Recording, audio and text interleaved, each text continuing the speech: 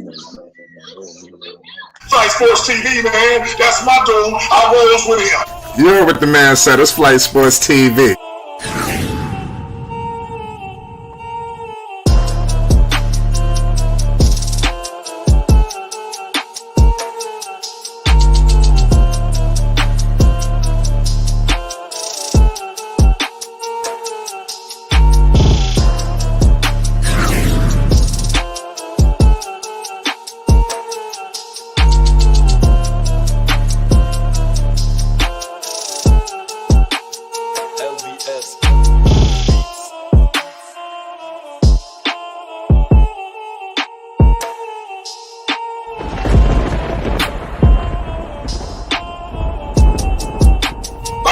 Flight Sports TV, that's where it's at. Flight Sports TV.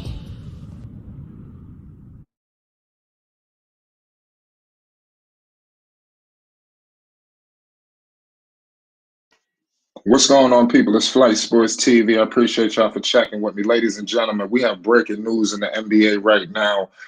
Things is getting very problematic for the Charlotte Hornets, and things just got even more problematic. Ladies and gentlemen, I'm here to tell you right now, LaMelo Ball will miss the start of the season, ladies and gentlemen, with a grade 2 ankle sprain.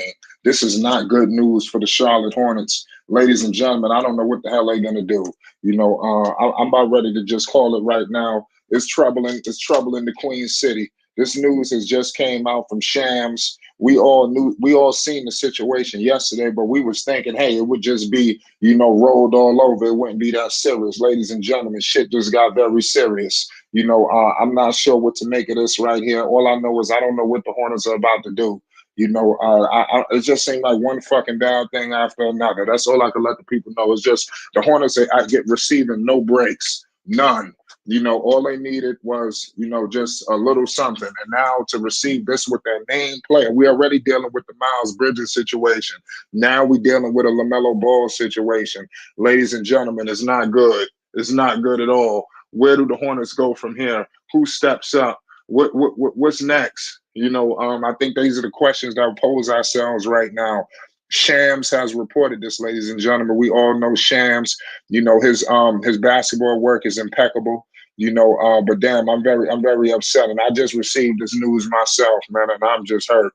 You know, especially for the Charlotte Hornets. I was definitely, you know, very optimistic at them starting the season, stating that, hey, listen, the most important thing is these first couple of games, you know, especially against New Orleans, especially against, you know, the San Antonio Spurs. This situation here, man, it just dampens everything. It's now you have to reevaluate it all. You know, anything that you had evaluated, you must reevaluate because there's no MB1, there's no one of one that changes the game. Everything is changed. I'm very upset about this news, ladies and gentlemen, very upset. I'm still trying to find some sense in this. This news just came out, ladies and gentlemen, involving LaMelo Ball. Man, this shit don't make no sense, y'all. None. Salute to everybody roll in the building right now with us early. This shit just came out, ladies and gentlemen. Breaking news. This is truly upsetting, horrifying, to say the least. Just downright horrifying. You know, I'm horrified of the news that I just received. Man. We got to figure something out. Where do we go from here? Where do we go from here? The Charlotte Hornets are in trouble. Ladies and gentlemen, let me read the report to you. LaMelo Ball has been diagnosed with a grade 2 left ankle sprain and is expected to miss time at the start of the regular season. We still don't know how much time. This is all getting reported right now as we speak. Sports Illustrated has reported it. Chris Mannix, you know, NBA on TNT, The Dime, you know, the list goes on in terms of this LaMelo Ball situation. It's truly troubling and horrifying what has happened. You know, man, I'm trying to figure out what the Hornets about to do, man. What are the Hornets about to do now? Damn. I'm just like, dude, they can't catch a break. Charlotte cannot catch a break. You know, this is crazy. Man, I'm hurt. I'm hurt. That's all I can let you know. How can they get past San Antonio with this roster? Can they, New Orleans, I mean, I'm about ready to say, hey, I'm ready to pump the brakes on New Orleans. This is the injury that they could not afford. This is what they couldn't afford right here. This was the worst. This is the worst one. You know, they anything but Melo. Anything could happen, but not to Melo. And when I tell you the worst thing just occurred, the worst thing has occurred. Man, it's these ankles, man. I mean, damn, these ankles don't give us no breaks. You know, damn, this is messed up because the Hornets can really find themselves behind the eight ball. You know, and that's the one I'm most troubled about this situation. The Hornets can really find themselves completely behind the eight ball. And this is not what I envisioned from the Charlotte Hornets this season. This is the last thing I envisioned for LaMelo Ball and the Charlotte Hornets, for him to be out right now with an ankle situation. You know, y'all need to let me know what y'all think of this situation. This is just disgusting, purely disgusting, just troubling and horrifying. Damn. I'm just trying to read all the reports. Right now, ladies and gentlemen, this is a grade 2 ankle sprain, ladies and gentlemen. It's also known as a partial tear. This is from Jeff Stotts. You understand? Right now on Twitter, news is running rampant. He stated that a grade 2 sprain is also known as a partial tear. Other players to sustain the G2 ankle sprain include Mike Conley, Ja Morant, Trae Young. The average time is 7 games, 19 days, with the same time lost virtually the same when just guards are examined. So basically, this is a timetable on when you can expect to see LaMelo Ball back on the prowess. You know, this is what I'm giving you right now. This is horrifying, y'all. Damn, I don't know no other way to put this. LaMelo Ball sprains ankle. Like I said, he sprained the ankle yesterday on our live stream that we had earlier. You know, that ankle sprain against the Washington Wizards. And then, like I said, just continued to just spiral on from here, man. This is crazy. Man, I don't make this shit don't make no sense. You know, the Hornets are in trouble. You know, how they gonna battle out this situation? How the hell they gonna climb out this mess that they have found themselves in? I don't see how. I don't see how they do it. You know, in my humble opinion. Y'all let me know what y'all think of these Charlotte Hornets, man, and what are y'all expecting? Because this is disgusting, y'all. Man, this is hurtful. What has happened to the Charlotte Hornets? I'm not gonna hold the people too long. This is gonna be an appetizer, you know, for later on tonight. So make sure y'all stay in tune. You know, I'm just bringing some breaking news to the people. You know, early on in the day, you know, when the news get out, everything is not gonna be, you know, so you know, fluid. You know, sometimes this late breaking news come out. Hey man, we just got to get after it and speak on it, man. Seriously, because this is just disheartening. You know, what has happened to LaMelo Ball. You know, but I do believe that the Charlotte Hornets are really in trouble. With LaMelo, I automatically thought they had a chance. You know, something would break through. You know, he would figure it out. Because not only is he the best player on the team, he is the point guard, the starting point guard of this team. So he will be charged and in task of getting guys involved. And that's what I envision from LaMelo, getting his teammates involved, being the driving force to success, not just sitting around waiting for success to just drop on your lap. No, him actually hunting down the success. You know, I know this is an early day stream, man, but this is, like I said, we got breaking news, man. And it's truly disgusting and horrifying. You know, shout out Rap Guy Reloaded. I know people are hurt right now. They don't know. People trying to figure out what to make of this. Somebody said the Hornets are done. I think Stevie Wonder could see that's what it's looking like. We just got to stop sugarcoating it at this point. You know, the Charlotte Hornets, if they don't make an adjustment, they're done. They are done. You know, if they can't figure out a way to adjust, if they can't figure out a way to adjust, the Hornets are completely finished. That's all I can let you know. You know, how do they battle out of this? They was already in the hole with the Bridges situation. Now with Bridges, you know, we kind of already got the insight on the Bridges, what's going to happen with him. Now, the LaMelo situation, who knows? They saying 7 games. Somebody has stated something like that. We hope that's something sooner. How long is he going to miss? That's going to be telltale sign of it all. Because if it's just a game or two, I think really, to be honest with you, the Hornets are in such a messed up jam, they can't even afford a game or two. You know, this is what the Hornets have put themselves and found themselves in, that they cannot afford a game or two. You know, you mess up a game or two, you're done. You know, and those games or two is against the Brooklyn Nets and the New Orleans Pelicans. You know, they have a tough schedule at the jump already. You know, so now it's like, what the hell? Seriously, what the hell are you going to do?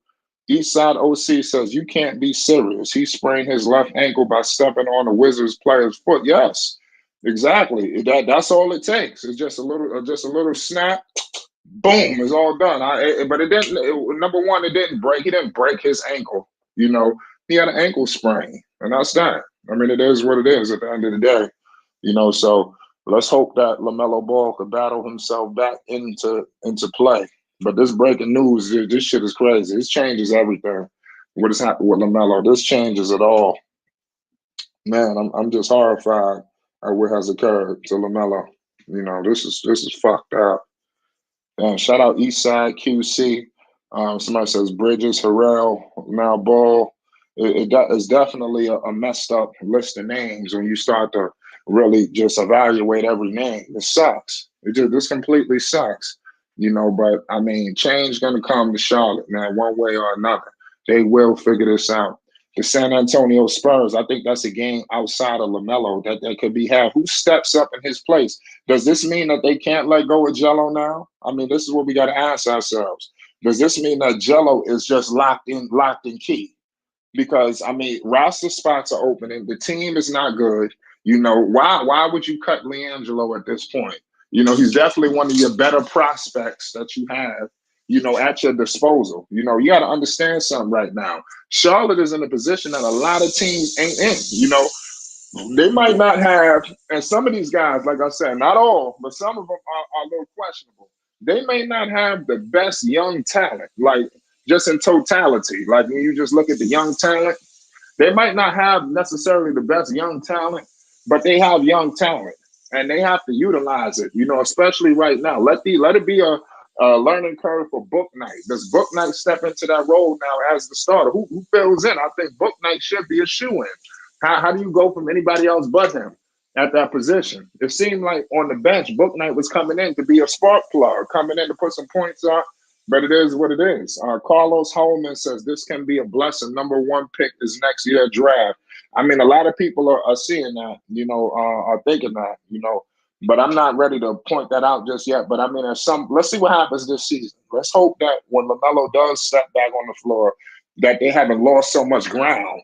Because now LaMelo could come back possibly and the season could be over. I mean, seriously. People is already low on Charlotte. Now with no Melo. I had a bet too. I bet my man Sky $50 on that game against the Pelicans. We're gonna have to scratch that out. I'm gonna see if he want to take Brooklyn. I might take Brooklyn instead, so we still have a bet on the table. But we definitely got to redo that bet because the bet was against. I had a bet in place, ladies and gentlemen, against a Pelicans fan. That next Friday, I had the Charlotte Hornets taking down the New Orleans Pelicans, but that was off the back of a healthy LaMelo Ball.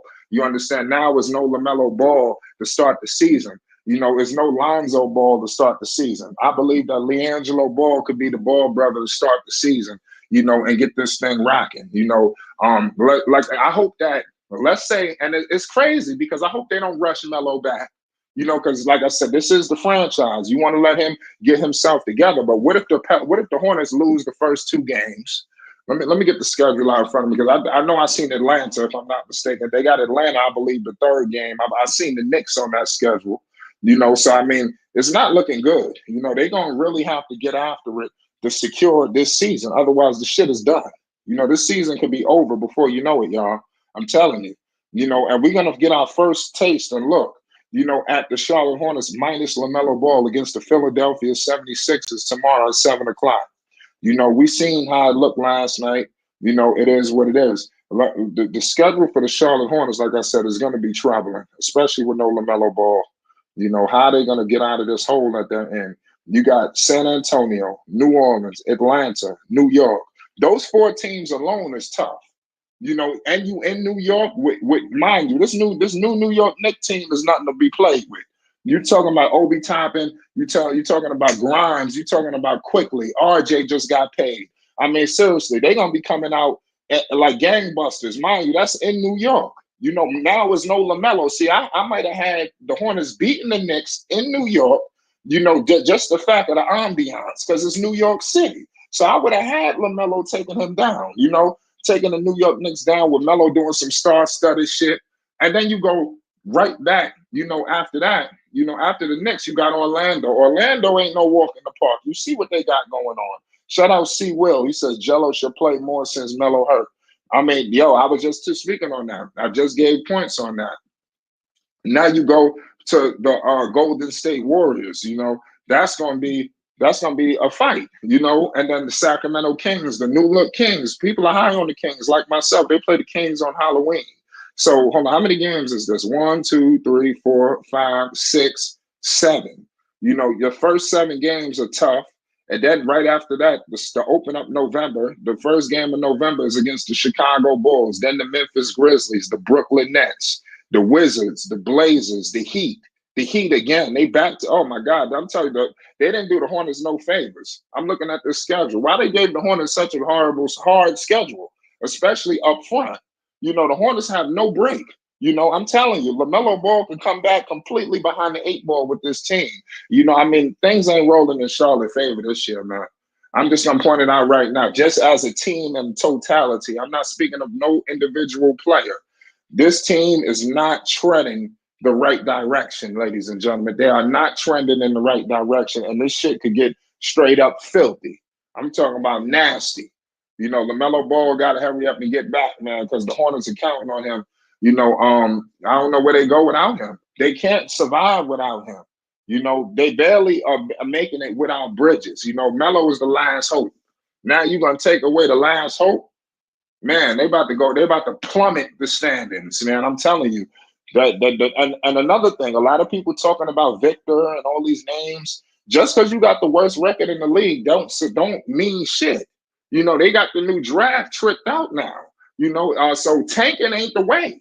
You going out there saying, we just gonna tank this season. I guarantee you, shit ain't gonna go in your favor. I think the NBA is deliberately penalizing teams that's doing that. We've seen them all who tried it. And they failed. Philadelphia changed the game. I forgot his name, Hanky or something like that. He fucked up all of that, because you had people literally doing this shit purposely. The process situation. They just completely just stole draft picks. You cannot allow something like that, a system like that in place. So Charlotte coming in saying, let's throw the towel in. Ain't nothing guaranteed with throwing the towel in. Is where I'm headed with this. We got my man B. Morale from New York City. I know he got some shit to talk about. The Hornets are in trouble, B. Morale. Let's talk to him. Let's talk basketball, goddamn it.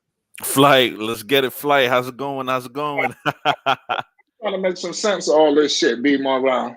All right, so this shit don't make no sense. It's right. All right, so Flight, I heard you put out the record. You may be right on that. Yes, the Hornets may get down to a slow start, but in the words of Aaron you're right. You're right. But Flight, in the words of Aaron Rodgers, RELAX, relax. You want me to tell you why, Flight? You want me to tell you why? Why? Tell me why. Because all this does, I know people mentioned in the chat, all this does is just open it up for Jello. I said that. I like what this could do for Jello. But watch this though, Flight. I have more insight. I have my sources. You ready for this? What's that? Okay, so the last preseason game is tomorrow, right? For the Hornets? Yeah. All right, so we know LaMelo's out, right? Mm-hmm. Okay, they already announced Mason Plumlee is out for the preseason. He's done. Got that? Right. PJ Washington, he's not playing tomorrow as well. Well, okay, that's so preseason. I'm not tripping so much. I expect some of that to change too. No. Look where I'm getting at. So that's 3 of the starters that's out. Okay. Kelly Oubre is also out tomorrow. Oh. No, that's good. That's good. So things could change. I see where you headed with this. Which leaves Terry Rozier and Gordon Hayward. They haven't announced if they're playing or not yet, but which leaves them too. So you have those 2 players in the starters, which means the players who Clifford was playing before Jello, they should be starting, which leaves Jello should get about 15 to 20 minutes tomorrow. So that's what we're looking at, like 15 to 20 minutes tomorrow. I understand this Melo injury, but it opens up for Jello. To that you say what, Flight? Like I said, that shit is tough, man. What I say is, I hope it works out for Jello. I think that's the best thing that could come from all of this, because there's nothing else. Everything looking doom and gloom. Right. Go ahead. I was gonna say the flower out the concrete is gonna be Jello. That's the only thing that's blossoming, Right. out this fucked up Right. situation because this shit disgusting. This Right. should have you Rika say. I don't know how a bunch of people. I ain't gonna tell. Let me not say that. But I'm just saying, it's crazy. This is a flight. You still got that bet. Nah, listen, I'm Sky. We're gonna have to talk. I just said that before y'all rolled in. If Sky want to do that Brooklyn game, we could do the Brooklyn game. I'm all for the Pelicans. There's no Melo. Why would I do that to myself? And flight, the Hornets could be like, hey, wait, look, we have another ball here. We have another ball brother here. The Hornets could be thinking like that too. Yeah. The bet is off with Sky. We got if he want to, I'll bet him with the Nets. I think that's the game before. I mean, the day before, if I'm not mistaken, that Wednesday. If you want to do that Wednesday, we could do that. So, Flight, I understand the panic, but do not panic. All this means is listen. Let me tell you something. I'm going to panic because I think the Spurs game is going to be hard. Number one, I think the Spurs going to probably looked at as a favorite in that game because now no Melo, home opener in San Antonio. He should be able to cash in on that. Right. And but see, I look at it a different way as you do, Flight, because my priority is Jello. Like I'm sounding like his dad, or I'm sounding like LeVar. My priority is Jello. Any way for Jello to get up in the rotation so he can show what he can do. So I know Melo's not good. It's not good that he's out. But if Melo's out, that means Dennis Smith Jr. is going to play. That means Booknet is going to be right behind him. So Jello he's right around. He's circling. He's right around the area there. Flight. Jello's he's right there. He's right there. He's trickling on the rotation. So I'll put it like that way. He's trickling around the rotation. You're right, man. This injury is crazy. Hopefully that he get back, man. What if Melo is have to miss time? I read a report. A guy said this ankle sprain, could take 7 games. What do you think if Melo has to miss the first 7 games? I mean, right. Like I said, the first 2 is crazy in itself. Right. The Spurs you might look at it as a joke, but it's in San Antonio. Opening night, I just automatically. The vibe, the ambiance, that's going to be a hard thing to beat in San Antonio on opening night. They may tank the season, but opening night, they're going to go hard, Right. No, all right, so the season starts on October the 18th. Today is October 11th. Yeah, that's for the Hornets is the 19th. 19th, all right, so even better. So that's 8 days. So Melo can heal up his ankle for 8 days. So they'll probably give Melo another 2 weeks after that just to be sure. That way he could be up and running. So I'll say maybe, so we got the 18th, maybe November 1st or definitely the week after that, November 7th, Melo will be back in action easily. Simple. They said it was a grade 2 sprain, so it's really you just got to stay off of it. So good thing the season starts in 8 days, like you said, Flight. You said on the 19th. So that 8 days is for Melo to heal. After that, Melo should be running on it, should be be able to jog or whatever on it. Then 2 weeks after that, he should be back to basketball activities. But like I said, Flight, PJ Washington is not playing tomorrow. Mason Plumlee is not playing tomorrow. As we know, LaMelo's not playing tomorrow. All that leaves is Terry Rozier, Gordon Hayward. Kelly Oubre is not playing tomorrow, which means Jello will. I'm not going to say should. LiAngelo Ball will get 15 minutes tomorrow. 15 playing minutes tomorrow, y'all. And Flight, you'll be there first thing for that, correct? If Flight is there. No, my mic was on mute. Yeah, I'm gonna be here, of course. You said I'd be first there for what? Yes. Jello will get 15 minutes tomorrow. Come on. Listen, Jello get 15 minutes. We're gonna be there for the whole damn game. Don't be stupid. Yeah, he's getting 15 minutes tomorrow. Yeah, so I understand the travesty with this LaMelo news, but again, this opens up for Jello. It's not good that someone gets injured, but this opens something up for Jello because, like Dex always says, Melo has the keys to the franchise. Melo is the keys. So your brother is right there. The Hornets are like, hey, look, well, we have another ball brother. So let's see what we can do with him, or let's accelerate Jello's development. The Hornets could be thinking like that, and we'll find out first thing tomorrow. So everyone, don't panic. I know Flight. I know you're saying you're looking at the games in the season. Listen, if the Hornets start out 0-9, that's fine. Why? Because this is a marathon, not a sprint. The NBA season is 82 games. So you can go on a 7-game winning streak right at 500. So I'm looking at this as a Jello aspect. How about you, Flight? I know you're looking at the Hornets. I'm looking at this as a Jello aspect. And now the Hornets can accelerate Jello's development. What do you think on that, Flight? Listen, I agree with that. I think it's only way but Jello, in my opinion. Yeah, but now with no Melo, I mean, this ain't good. That's fine, but Flight, that's that's fine. crazy. That's so crazy that Melo ain't gonna be here to start the season. But damn, Flight. But that's fine, Flight. That's not what we want. But I put like this, Flight. Wouldn't it be No, great? I'm more thinking of I'm not ready to throw the towel in for the Hornets. I know a lot of people already threw the towel in. It's over.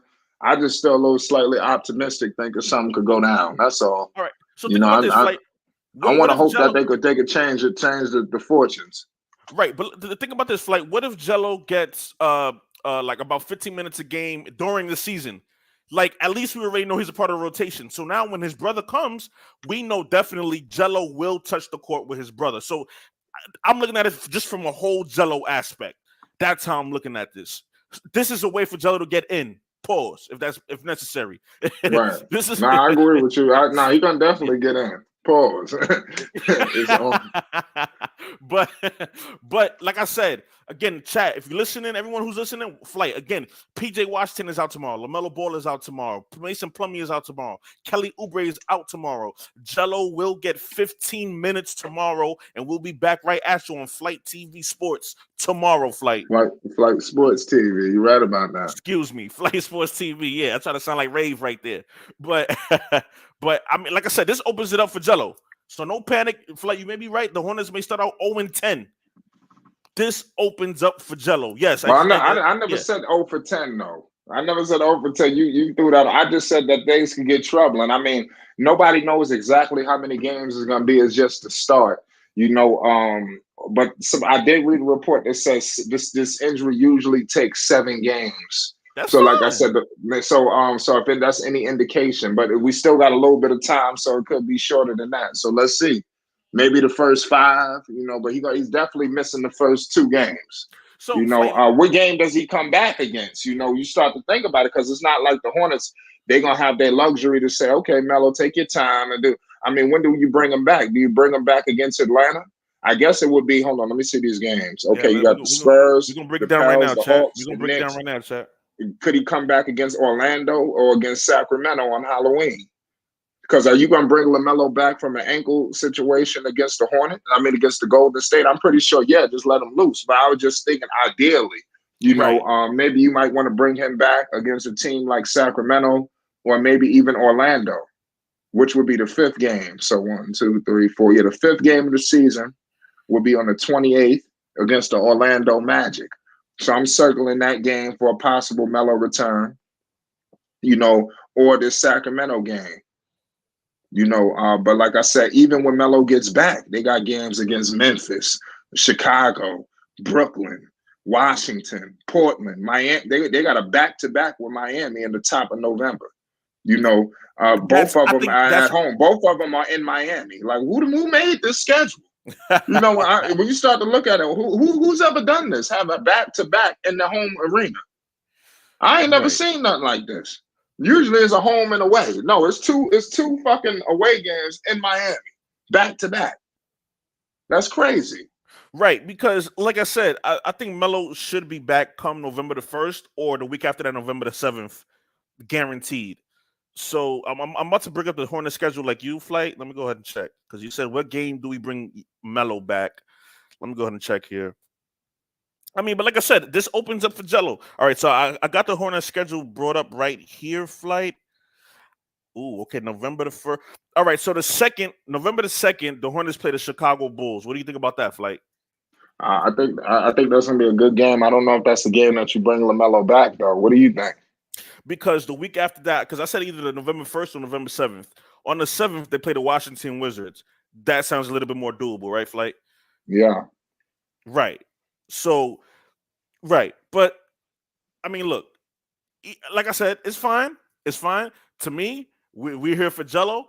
As long as this opens it up for Jello, that's what matters here. Because if Jello can crack the rotation during the season, when Melo comes back, we can finally see Melo and Jello on the court together.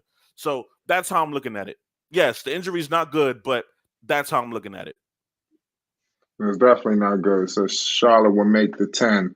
I hope so. But I'm taking no matter what if I'm Charlotte.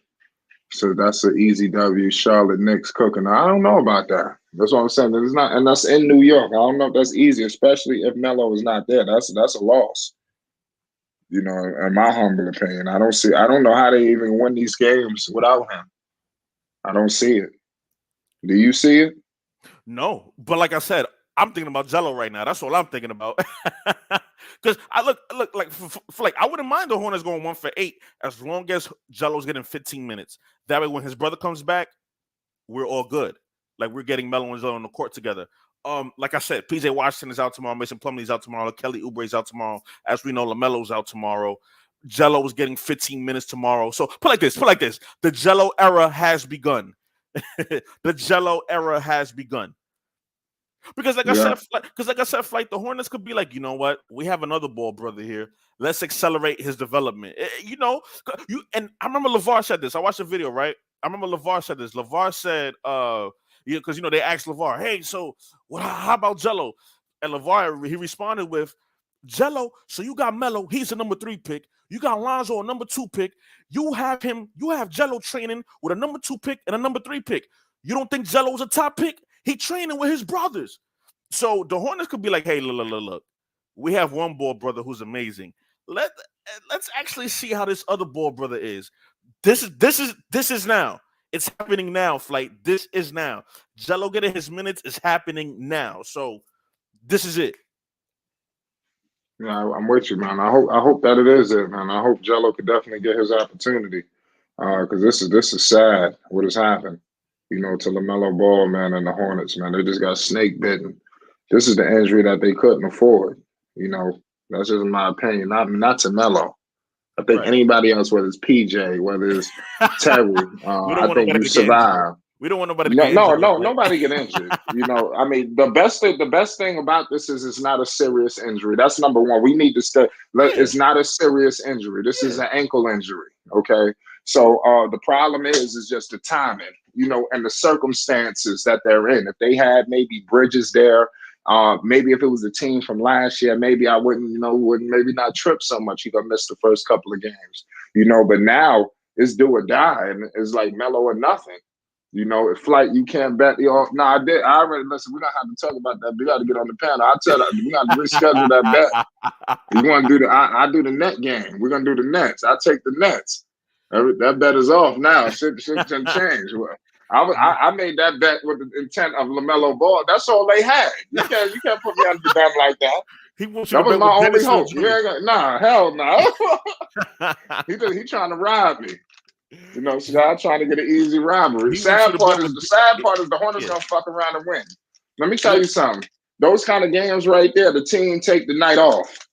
Oh, it's no Melo? Oh, it's the Hornets? Oh shit, we ain't showing up today. And before you know it, they down 15. Look, Flight. Like that. Sky wants you to bet with Dennis Smith Jr. and JT Thor playing. No, I'm not. I'll tell you, I got Brooklyn. All right, I'll take Kyrie. We could do that. I'll take the Nets. I want to definitely bet. He said you can pay now. That. Nah. That shit, that shit, that's like, you got a lot of weapons over there. So if Zion went down, you probably still say, fuck it, I'm keeping the bet going. if Brandon Ingram left, he probably still says, if any of them, one of the three. Imagine all of them are gone. Look, it's Jose guy trying to rob. He definitely trying to rob me. This getting downright scandalous. That bet is off. I definitely want to bet though, because I put something in. So what's good? Sad part is I might make a killing this year with the gambling. I'm just gonna leave it out right there. Don't let me, because once I hit, it's over. That's why I had to stop. That's why I said I don't gamble. Because I'm gonna fuck around and take Sky money, and I'm just gonna be cleaning house all night after that. Every night I got a bet on the table. And I'm just coming through cleaning house. That's how it's gonna be. That's why I don't even need to start that beast. Because after I take Sky money, you're gonna wake up the animal. I'm going to bet every night. Right, so good. Do we see Jello playing 15 minutes tomorrow? I don't see why not. Maybe more than that. Everything is in his favor. I mean, shit. I like Crutchett received extended minutes. Who else? If you look at some of them other dudes, I noticed that they received extended minutes. So why the hell is Jello not going to receive extended minutes? It's definitely his time. He got to rise to the occasion too. I mean, at the end of the day, LiAngelo Ball is there. Now he got to go out there and take it. At the end of the day, these opportunities are coming. Not only are you on the Greensboro Swarm, now you're on the Charlotte. You got to go out there and take it. Now it's no LaMelo. I think that put everything on hold. They might not even cut motherfuckers right now.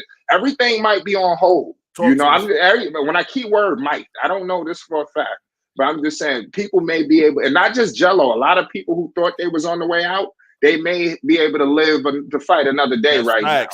You know, so Jello has to take this shit seriously and take his moment, because this is his moment. It don't get no sweeter than this. It don't. It's then downright handed to you. Right. You know, now he got to go out there. He got to go out there and hit these shots. Literally. I like what I give Jello credit, because she's missing shots. But what is Jello doing? He's going out. He's rebounding. He may not get that motherfucking rebound, but he's putting his hand in there, tipping it, doing something, deflect something. Right. You know, the effort is that he's defending. Is he a lockdown defender? No, but he's showing effort. He's flying around. He's moving the basketball. The ball is not sticking when it gets to him. These are things that is conducive to a team. You know, these shots that he missing, he just missing shots. Yeah. You know, but go ahead. I'm gonna jump. We got Uncle Vern in here too. We definitely got to hear something from the wires. Shout out to Vern. Vern, you about to chime in right now, Vern. But Flight, who's to say Steve Clifford won't put Terry Rozier at the point, Gordon Hayward at the 2, and then throw Jello in the hey? Who's to say that can happen? Put Rozier I'm not saying that it won't happen. I'm just saying I'm just giving some ground rules of what to really expect. Yeah. Uncle Vern, what's the deal? Sky in here too. Hey, what's going on? What's going on, Pablo? What's good? Flight. I'm gonna throw you a bone, Flight. Well, you know you gotta cut me a bit. Nah. This. Remember I told you I was after the first game I was gonna allow you to make a bet. If you still want to go forward with it, you could go forward with it. If not, after they play the Nets, after we see how bad we gonna whoop the Nets. I'm already out of it. I'm thinking about. That's what I'm saying. So what about the net game? Huh? You don't want to do nothing on that net game? No, I don't want to do nothing on the net game for the simple reason. Look, I know we gonna beat them, but the only reason why I don't want to do nothing on the Nets, man, y'all gonna see the sport how I see the sport. I'm telling y'all these people trash. So if you stupid enough to put your money up against them, I'm good enough to take it. That's all I'm trying to prove to y'all. We already know that the Hornets without LaMelo Ball will be in trouble. You don't need Stevie Wonder. This what I'm trying to tell you. But I know, but I was more optimistic. I was optimistic. I wasn't ready to say that just yet. But that's what I'm saying. I'm gonna take your money if you believe that, which meaning you putting all your faith in a one player. No, but not necessarily. Yeah, against your team and on opening night, I am not just all. You basically saying that one player affects the game a lot. He's not point Zion. It's Melo. He facilitates way better than anybody on your Pelicans team. So I'm expecting this guy to get people better. You know, not only for himself but make everybody better. You know, and another thing, the NBA, the game 1 of the regular season is nothing like preseason. You know that. The intensity is way higher. So I'm just go ahead. Basically, what you saying is LaMelo able to beat 3 players. He able to beat Zion Williamson, B.I., and CJ with the team he got. Oh, I'd have took you on that bet all the time. No, listen, I'm not. That's what I'm telling you. I'm not knocking that Melo might drop 30. Now, I ain't going to take that bet on with you. But if you saying they're going to win the overall game, oh, yeah, I take that. Look, this is not a series, Sky. It's one game. I'm more reliant. Listen, I'm being 100 with you. Is the Pelicans better than the Hornets? I mean, Stevie wanted to see that. You know, but I'm here to tell you that I was banking on the opening night, the crowd on opening night, the atmosphere. That's more what I'm banking on. If this was a game on January 1st, I might be rolling with you. Like, for instance, the game that they opening up against the Spurs on opening night, even with Melo, that would have never been a shoe-in. You know, they're not just going to go in San Antonio and wipe their ass off the face of the map on opening night in San Antonio. That shit is going to go down to the wire. We already see. I was thinking about this earlier today. Opening night, y'all know this shit get crazy. Everybody got a chance. We're going to see double overtime, triple overtime. Y'all know how this shit go on opening night. Games is down to the wire. Like, that's what I'm trying to tell you. You got to be realistic. See, you looking at it from a fan point of view. Like, man, that team horrible, bro. No, period. Like, think about it. I'm not thinking from a fan point of view because I just told you I had Melo and them in a nail biter even against San Antonio, and San Antonio is clearly tanking. But I'm just telling you that the opening night, I was banking on that. That's more what I'm on. And if Man, Melo was there, I roll with you. Now I ain't fucking that's with what I'm that trying bet. to tell you. Talking about opening night. Have you seen them people team? See, you steady saying they're at home, like home gonna make a difference for the team they got It out could, yes. Listen, opening night, home How? court advantage does make. Yeah, listen, home court advantage do make a difference. You get the And calls. You everybody that know, look what up, if Zion everybody that Williamson was get in foul trouble? You look up. don't know what can happen, yo. You I, don't know. The games are unpredictable. the point I'm getting at is like everybody that's gonna be at the Charlotte game, they're gonna be there for the other team anyway. They there for That's not true. Unless man, they Jello there was for there. Zion. That's not true. Now you Unless lying. Jello was there. That's not true. Yo, he said that everybody going to the Charlotte game is there to see the other team. They there to see LaMelo Ball. They Man, selling out that arena. they there to Uh, see Zion. I'm telling you, they there to see Zion. of course, people gonna be coming to see Zion. Come on, let's not be silly. They're gonna be there to see But the Bi point too. the point Yeah. of that is don't nobody but you believe them people stand a chance. No, let me tell you. Wait a second. What stand a chance in what? I said against the Pelicans, if LaMelo was there, I was rolling with the Hornets that game on opening night. That's what I was rolling with. Listen, they played the Indiana Pacers. Hold on, I'm gonna let everybody talk in a second. I remember last year's opening night in Charlotte, and that was an emotional ass game against the Pacers, who they lost to in the play-in. The NBA always do some tricky shit. You feel me? Put these emotional games out for you. That and the Hornets won that nail biter at the last second. That came down to some free throws, to win that game. I was expecting another game just like that in Charlotte on opening night against your team. And I don't know what could happen in the nail biting situation, anything. And I expected the Hornets with home court advantage to pull away. And People that's had what I Miles expected. Bridges, man. I know, but I'm just saying it was a classic home opener. Emotional down to the wire. And I don't expect the Hornets now. The Hornets might get blown out, but I didn't expect the blowout.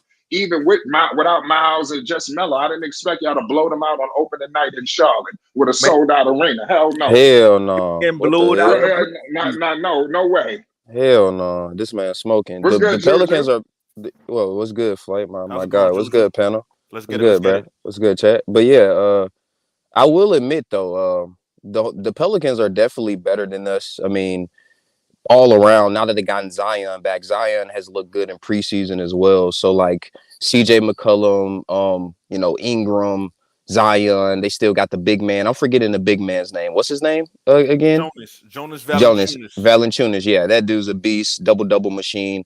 The Pelicans are better than us. Even if we have LaMelo Ball, they might be better than us. That's how good they are. Or Jello. Yeah, I mean, Jello. listen, the Pelicans are a better team than the Hornets. I'm not gonna argue that. That's just stupid. I'm not gonna do that. I was just saying that the Hornets could win that home opener. That's all I was saying. He was trying to tell me that there's absolutely no shot. But now with no Melo, I ain't even messing with it. We did have a bet on the table. I don't ever bet, Juju, but I was gonna bet on the Hornets beating the Pelicans opening night. But now that's Well, I don't think that's a bad take because if you're looking at the trajectory of LaMelo Ball, specifically like how he started off last year, arguably he was like on an MVP type of level or at least like top 15 player type of level to start the season last year. Like how the Hornets were like 4-1 to start the season or 5-1. They were really good. And he's putting up 30 points, multiple 30-point games. So I don't think that's a bad bet because you could argue that LaMelo Ball starts off seasons hot, and that could lead the Hornets to maybe beat the Pelicans. So I don't think that's a bad bet. But without LaMelo Ball, GG's, bruh. I ain't gonna lie to you. Man, that was a sucker bet. Hey, Flight, I'm glad you didn't take that bet. Nah, definitely not now. I wouldn't bet them now. That's just I'm not gonna be hoping. And sad part is the Hornets might still win.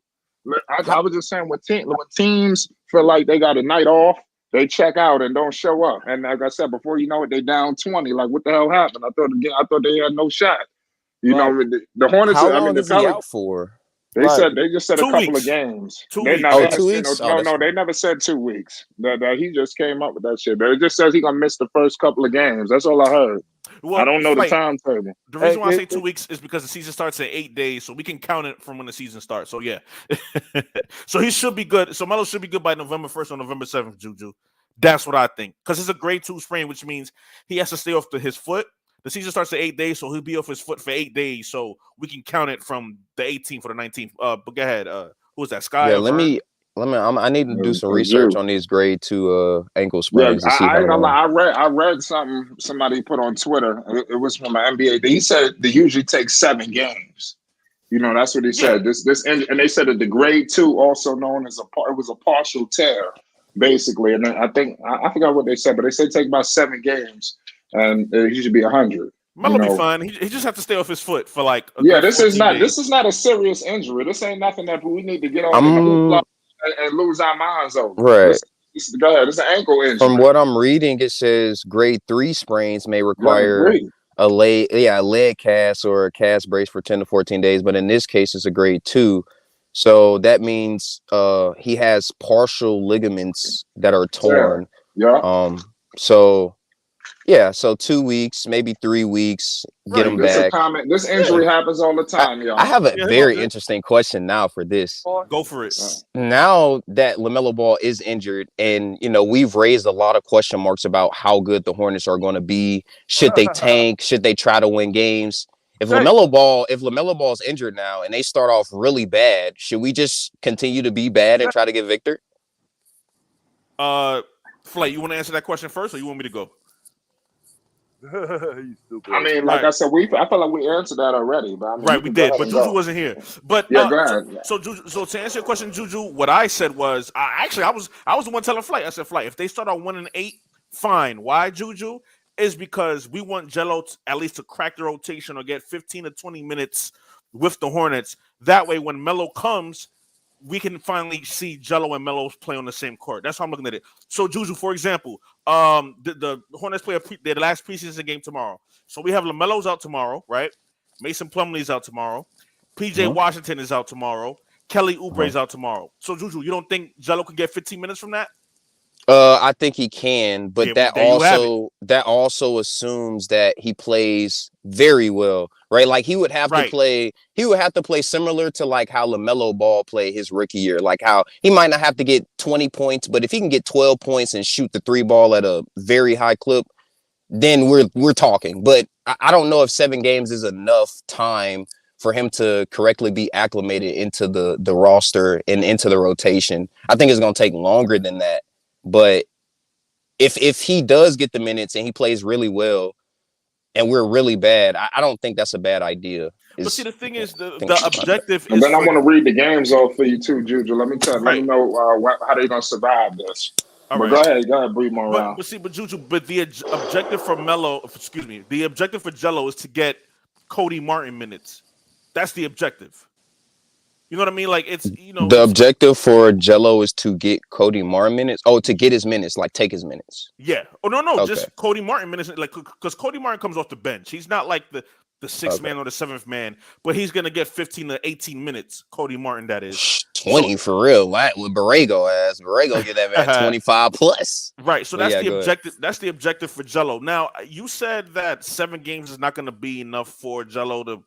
I don't think so, because 7 games wasn't enough for LaMelo to even, like, as talented as LaMelo Ball was, and even him being the number 2 pick, it took more than 7 games for him to get that respect. Right, but see, but Juju, here's the thing. And if, like, I know you want to. No, go ahead. Right. See, but Juju, but what I'm saying is, tomorrow is where it starts, because I just gave you 4 of the starters and 1 of the prominent bench players who's out tomorrow, which means Jello's playing 15 to 20 minutes. Go ahead, Juju. Moraz, you already know how we feel about preseason. Like he could, like unless he's going to get 30 or like 25 and like play amazingly, which I mentioned earlier, I can agree with this, but I just do not believe that he's going to get enough minutes on the court to do so. Right. Okay. Right. And the other note that I said to Flight was, who's to say the Hornets in their head won't be like, hey, look, we have another Ball brother, and they may want to accelerate his development. See, that's another thing that I mentioned to Flight also. So I don't think, even if you're, of course, like 2 things from my perspective, or just from a audience perspective or a fan perspective, I don't think LiAngelo Ball is anywhere near as talented as LaMelo Ball, even though I think LiAngelo Ball can be a damn good player, but LaMelo's on a totally different level. And I also think from a general, like from a front office perspective, they probably view it the same way. I don't think they view LiAngelo as being like, oh, maybe he can be this superstar potential player like LaMelo. I think they're probably looking at him to be more of a role player at best. And a small slimmer of hope for him to maybe become a star. And We're the ones that look at him as becoming a star, and I don't think they do. Wait, not so fast, Juju. And I'm glad you brought that up because I mentioned a flight earlier that because everything you just said, Juju, they said that to LeVar Ball, and LeVar Ball's response was he said, "All right, so just look at it. Melo a number 3 pick, Lonzo another 2 pick. You have Jello playing with 2 top draft picks, so you don't think Jello's a top draft pick? You see, so you can Juju, you can say they may be looking at Jello as a role player." But that is true. Jello is practicing with top draft picks, which are his brothers. Yeah, I agree. So are you saying that the Hornets probably value LiAngelo Ball higher due to having LaMelo Ball on the team? And then, yes. Okay. See, now if when you bring up, but yes. no, that's a good argument because you could say, well, not what LeVar Ball has said, but if you just look at their past history, LiAngelo Ball has played his best basketball beside LaMelo Ball. Agreed. So, and they've already started this new wave of, up and down basketball, hit ahead passes. LiAngelo Ball can do that same thing. We've seen that in G League, Summer League. So that play style is probably something that they're looking for. Again, I don't think that clearly justifies him getting minutes 7 games in. I still think they're going to be patient with LiAngelo Ball.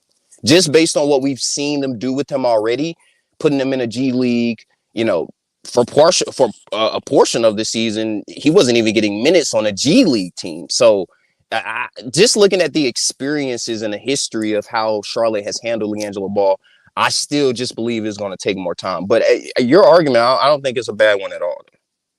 Right. So, I mean, like, for example, let's say, all right. So, Juju, how about this, right? I'll give you a great example. Let's say you owe someone $100, right? You got that? Let's say you owe somebody $100, right? But you have $200 with you, right? You got that, right? So, but one of those $100. What fuck is you, an accountant? Yeah, hold on. All right, I know, right? It sounds like a math question, right? All right, so Juju, right? Let's say you owe somebody $100, right? But you have $200, but you lose one of your $100. You're not gonna say, "Hey, it's okay, I got another one." You know what I mean? Like in your head, you're like, "Hey, I got another $100," yeah. And I think the Hornets are like, "Hey, look, we got another ball, brother." But go ahead.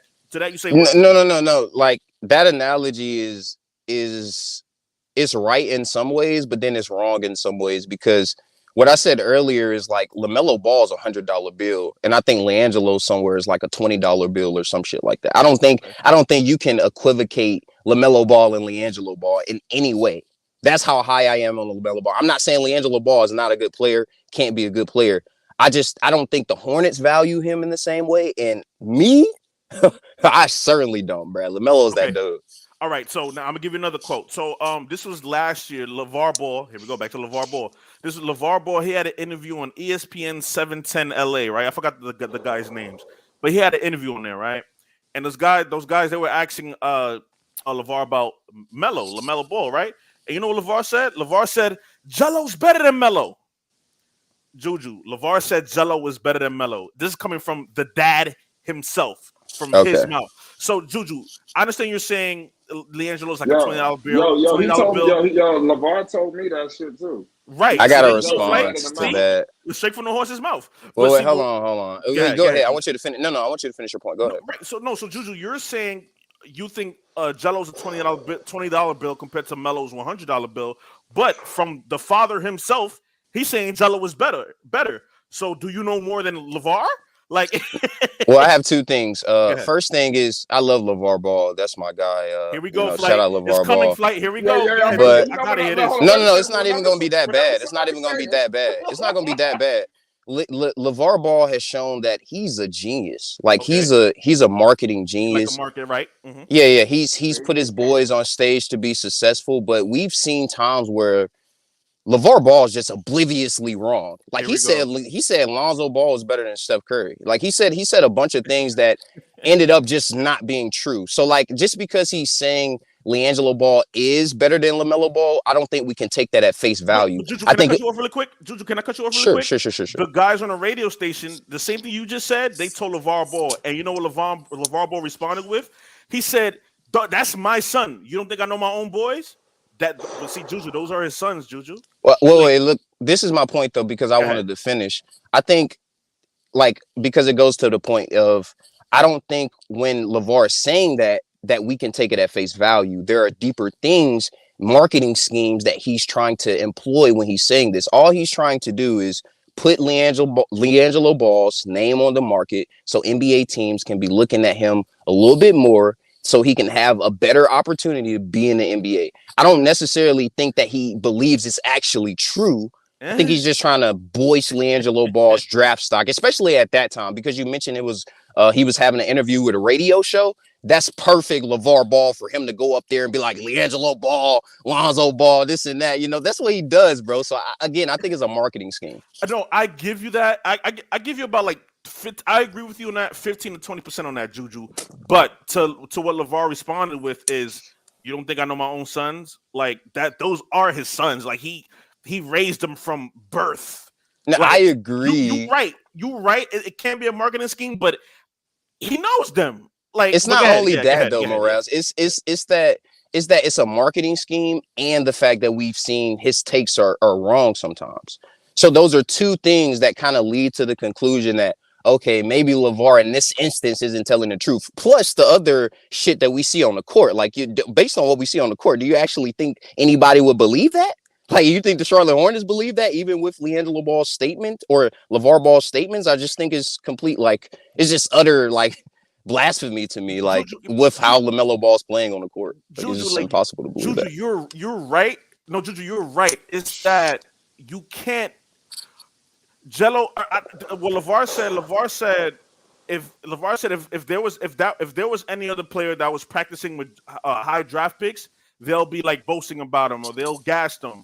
Jello is practicing with top draft picks. Now, Juju, I'm saying you're right. I'm saying you're 100% right. But the proof is in the pudding. Like, he's with his brothers. Like so it's like something has to be there with Jello. Something has to be there, Juju. I agree that it's something, and it's like mostly like, okay, if I'm taking myself out of the fans' perspective and putting it in like a front office perspective, I think they view LiAngelo Ball as being something in tandem with LaMelo Ball, because that's where we've seen him be his best. Right. Now, has he revealed that something? Has that something been presented from LiAngelo Ball? We just don't know. Right. So that's the point of where it's just, we can't rush things. Like, we can't say, okay, well, one preseason, 6 games in, he's going to be doing what LaMelo Ball was doing. LaMelo Ball 6 games in was balling out of control and still wasn't getting the respect he deserved. So with LiAngelo, it's just, I don't know. Juju, you're right, but now the Hornets can be like, let's see what this guy got. The Hornets now can say, let's see what he got. And I think that's LaMelo out. Yeah. But I think that goes back to the point that we kind of agreed upon, is that the best thing for LiAngelo, him being at his best, his apex, is out there with LaMelo Ball. So, like, if you throw him out there now and you say, okay, well, we're going to see what he's going to do. We've already seen what he does with this roster. These are G League dudes. These are dudes that he's played with in the G League, the Summer League. Kelly Oubre, Terry Rozier, all these dudes are making a ton of money. They're not going to try to pass the ball with LaMelo Ball out there or not out there. They're going to try to take over the game. So, like, I don't see it right now. I think the best chance for him is LaMelo Ball being healthy, somebody getting hurt, LiAngelo Ball stepping up, and them two just turning it back to Chino Hill's days. That's the best outcome I can see for LiAngelo Ball individually. And it's my last thing, Flight, because I know you want to name off the schedule. So now I'm gonna give you a hypothetical question, Juju. And if Vern, did you want to chime in, Vern, or is that Sky who's still in here? I don't know if that's Vern or Sky that's still in here. But anyways, so I'm gonna give you a hypothetical question here, Juju. Now, what if Jello shoots 6 3-pointers? He makes 6 3-pointers and gets 25 points tomorrow without his brother. Like, that's a plus. Now the Hornets are like, oh, hey, look, he scored 25 points. What? Let's give him 15 minutes when the season starts. You know what? What if? There's a what if. Because go ahead. No, go ahead. Finish. No. I was gonna say you're right. I was gonna repeat what you said. We don't know how Jello is without his brother. Well, I mean, we saw the Summer League and then the Drew League, but Jello can get. Look, Jello dropped 53 in the Drew League. I know it was the Drew League, but he dropped 53. That was without his brother. Yeah. The Drew League is now again. I'm not trying to shit on LiAngelo. Drew League's different than NBA. Like, it's just different. But Yeah. He definitely, if he's dropping 53 in the Drew League, he obviously can score the basketball. But to your question, if he scores 25 tomorrow, which I think is I don't know. But if he does, I do think he'll have more of a spotlight on him to be like, okay, maybe he'll have a higher incentive to maybe get more playing time. Will it be 15 minutes, 10 minutes, 5 minutes? Is completely unknown. So again, it's just all of this is just unknown. Like, I think it's possible. I don't think it leads to any probability or anything that we can say is most likely. But he has an opportunity if he plays well tomorrow in the regular season. So, yeah. Right. Another thing that LeVar also said that every level Jello has played at, or every team Jello has played on, he's been the highest scorer. Yes, and it may have been with his brother, but even with that, Jello still has to do his part because he can play with his brothers and go like 1 for 10. You know, he still has to do his part as far as scoring. I mean, right. He still has to do other things. Right. So, go ahead. What do you say to that, Juju? How LeVar says Jello has been the highest scorer at every level he's been at. What do you say to that? Well, firstly, I don't think scoring is everything. Well, actually, I don't think that's a good way to initiate or engage this. I would say the first thing is that we see that certain players can be good scorers on lower levels, high school, even college. And then in the NBA, when you're playing against a lot more, talented athletes and talented players overall, players can't really do those same things, right? So with LiAngelo Ball, since he was like the highest scorer on his high school team or whatever, I don't really think that means anything because this is a new level. This is the NBA. Like, it's just faster, it's more competitive, dudes are better. So I still don't, I never want to use that as support to say an argument that, oh, he can be the highest scorer on the Hornets or, I don't really think it means that much.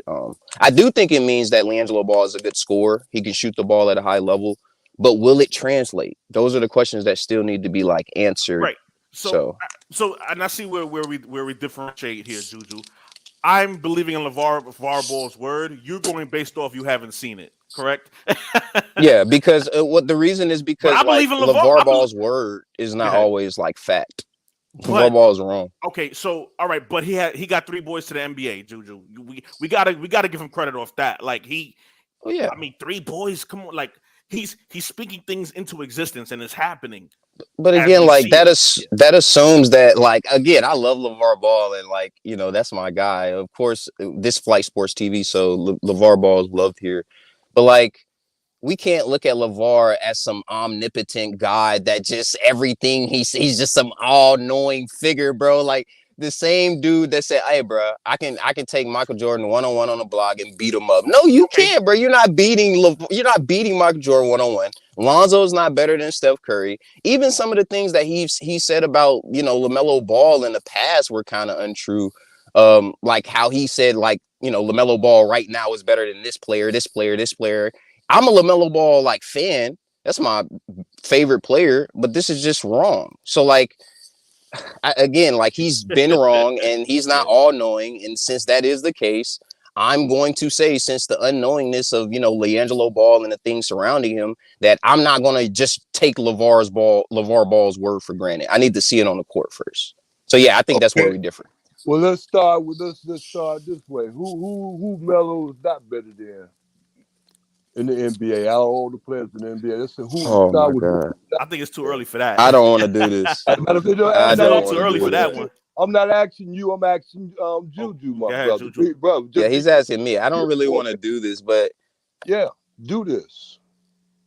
Yeah. But I see Zen in chat. He's saying that that's promotion. Yeah, I agree that it's promotion, but LeVar Ball he's also like adamantly said that he believes in these things too. Like partly, I believe like a part of LeVar Ball believes that Lonzo Ball was better than Steph Curry at that point. He made me believe it.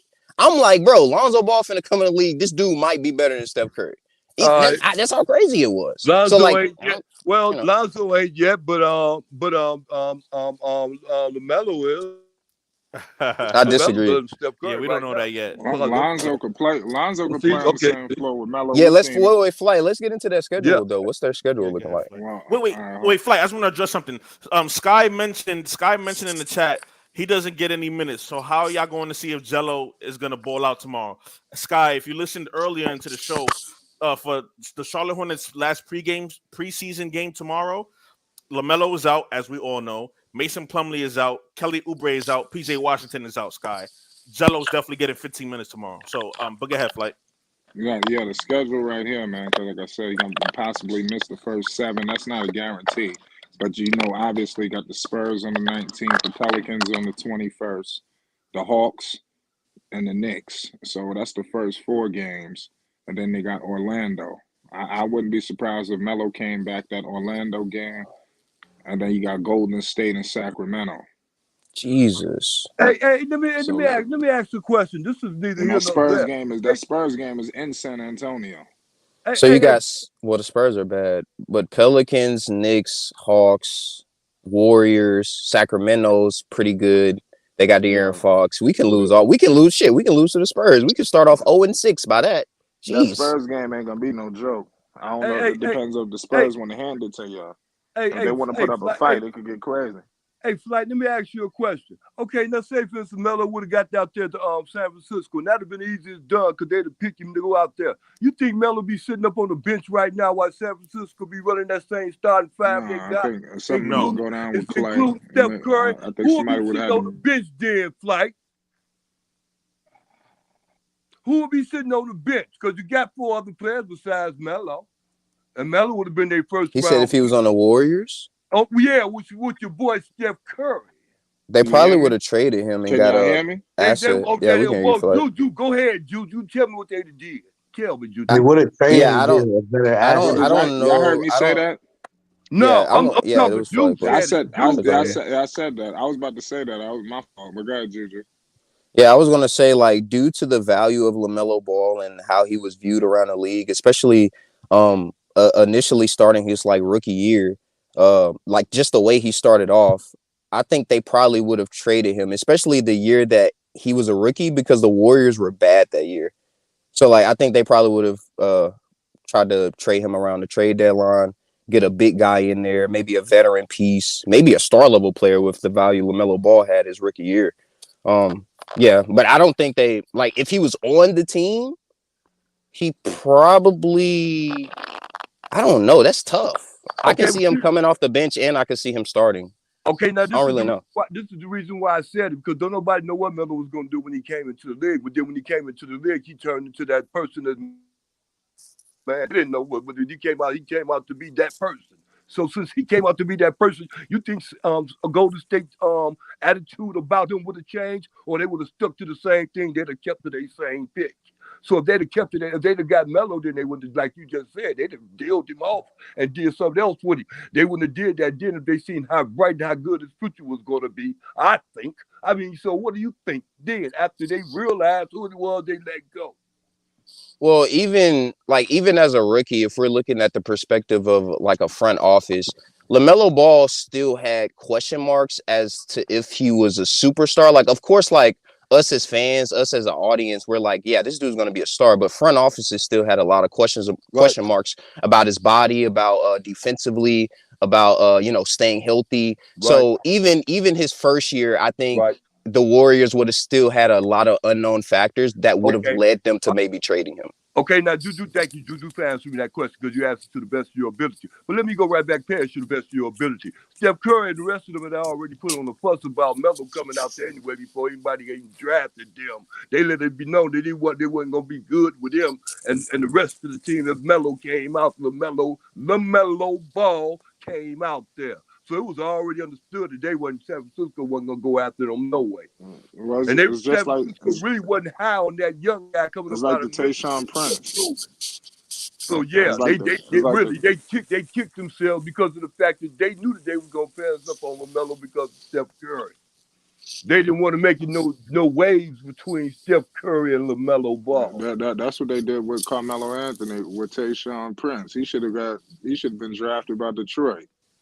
Yeah. But yeah, Uncle Vern, that is a good point. That's what it is. That's Juju. That's what I'm saying. When you turn around and you say, yeah, LeVar was out of order by saying that his kids or kid, whichever one he was speaking of, is better than Steph Curry. I say, yeah, I say LaMelo better than all that. Because, matter of fact, Steph Curry almost washed up right now. His days. Uncle Vern, stop. Yeah, Yeah, that's ain't no crazy, bro. stopping. Stop. No Stop, And please. you know, Uncle Vern, you know LaMelo, Stop. my dude. I love LaMelo Ball more than anybody like on this panel that's came on this panel, bro. He is not better than Steph Curry, bro. Steph Curry has revolutionized the game of basketball. Hey, If it wasn't for Steph Stephen Curry taking him, Uncle Vern, Steph Curry stop. ain't got no If it rookie of wasn't, the year. Uncle Vern, stop He it. ain't got Uncle rookie I of don't the year. think I'm stop gonna it. keep it 100. If it I don't wasn't think for it's one thing that LaMelo Ball does on the basketball court that is better than Steph Curry, other than passing. Okay. Other than passing. Here's the Hey, thing. there you go right Here's- there. So he got passing on him. So Here's there the you thing. go That's it. right there. All right, here's the thing. Steph Curry's a better. I would say Steph Curry's a better everything defender, else just as good as Steph better Curry. shooter, better ball handler, better finisher. He's No, just here's better the thing. better to pick and roll, Fellas, better leader. He's Fellas, better. here's the thing. When LeVar Ball says Lonzo is better than Steph or LaMelo's better than Steph, when the Ball brothers was in Chino Hill, they were getting triple doubles, buku triple doubles, and I think that's how LeVar Ball is looking at it. The LeVar Ball is looking at. He's like Steph Curry can't get 15, 15, and 15, but Lonzo can. Yeah. Steph Curry can't get 50, 15, 15, but LaMelo can. Steph Curry can't get 50, 10, and 6, but Jello can. That's how LeVar is looking at it. Steph Curry can do that though. But right? and But That's not that's how LeVar Ball is. Hold on, LeVar Ball is looking at it. My sons can average triple doubles. Steph Curry can't, and he has a point in that. He's right in that. Stop. when has any of his sons averaged a triple double? He said when all his boys play together, they will average a triple double. That's what he said. And I think that's wrong too, because like LaMelo and Lonzo on the same he's team. the father. You ever watch the Maury Show? You are the father. Listen, we've Juju, seen it. LeVar is the father. You don't think he knows his boys? Oh my Jesus! I think he knows his boys. I just don't think he knows I don't think he fully understands and fully perceives the NBA game and the way it's played and the talent level of the people in the NBA. It's not the boys. It's just he's underestimating the NBA itself. I think you underestimating the boys. Okay, let's go. No, I'm not. Let's go, Vern. You think he's better than Steph Curry, Uncle Vern? That's wild, bro. And I love LaMelo Ball. I think that dude's going to be a superstar. Juju, it's as far as triple doubles. No. Your point, Morales. I agree with your point because it comes down. Wait, hold on, Uncle Vern. Can I say? Well, let me say this. Oh, go ahead. Before I hold on, let me say this, Juju too. And not only is he going to be a greater player than Steph Curry when it's all said and done, he's going to be a richer player. Oh my goodness! Steph Curry can't rebound. Y'all crazy. But anyway, man, y'all in the chat need to come on the panel. Y'all need to stop this. Anyway, he's making my head hurt. I'm confused. You said I'm making your hair hurt? What'd I do? No, Vern is making my head hurt. Oh, my bad. Let me get it back on track to what we were talking about, right? So the point that I was trying to make about like what you said, Morales, because you said a big part of why LeVar thinks that his boys are better is because they can put up triple doubles. So what it stems down to is like your perspective of basketball, and that stems down to like the argument I just made about he perceives the game like, bro, the best point guards in the NBA, the best guards are people like Steph Curry. Shooting the three ball at a high level, scoring at a high level, creating with their ball handling ability in a pick and roll, getting to the rim, being able to finish, doing all of those things, which I think LaMelo still needs to work on. I think Lonzo still needs to work on. And even if they were together, I don't think they can necessarily fix all those flaws to the degree of them being better than everybody else in the NBA, like LeVar says they can be. Hey, my whole opinion is this: Steph Curry ain't nothing but a little bit better player than the one that play out there in Atlanta. And then the one that play out there in Atlanta ain't nothing but a little bit better player than the one that was playing out there in Steph Curry is way better than Trae Young. I don't know why people make that comparison. Trae Young's not even top 10. Oh my God, Juju's here. And not Paul. And Marquette, the one that was playing in Marquette. The one that was playing in Marquette, the little short guy. Just look at the efficiency rating and defense. You said Trey Lance. You just said Trae Young is better than. All right, I'm done. I'm done. Yeah, they wilding. See, but Juju, so LaMelo Ball hasn't impressed you at all? No, what, bro. If we're talking about LaMelo Ball in his first 3 years, versus Steph Curry in his first 3 years, Steph Curry had many more question marks in comparison to LaMelo Ball. I'm talking about Steph Curry. I'm talking because hey, I mean, there you go. You said that right. You said that right. So, but we're not talking about, but Uncle Vern, we're not talking about 3 years. We're talking about for the elongated period of 10 years plus that Steph Curry, or 8 years plus that Steph Curry has been good. Very unanimous MVP, the only player to ever get that. Wait, hold on, wait, but because Juju, I'm reiterating what you said. You said that you disagree with LeVar, that you don't think if the Ball brothers were to play with each other that it'll be a significant increase as far as their playing style. That's not what I said. Go ahead, I said they would have a significant increase, of course. I think LiAngelo would play his best basketball beside his brothers. But to say that they're going to win a championship and be better than everybody else without also incorporating the pieces that need to be surrounding those three brothers, I just think it's kind of it's more like promotion. Like he's obviously just trying to hype up his boys so he can get more money or, more investment. Things like that. It's not. I don't think everything he says is 100%. I disagree with that. Right, and hold on, wait, I got it, Flight. But see, I think it's partly true, and I think partially some of it is hype and promotion. Hold on, wait, Vern. I think it's two flips of the coin. Lonzo was the second player picked in the draft. LaMelo was the third player picked in the draft. And he shouldn't have been the number 2 pick, by the way. He should have been the first. Ask Anthony Edwards. Never. Hold on, no, LaMelo should have been the first. I'm talking about Lonzo shouldn't have been the second. Ask the 87 people that voted for LaMelo being the rookie of the year. Ask them. They know better than you do. You act like.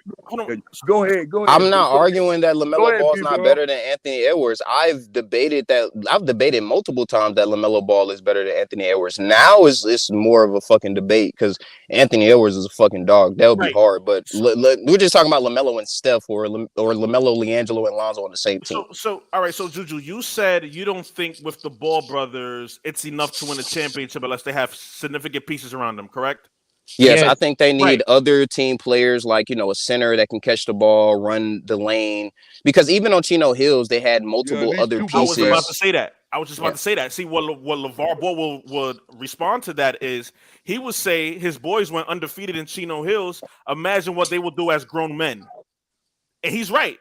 Because they were in high school dominating undefeated. Imagine as grown men.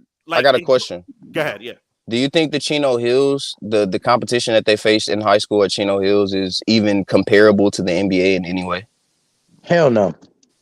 You have a point, but they won a state championship. Okay, can I answer that? A lot of players win state championships in high school and just go to the NBA and don't win shit. Wait. First of all, you asked the question. Go ahead, Vern. That question also. I got a good answer for that question. Hell yeah, they can do the same thing because they stepped their game up to come to the NBA to do that. Look what Lonzo did. Oh my God. Man, look what Melo's doing. Man, stop playing with yourselves. My God. Yeah, I just can't respond to this. They stepped their game just like Juju just said. Anthony Edwards. Hey, Morale, are you hearing this? Wait, listen right now. I am. Wait, can I talk or do I have to argue? Go ahead. So you don't do that when they talk, but then when I start talking to you, that's bogus, big. But it's all because you said LaMelo is better than Steph Curry. I'm not listening to everything you say after that. Ain't nobody said nothing about no Steph Curry now, so leave that alone, Stone. All right, bye. Don't be hard, Rock or Bet. Don't do that, please. Look, my point is this. You said that Anthony Edwards stepped this game up now. He all great than he was last time. A little bit late than level, huh? Melo ain't got to step his game up. He was already stepping up. He ain't doing nothing but stepping it up some more. So that's what I mean. Anthony Edwards playing catch up. These same people you talking about, Zoe and Lonzo, them, they ain't stayed. They already caught up. Actually, they're advancing and getting better.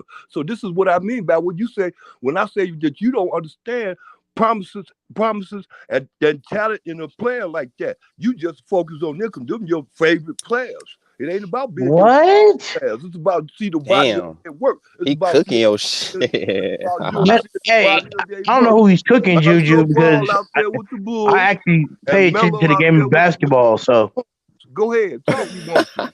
It's the body. I'm not going to sit here and say that LaMelo's better than Stephen Curry, and Stephen Curry's a unanimous MVP, four-time NBA champion. I'm talking to Juju. This was my question. Ain't nobody. Go ahead, though. Go ahead. My question. Did nobody? I'm talking to Juju. You stopping the message.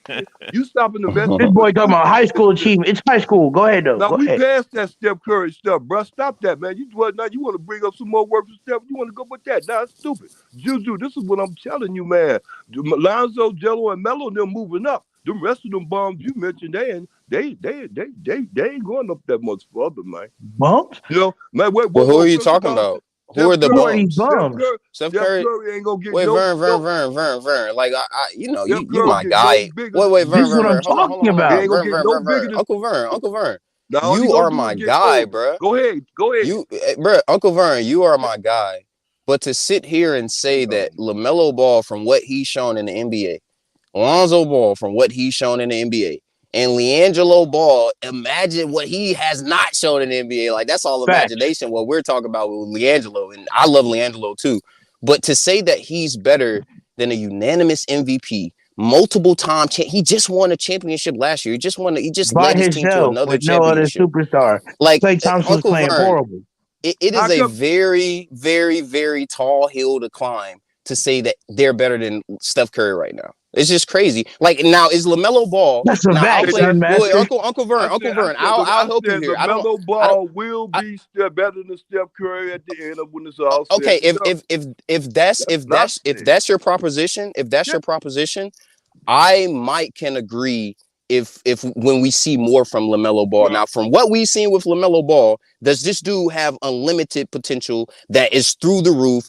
Right, like he has everything. He can handle the basketball. He can pass the basketball. He can shoot the basketball. He can do everything. Steph Curry. Do you see that unlimited potential with Steph Curry right now, man?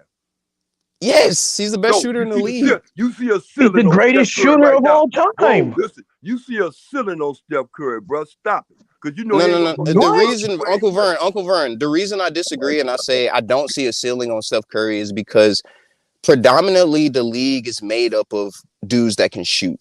And Steph Curry is the greatest dude that's ever shot the basketball. I don't think you can put a ceiling on what Steph Curry can do. You can't stop that. You can't game plan for that. Juju, I have to agree with you, but then when it comes down to it, I got to say the same thing about LaMelo. And LaMelo is successful when you get through talking. See, this is what I mean, man. He could do the same thing Steph Curry do. He even bigger and better and faster. Oh, Jesus. Right, now, so, you look better. And you look better doing it. Well, Uncle Vern, now you have a point when it comes down to certain aspects in the game that we can say LaMelo Ball is probably better in. LaMelo Ball 6'7", handles the basketball like a 6'2" guard, can rebound better than Steph Curry. I think in terms of passing ability, he's better than Steph Curry, and Steph Curry is one of the best passers in the league as well. So I'll give him that. But what you need to do right now, what you need to do to be the best, Steph Curry is the best at that, which is shooting the basketball. You can't make this up. Go ahead, Mara. Right. Go ahead. No, but all I'm saying is that, like, again, like I said, I'm taking LeVar Ball's word for things. You're saying you have to see it. I think another thing that LeVar is also saying is that the clip in a place that his sons play is nothing like what other NBA players do. For example, if you have three players that play the same way, have the same mindset, like, it's different. Like, all three Ball brothers play at 200 miles per hour. So just imagine that. So you'll have Jello dropping 50. You have LaMelo getting triple doubles, and you have Lonzo getting triple doubles. And I think that's how LeVar is thinking about it, because the pace of play, how they play. And I think that's why he says, what do you think they're gonna do as grown men? Look what they did in high school. And I think that's what he thinks. To me. That's Juju. what I think. I think Juju left though, but I mean, Marquez, I'm not taking part of that Steph Curry and LaMelo debate, by the way, as you can see. But listen, I'm taking Melo over Curry. Y'all could debate. Listen, wait a second. I want LaMelo Ball as my starting point guard. I understand all that shit. You got Curry there next to Clay. I would like to see Curry all by himself. Shout out to Dex. Put Melo in that spot. Somebody please play the music. Are y'all serious? Dex is here. Shout outs to Dex. Dex, I can't believe what I'm hearing right now. Emotional damage.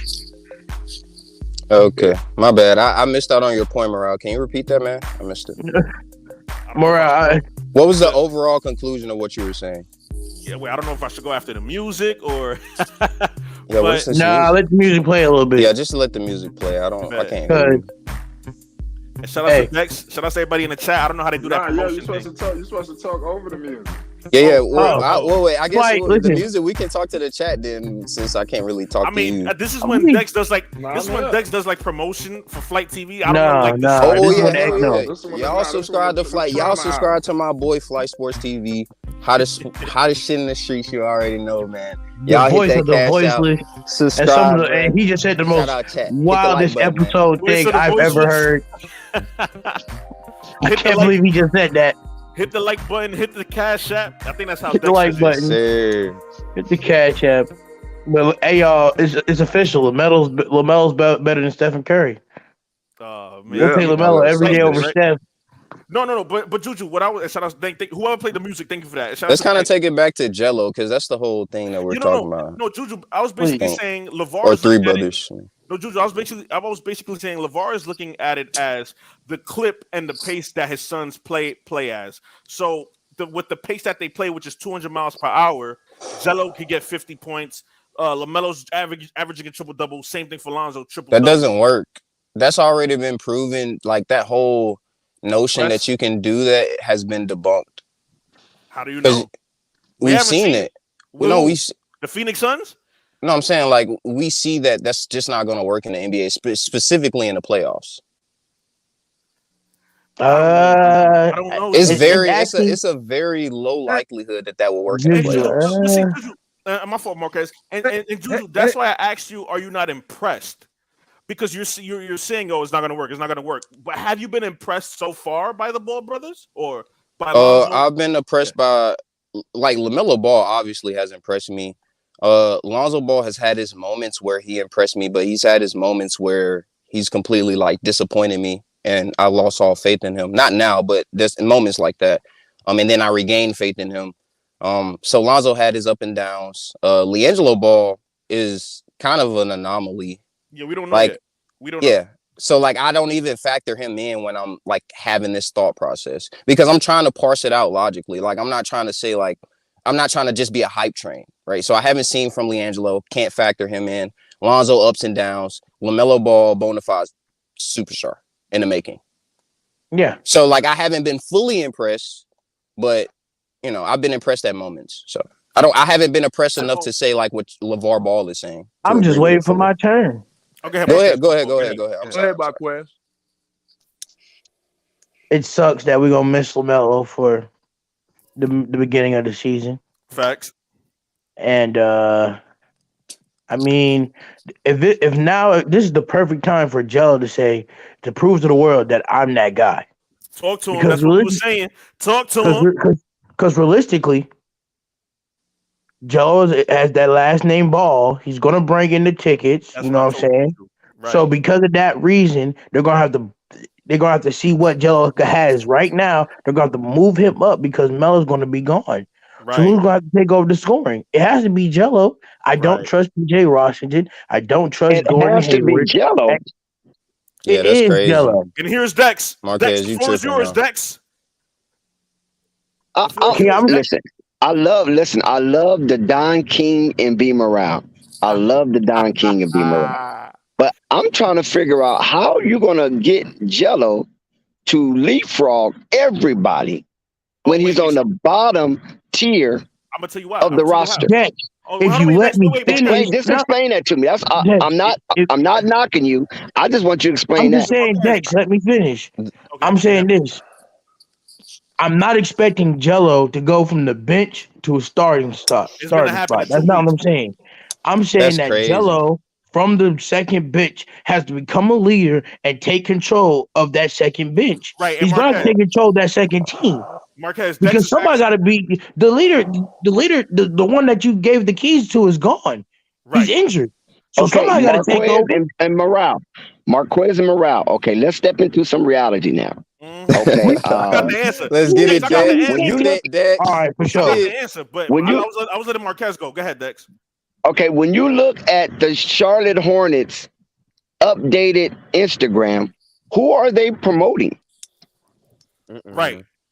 You got it. Go ahead. Keep going. You know what? Right. Right, Dex. I'm sorry. I'm trying to make sense of this horrible organization. I should not make sense and just turn my brain off. Because realistically, I think that's what you're supposed to do with a team like this, B Morale. All right. So, Dex, can I answer your question? And I'll answer your question after, Dex. Where's Dex? Dex, can I answer your question, Dex? Oh yeah, go for it. I'm just trying to make some sense out of no sense. So your question was how make some sense out of nonsense. Hold on. Okay, I'm glad you said Dex. I'm glad you said Oh, that. nonsense, huh? Dex came up here on his timing, Hold on, bro. wait, Dex. I'm glad you said that because your question was how is Jello going to jump over 19 players or whatever, right? So as stated earlier in flight. Well, maybe not 19, but maybe 16, 17. Dex. Dex, I'm glad you said that. Dex. All right, so as Marquez. Wait, Marquez. So as stated earlier on Melo Flight go Sports. leave him the keys. All right, hold on, Vern. As stated earlier on Flight Sports TV, due to my sources, I have sources here, Dex, right? And so for tomorrow's preseason game for the Hornets, tomorrow's last preseason game for the Hornets, we have LaMelo Ball out, which we all know, right? Fine, right? We have PJ Washington who's out, right? Trash. Hold on, wait. We have Mason Plumlee who's out tomorrow, right, Dex? And we also have that's tomorrow. We're talking about the season, right? I'm talking about the season. Dex, wait, Dex.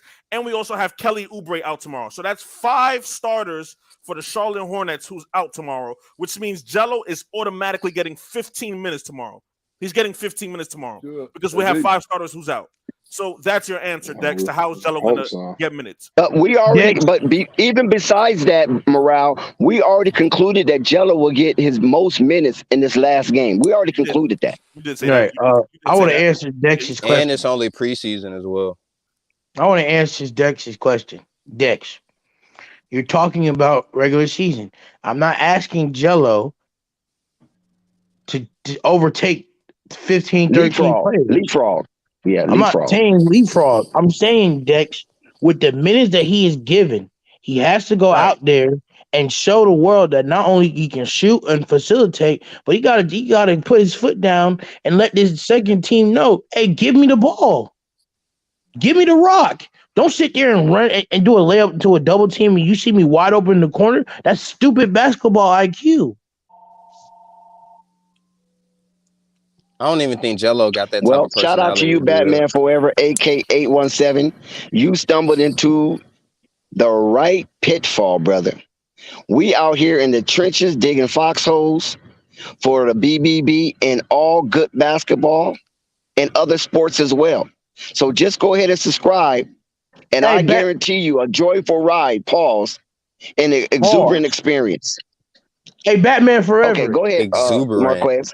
Ooh. Hey, Batman Forever. You talk about Hayward's better than Jello. How about this? And welcome to Fight Sports TV. How can somebody be better than a person if they can never stay healthy on the court? I'll wait. Or characterized by lively energy and excitement, exuberant. Ooh, definitely going into my vocab. Look at you. Anyways, hey, Studio Ballhouse, let run with the bro. Jello can't run with the starters anymore. LaMelo's out. He's not going to start over Terry, who's making more money than him. Gordon's making more money Terry than Rozier. him. Like the main thing here that I'm seeing with this, like Jello's not going to leapfrog dudes that are making money, right? More money that have an NBA contract with incentives in it. It doesn't matter if they suck. They're getting paid. They have a contract. They have an obligation. Right, they're ahead of him, Marquez. They're ahead of him in the rotation, Marquez. So unless they get injured, go ahead. It's just. No, Morez, go ahead. You know what? I think this is why I'm losing the debate. Off the simple fact, I'm trying to make it make sense, and this organization makes zero sense. They do no smart. But you're not making it make sense because you're trying to contradict the contractual obligation that they have. Hey, do you it's hard to make sense out of nonsense. I can tell you that. It is. Most y'all gonna see. It ain't the fact of it's nonsense. It's not. They're in a state of in a state of unstability anyway. Dex, you're right. I'm having an episode. You're right. Jello can't prove nothing. Whoa, listen, can I say something now, brother? Since you stopped for a second, Damn. So they in the state of not listen to me. They're in the state of really right now of not knowing what's going to be happening with their team because of the fact that Bridges plays a big point inside that, and what they're going to do as far as tanking or try to go further, and what they're going to do with these contracts that they have coming up. So right now, this is going to be a time they ain't going to sit up there and try to perform or put on any kind of show. All they gonna do is play these people that they got and hope for the best. And if the best don't turn out, they don't turn out. They gonna tank, and they got sense enough to do it if they think they know. Tanking, right? No, you definitely right about that. It ain't okay for San Antonio and Utah and the rest of those teams. It can't be okay for them. B. I ain't saying it like that. That's just the way it is. I'm telling you, if they smart, they'll do that. You know what? I'm done. I hope the Hornets lose every season now. I'm done. Hold on, thank you for that, Vern. All right, so let's break it down because I went ahead and I didn't look at the full roster, but let's break it down for tomorrow's preseason game to how Jello can get 15 minutes. All right, so Dex, right? So I mean, the news hasn't come out if Gordon Hayward or Terry Rozier is going to play tomorrow. So let's assume Gordon Hayward and Terry Rozier does play tomorrow. But again, for the chat who's listening, LaMelo's not playing tomorrow for the Hornets' last preseason game. PJ Washington is not playing. Mason Plumlee is not playing. Kelly Oubre is playing. All right, so look, right? So let's put in the players who we think is going to take up Mason Plumlee, LaMelo Ball, and PJ Washington's spot in that starting lineup. You mean Bumley? Right. If Gordon Hayward and Terry Rozier play. So what we have here, Juju and Dex, we have Nick Richards, Jalen McDaniels, Gordon Hayward, Terry Rozier, and Dennis Smith Jr. To me, I'm projecting. Hold on, wait. I'm projecting that will be the Charlotte Hornets starting lineup tomorrow, right? And on the bench, we have Book Knight, McGowans, Cody Martin, Jalen Crutcher, and Kai Jones. These 5 players should be in a game earlier than expected to what they were coming out to in previous games, which means LiAngelo Ball will get in the game earlier than expected. So yeah, so with about 15, and that's with Gordon Hayward and Terry Rozier playing. So we don't know if Terry Rozier and Gordon Hayward is out. If Terry Rozier and Gordon Hayward is out tomorrow, that means Jello's is playing 20 minutes automatically. So that's just an example right there, Dex, to how LiAngelo can show any skills that he may have tomorrow because of the bodies that's out tomorrow. So, and that's just projecting. I'm just projecting right there. So yeah. I mean, I don't disagree that he can get minutes. I just don't think even if he gets minutes and he plays solidly, it's not going to matter because Charlotte is so inept and incompetent. They're not going to know what to do. So they didn't know what to do. I agree. At that point, I agree with Juju and Uncle Vern. Just tank. You're not good at nothing else, so don't even try to be competitive. Well, that's if they start off bad. If they start off 0-6, they're going to lose their first 7 games. They're going to lose their first 7 games. It's not even close. They're going to lose their first 7 games. They can beat the Spurs, maybe. No, they can't. But do you guys find it there? No, they can't. Do you guys find it very interesting that all the stars seem to align up for Jello? I mean, it's like it's imminent that this guy is going to be on the squad. Let's go, come Dex. Opening day. Now we're on the same page. Dex, you just have to look how things are the dominoes are falling. Yes. I mean, it's just incredible. This man's journey. I mean, he has a very arduous journey. And now it seems like the stars are aligned for this young man to come in, take the the Hornet by the wing. And just turn his hive inside out. Right, and Dex, that's what I told you. I'm starting to look at the spiritual significance that's going on here. Right, and Dex, it's crazy how everything seemed to align for Jello this year. Right, and that's what I tell. Despite not playing no minutes, well, I won't say no minutes. Despite playing minimal minutes, it seems like it is destined for this young man to be in a uniform and even get some ticks. Right. According to morale and all these injuries and the way the organization is going, they have to have some type of syringe to insert and or shoot up some type of juice into this team to give them a real pulse. And maybe LiAngelo is that. We on the same page. LiAngelo is that guy to be the injection for the Charlotte Hornets to become exciting, right? With the absence of LaMelo. And Dex, that's what I tried to tell Juju earlier. Who's to say the Hornets, with LaMelo out now, who's to say the Hornets are like, hey, look, we got another Ball brother. Let's see what he can do. Who's to say the Hornets are not thinking that? You know, so yeah, we on the same page, Dex. It's funny how I'm shut up. No, you said that too, I'm Marquez. shut up. You said that too. Yeah, you said that too. I I think just again, I I think said it that just I was a madman, but Now you said the Dexy same thing. said the Yeah. same thing more eloquently, and it just goes harder. Well, I It gave just Dex the news. I well, gave Dex the news as far as who's playing that tomorrow. is But the yeah, biggest thing go on ahead, how you Juju. explain things. It does make it more convincing when you explain things really well. So yeah, but yeah, my point with all right. LiAngelo was simply that uh, again, if we compare him to LaMelo Ball was a player that was, in my eyes, more talented and better than LiAngelo. And he wasn't even getting the respect. He wasn't getting the minutes that he deserved, right? So with LiAngelo, we've already agreed that he's a complete anomaly. Like he's basically like shrouded in mystery. Like this dude's in complete darkness. He could either be a really good player or Or maybe he really could bad. be playing in the G League next year. You know, like it's multiple avenues that, could happen. Do the Hornets have some idea of what Jello can do? He can shoot the basketball. He's pretty strong in terms of how he's built. I'm pretty sure he's like 230 pounds. He's a nice rebounder. He's a hustle man. So he does things. He passed the ball really well as well. So he does a lot of things on the floor that would benefit the team. But Right.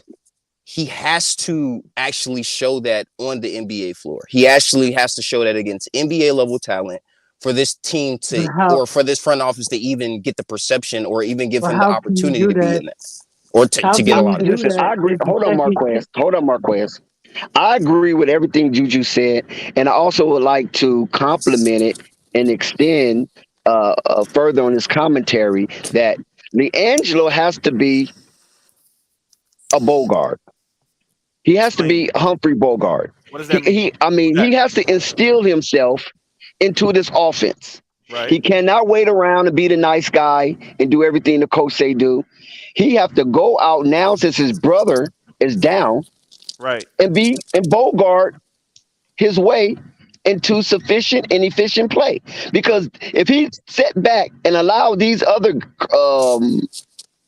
jackals McGowan's in to them. now I Yeah. won't call them bums. I won't call them bums. These no, you're being jackals. polite. If you go out and allow these jackals to jack wreck, then that's a disservice to him and the team.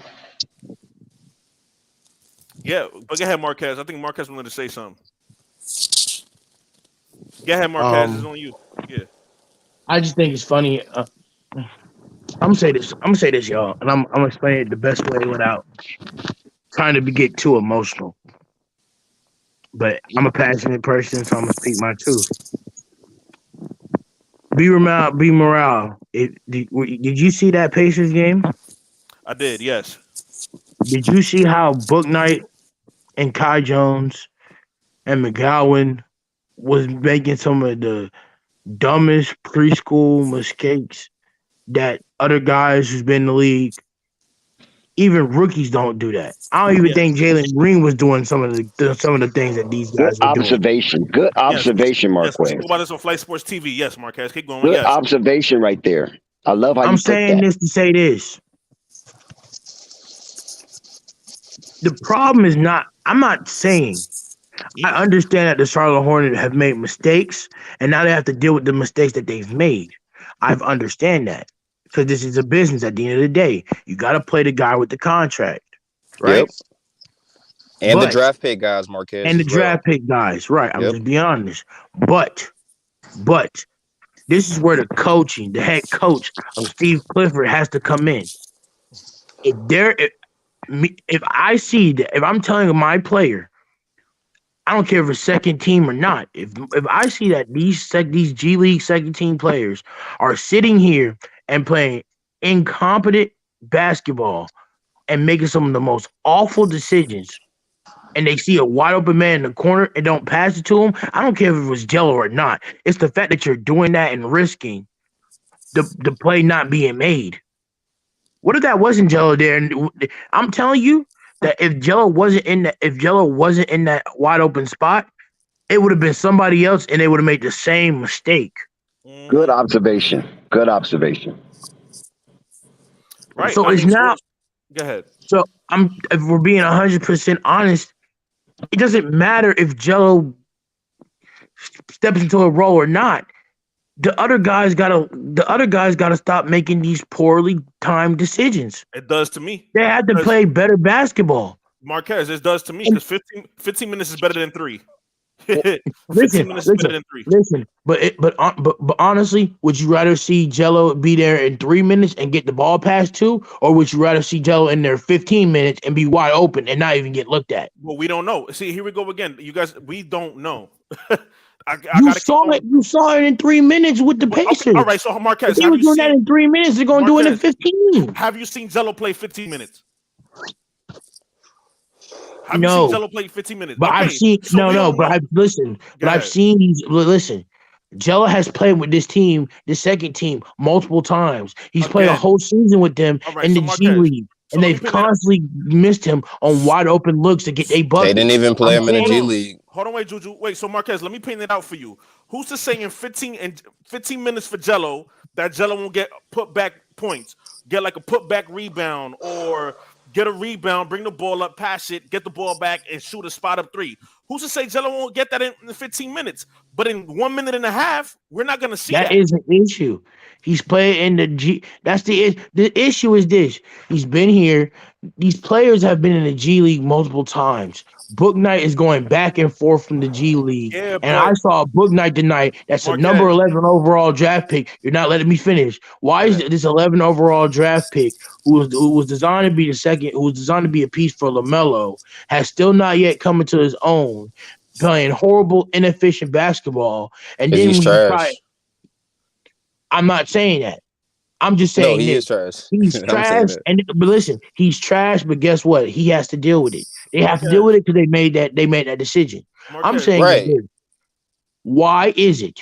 There's no excuse. It's about time that Steve Clifford, as the head coach, step up and tell these G Leaguers that, or the team that's played these G Leaguers that, listen to me. If you do not pass it to the wide open man, I will take you out the game because that's inefficient and that's bull crap. You will not disrespect my game that way by not passing to the wide open man. I just want to see him wide open. Not Morale, but Marquez. I just want to say one thing. Like that's a pretty good observation, right? I think the thing where we differ is you're putting more of your faith into Steve Clifford to set these principles and foundations from the beginning. Whereas I don't see. Yeah, I see that. I understand he's the head coach. I just don't think he's a very good one or even a good one at all. So why didn't sign him back again? Because they had no other choice. Their initial plan went in the mud and they had to do what they had to do. They had to get a coach. Let me share something on this. I'm just going to sprinkle a little light. I don't believe Steve Clifford is a bum, first of all, because he's been around the NBA for a long time, and bums just don't hang around like that. He's not a bum. Some of the coaches, just okay. Yeah, he's a okay coach, but he's a playoff coach, and that's where this team trying to see themselves in the playoffs. We know Clifford can do it. We know his assistant Tyrone Corbin can do it because both of them have taken teams that were way less talented than this team and taking them to the playoffs. I won't say Marquez. I won't say way less talented because they had some all-stars on their teams. Corbin had his all-stars as well as Clifford had his share all-stars on 2 separate teams now. Clifford took 2 separate teams to the playoffs, and both of those teams had all-stars on them. Now, the thing that I want to share about Clifford is that Clifford is coming into a situation where none of these are his players. Not one. Not one of the players on this roster, Clifford say, hey, I want that guy. Remember, these players were already congealed together prior to Clifford getting there. The draft was already here and gone. Clifford inherited the type of how can I say this and don't be too crazy? Clifford inherited the vision of Mitty. Okay, Cliffy inherited the vision of Mitty. And that vision might really collide. Really, Cliffy might not see and agree with the vision of Mitty. You understand what I'm saying? And how I determine that is because soon as he came in, he grappled LaMelo. And then he talked to LaMelo. and then he was excited about LaMelo. We never seen that in prior regimes that was We didn't even seen heading that with the James Charlotte Hornets. Borrego. We didn't see that.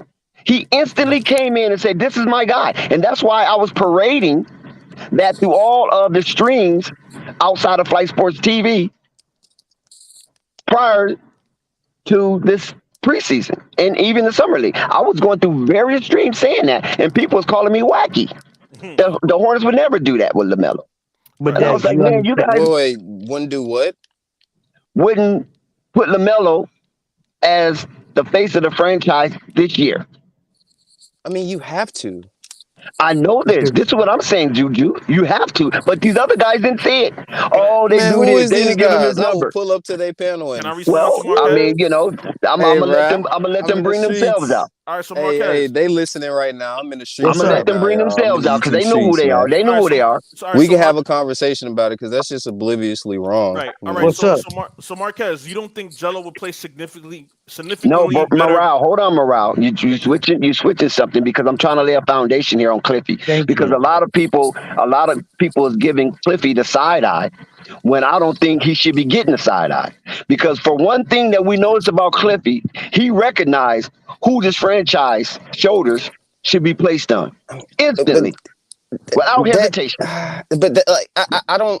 I see. That's like I agree overall with what you're trying to say, but like that specific point, I just disagree with because like anybody, bro, you can bring in like a deaf turtle, bro, or a blind turtle. He will know that LaMelo Ball is the franchise. Like I don't think that's a big deal. Juju, you can't see. You can't put that blanket on everybody because you see it. You have a third eye that's open.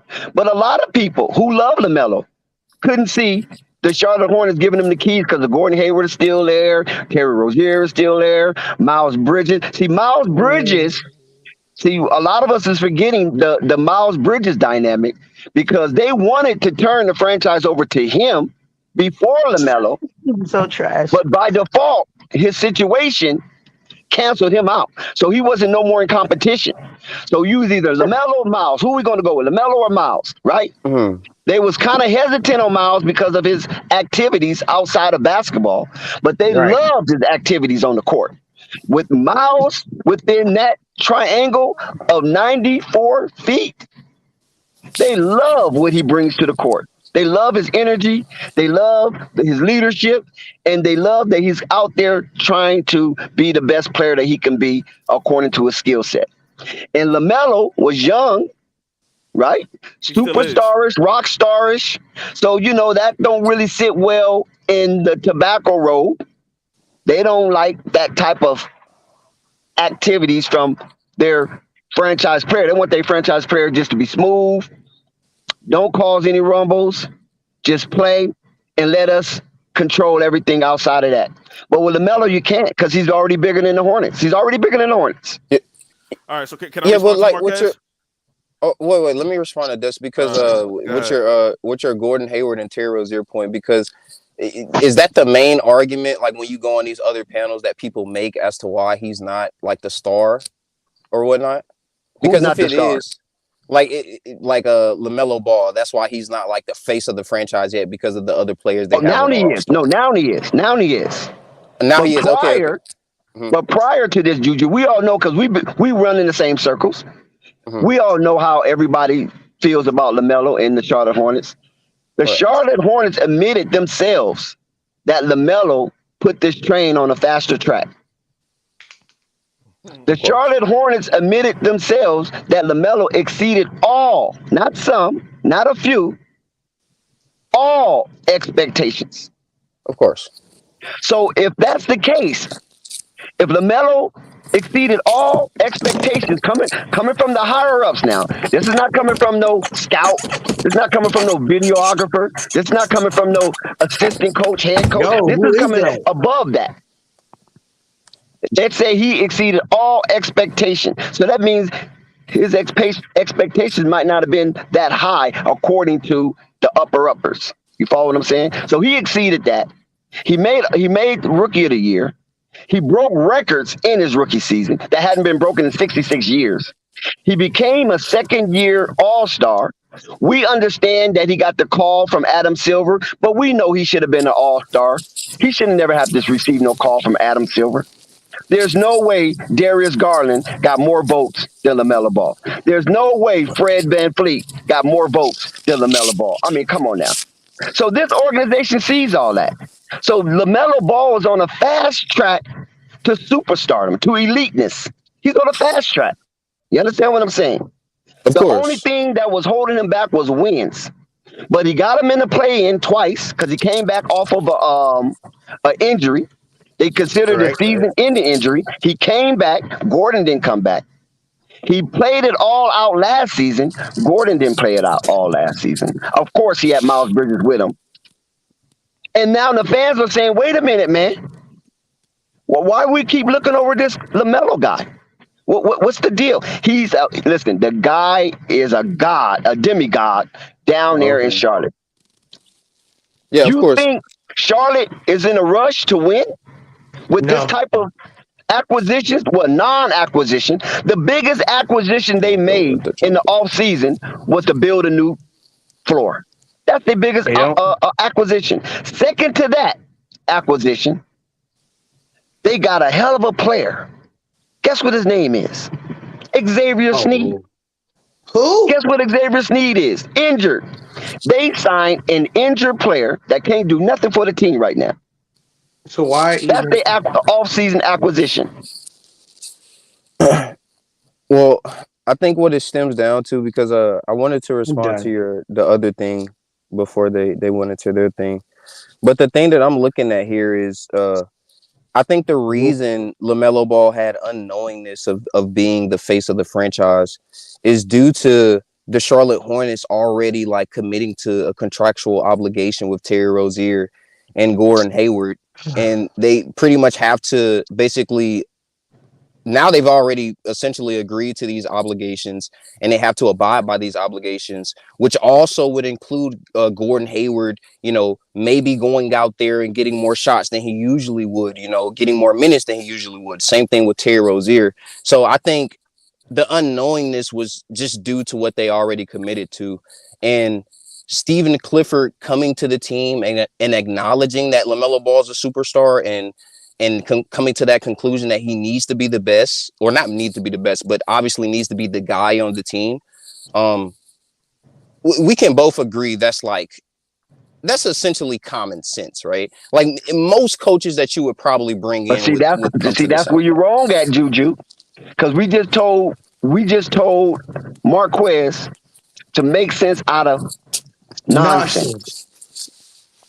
We done witnessed under the old regime a lot of nonsense, playing with LaMelo minutes, monitoring his minutes, upset when he gets 30 minutes. Oh, we got to check that. We can't let that happen again. How? What the hell? You can't let LaMelo get 30 minutes and he's the best player of the team? So playing with these don't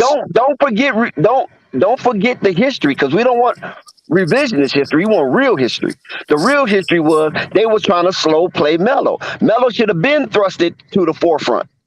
I agree. But they were trying to slow play him because the Hornets do not want to go out and spend money to make this organization formidable and be able to compete with the upper echelon in the Eastern Conference and the NBA. They don't want to do that just yet.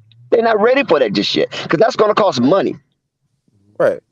So if you say that, then I think we can both agree with the conclusion that due to all of the money that they already spent for the roster, that just from a front office perspective, the way they view LaMelo Ball, or even just from a coaching perspective, if you're a new coach on the team and you haven't practiced with LaMelo Ball, you haven't coached anybody yet, and you're just diagnosing it by, the names on the roster or whatever, that it would be a degree of unknowingness to who actually is the guy. Like, even if LaMelo Ball, we know that LaMelo Ball is the guy. Like, it would still be like, okay, well, Gordon Hayward's getting paid, $28 million, $30 million this year. Maybe I should look at him. Terry Rozier, we seen what he can do. Maybe I should look at him. Miles Bridges, that dude was a dog last year. Best defender on the team. Even when LaMelo Ball was out, he was like the best player. I think it was like his rookie year or whatever. LaMelo Ball's rookie year. So, I think that would create a little bit of a, some type of, I don't even know what to call it, but it creates some type of unknowingness to like who is the guy. So like I don't think that's like a huge feat to be like, okay, well, Steve Clifford figured out who LaMelo Ball is the guy. Wow, like he's gonna develop these other guys like Book Knight and Kai Jones and Jello. Like even if he know it, like my question stems down to even if Stephen Clifford knows that LaMelo Ball is the guy, how does that also like necessitate that he'll know how to handle Jello, Kai Jones, and all these other guys that are off the bench? Because LaMelo Ball, you know what? That's a good question. That's a damn good question. I don't know. Like I just told you earlier, and I shared the information that he inherited this vision. This is not Cliffy vision. This first year, I'm thinking, watching Cliffy, that he's looking at this first year as a wash. After this first year, I want the guys that I want to coach. I want the guys that I know that can get us into at least the playoffs. And if we get a little lucky here or there, we might can get past the first round. Wait, Dex, how do you know what Steve Clifford is thinking, Dex? How do you know that? Because I believe. Okay, listen. Go ahead, Dex. How many Dexters on the panel? How many Dexters on the panel? First of all, Dex be having soliloquies. Yeah, you're right. We finna let y'all get into y'all stuff. My bad, bro. Yeah. It was a good conversation. The reason why, I mean, listen, I don't know what Cliffy's thinking. Of course, I don't know what he's thinking. I'm not a mind reader. But when you watch the way that he moves and the way that he talks, you gotta stop. If you read between the lines, that's body language. That's what we doing. Yeah. You see, have you ever seen AB? Hold on, Morale. Have you ever seen AB the Hero videos on body language? Okay, that's an art. That is an art. No, brother, that's an art. I'm sorry. You haven't reached that level because you're a paralegal. You haven't reached that level of lawyership. But body language is definitely an art. So Dex, the way how Steve Clifford moves, he doesn't. These are not his players. The way he moves. Of course, they're not his players. Do you disagree with that, Morale? I don't know. How can it be his players when he wasn't even around when they drafted him? He know he came into. There's an interview process. No. That's not the question. You said you said about his players. I'm saying, how can these be his players when he never drafted them? The only player that can be his players is the bottom five. The bottom five might can be some of his players, and Jello was one of them. You said how can what you said? What's your question, Dex? What was your question? No, you said that about these being Cliffy players, and I'm telling you, they're not Cliffy players. They're midi players. Cliffy wasn't around when these players was drafted. And watch this, all the way down to Mark Williams and Bryce McGowan. And Dex, you follow what I'm saying? He probably never even scouted these players. The only player he might have scouted for real could be Jello, because he's one of the bottom 20, and he was invited up under Cliffy's leadership. And Dex, he took the job, right, Dex? He still took the job. Of course he did. Would you not take the job? Come on, Morale. Would you not take the job unless you're Kenny Atkinson? Would you not take a head coaching job in the NBA making at least $5 to $7 million? I mean, come on, bro. And you're doing something that you love? But Dex, rather than me complain, I'm gonna figure it out. So if y'all that's what he's doing, bro, and that's what I'm telling you and Juju. He's figuring it out. This is midi vision. Now you understand. We coming full circle now. He has to figure it out as a head coach. This is what you got. This is the coagulation of players that we're trying to integrate amongst each other to have a decent season. Figure it out, Cliffy. All right, before you can pay $7 million, figure it out. Before Juju and Marquez goes, but Dex, you can't say Steve Clifford doesn't like these players judging by the way how he moves and talks. Like, I didn't never say that, bro. Don't put words in my mouth. I never said he didn't like these players. I said these are not his players. But you can't judge that by the way he moves and talks. Bro, get your vernacular right. I did not say that. So what Dex, you said by the way I said these are not his players, except maybe the bottom five.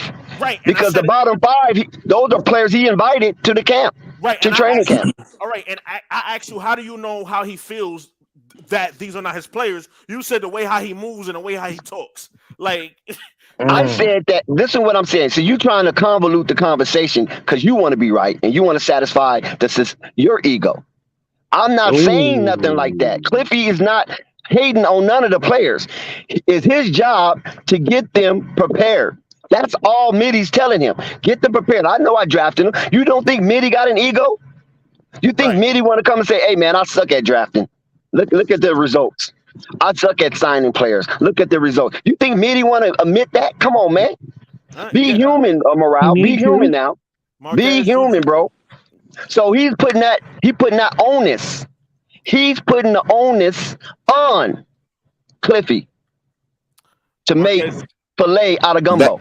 Marquez, that Juju. The basically floor is still yours. gives credence to the idea that since he is being thrown in a situation that he didn't fully have control over, and he already has players that are assigned to the roster that's making a lot of money, that if he's handling these young players like LiAngelo, Kai Jones, Juju. Then Booknight, why did he take the job? huh? Juju, why did he take the job? If these are the Why players you that asking asinine questions? Why did he Well, take the job? wait, let me answer the question very concisely, right? He took the job because he sees a potential future where this team can be good due to the factor of them having LaMelo Ball and Miles Thank you. Bridges. There you But go. I don't. There We you agree go. on that. LaMelo We agree Ball. on yeah, that. but you see that Miles Bridges, he's had his situation. Now LaMelo Ball is injured, but I think he joined this team to eventually, lead them to being a very competitive team in the next 3-4 years, not in the And he next won a year. gainful employment. Don't leave that out. Yeah, He's a of millionaire. course. Why he take this job? Are you Hey, kidding me? listen. I would like You can make a that. lot of money off this job, man. A lot of Yeah, endorsements hold with on, LaMelo, Michael Jordan. hold on. But y'all can't say he don't like these players. He knew what Yes, players you were Where you can. there. keep Oh, I getting didn't that say that. from? Where you deriving that from? He don't like these players. Where I you didn't say that. deriving that All from? right, my fault. How y'all saying? Y'all saying these are not his players. Y'all They're can't not. They're say. not. Okay, but y'all can't. All right, but he took the job. Stop saying he don't like Okay, these That but players. doesn't mean why are you trying to morale. correlate him liking the players and being a Okay, my fault. millionaire? I'm forgetting No, no, no, y'all word, the morale. wording I that y'all think I choosing. think the thing These are that you're not his not players. understanding Go is ahead, Juju. Go ahead, Juju. him taking the job doesn't inherently mean that these are his players. He can take a job and have like different, players or players that's not his, right? Right. But it might All not be right, the Juju. players he Over wants. the years, he could look. He got a 4-year contract, so over the years, he can weed some of these players out and All right, bring some Juju. of his guys in. Juju. If you go to an organization, right, Juju, and you look, Juju, there's an organization, right? They want to hire you, Mhm. right? And you tell them, look, I want all 3-point shooters, and they come back and tell you, no, we have 10 centers. Are you gonna take the job or no? No, but like Okay, that's then. just Thank you. Thank no. you. But wait, hold on. That's a false equivocation It's the because same thing. no, I'm it's gonna let you it's finish, it's No, not Marquez. it's it's not it's not. not it's not the same thing because obviously that would be completely different. They sold him on an idea that he could have agreed to with this team, and that idea did not come to fruition And what's the due to idea? this What's the the idea? idea of having LaMelo Ball and Miles Bridges be the future of this team. Yes, good point, Clearly. Juju. Hold on. The Miles Bridges situation happened before Clifford got hired. So Clifford knew what it was with Miles Bridges. And No, again, that's not true. all right, you want me to look it up? I can look up the date. Yeah, Yeah, look it up look it because up and Miles confirm it Bridges' right quick. situation happened after the draft. Cliffy got hired like a day or two after the draft. Mm. I'm gonna look it up right now. Yeah, your chronological timeline is a little crooked. I'm gonna look it up right now. Your math ain't mathing, coach. Go ahead, Juju. No. But I was saying like, I mean, I agree with some of your points. I agree with some of Dex's points. But the overall topic of the discussion was was how this would potentially affect Jello, and I think all of these factors would just kind of like negate Jello in a way. I think it will hold him back a little bit. That's why I see. That whole That's second why I team always is preach holding Jello patience back. with him. But yeah, that was my overall point. But I don't think Steve Clifford's a bad coach either, or I that like he to hates go. the players. I like to go. Morale, you had a question for me, and I would like to answer that question you had for me. Yeah, I was looking at the Miles Bridges and Steve Clifford hiring situation. But yeah, so so Marquez, you was mentioning what Dex has been mentioning for the last 4 games for the Hornets that McGowan's a book night and them, they don't play good basketball, and how is Jello gonna flourish when he has teammates that's not playing good basketball? And due to the info that 5 of the starters for the Hornets is out tomorrow, my question to you is, Marquez, with Jello getting about 15 minutes tomorrow, you don't think Jello will play significantly better? That's my question for you. Well, he should play significantly better because of the simple fact that at the end of the day, Joe controls his fate. At this point, you gotta go out there and be a man and perform. To answer that question, but those players on that second team they're not good enough to hold their own against NBA caliber teams that have way better bench than have to. That bench is terrible. So you don't see nobody coming off the bench that's valuable for the NBA in this Charlotte Hornets team? No. Well, name the bench players then. Name the bench players. We have JT Thor, Kai Jones, Jalen Crutcher, McGowan, Book James Knight. Book No, Knight. you're talking about the second five. Those guys are the third five. The second five. Go ahead, Marquez. Go ahead, Marquez. I'm guessing that's Kelly Oubre in them. And Yep, exactly. I'm guessing Kelly Oubre, Nick Richards, Book Knight, Cody Martin. Yeah. Those guys don't move the needle. They don't. They're not really talented, Dex. And it's not the crap on them, but they're just not good enough. When you compare them to everybody else, they're not good enough. And Book Knight is still, in my opinion, a waste of a draft pick. But Marquez, keep in mind, keep in mind that second unit is the same second unit from last season, and they went into the play. Okay, and they weren't good last season either. But they was over 500 in a tough Eastern Conference. They're not, Dex. We don't do pity. We don't do constellation prizes. Oh, thank you, ex-Knicks fan. Are you serious? You talking like this? I don't do constellation prizes. How many years you did do consolation prizes? And how many years? How many years it disappointed me in my head? You sure was talking tough, Marquez, since you a Bucks fan now. Man, traumatized. All right. Fellas. No. I'm not done. We don't do consolation prizes. Listen. All right, fellas. I'm not done. I didn't finish my point. Okay, I'm not done. Hornets was good enough to make the play-in game, and it was over 500 in the tough Eastern. So I don't agree with that, Rap God. They were good enough. Dex. Above 500 is pretty good. The play-in now, the play-in's not good enough.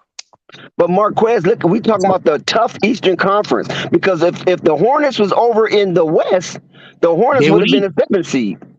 Right. They would eat. That be fucking up my This is why I say. Look at Rave coming in with his mic hot. Listen, this is why Shout I say out to Rave. that the Hornet. I'm telling you, this team. But you got to be careful on how you say things. Dog water. You got to do the shepherd. You got to shepherdize a little bit. Got to shepherdize. Nah, it's just I got to hold back my feelings for the team. It's the truth. This team ain't good enough. I'm trying to finish. All right. So Dex, all right, thank you, Marquez. All right, so Dex, I'm done. Dex, I looked up what happened. What was the date when the Miles Bridges story came out, and I also looked up when Steve Clifford got hired by the Hornets. So I have a question for you, Dex. After I give you the dates on these, you guys were right, but I have a question for you, Dex. After I give you the date on these, all right. So Steve Clifford was hired by the Charlotte Hornets on June 24th, right? He was hired on June 24th. The Miles Bridges story came out on June 29th. So you guys were right. Steve Clifford got the job before the Miles Bridges situation happened. You guys are right. Now, my question to you, Dex, hearing that Miles Bridges story came out, Steve Clifford hearing that the Miles Bridges story came out, how come Steve Clifford didn't step down? What? Come on, Morale. Yo, Morale, are you kidding me? I'm gonna let Rave get that. Rave, go ahead, warm up on Morale. No, because I'm about to catch y'all. Nah, this all I'm about to catch y'all. Oh shit, I got my hand on the button. Morale about ready to go in. Talking to me or Dex? Morale about ready to go in. My hand is on the button.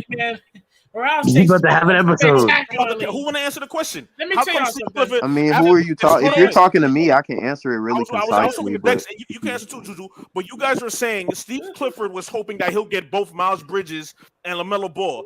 Yes. Hold on. After hearing Miles Bridges' story after Steve Clifford got hired, my question is, how come he didn't step down? That's my question. Well, because nobody's going to turn down $7 million a year. Marquez, Morale just won't stop. Hold on, wait. So Marquez, a better way to answer the question is right. No, Marquez already spoke. Marquez, Steve Atkinson stepped down. He stepped down. So how come Steve? Because Steve Askew just won a championship last season. No. Those are what are you talking about? Hold on. As a coach, For one thing, Atkinson didn't step down. He reneged. He didn't step down. He just had a verbal agreement. He didn't sign any contract. Right. Yeah, like you got to factor in context, morale, and like with the whole Steve Clifford situation, that goes back to the foundation that we set upon earlier, right? That the idea of Stephen Clifford coming to this team was not only just Miles Bridges, it's also LaMelo Ball as well. So with LaMelo Ball still being on this team and having untapped potential, that still could be the reason as to why he's still stuck around and not necessarily step down. And even then, morale, and even then stepping down, and then even then stepping down is just completely just like that's complete. Like to agree to a contract. That's asinine. Just say it like it is. That's asinine. That's just to actually step down. That's straight asinine. Let me tell you something, Morale. Listen. For the past 3 days, I don't know what's been going on with you, my guy. I know you're smart. Taking a shot of these takes for the past 3 days, my boy Morale. I don't know. Maybe you need a refresh. No. Ray, this is a bad thing, my bro. Hold on. No. I'm just playing with Wait. You my nigga too, morale, but this is an ass take, bro. Okay, I'm glad I don't know where you're going with this. You're talking about takes. Dex said, judging by the way how Steve Clifford moves and the way how he talks, these are not his players. That's dumb. How can you know about how he talks and moves? He's not happy with those players. How do you know that? That's a dumb take. That's a dumb take. That's dumb.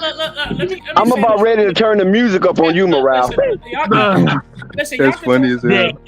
Dex, keep that music on, please. Yeah, I might put it full blast, man. Morale is the only one. Let me say this real quick. Y'all can continue the conversation y'all having. I just wanted to say on the topic real quick, because I was at work while y'all guys was on y'all topic.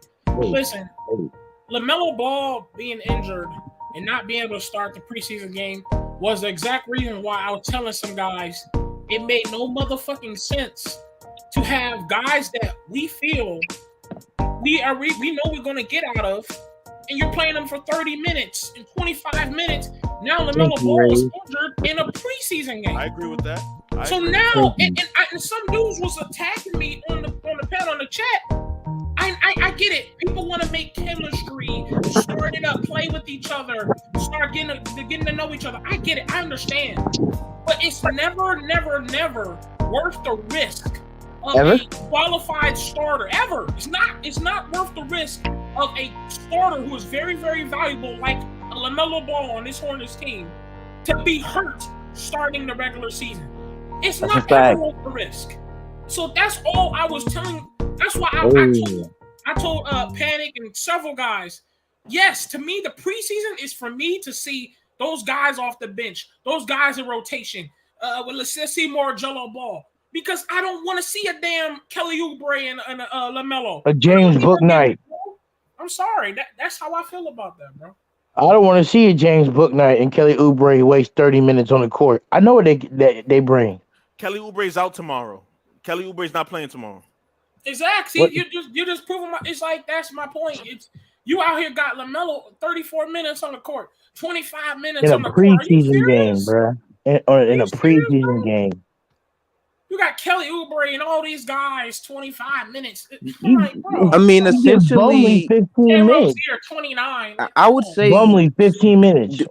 Due to Stephen Clifford being on a new team and a lot of the things that we went. Excuses. Here we go. But go ahead. No, it's not excuses. It's not excuses. It's not excuses. I'm just giving you like the best take, like the best argument, right? Since we've already agreed upon all these foundations, right? It would just lead to the conclusion that Steve Clifford is in a position right now that is not idealistic and that he did not choose. And he's playing these guys so many minutes, specifically LaMelo Ball, to see what they have.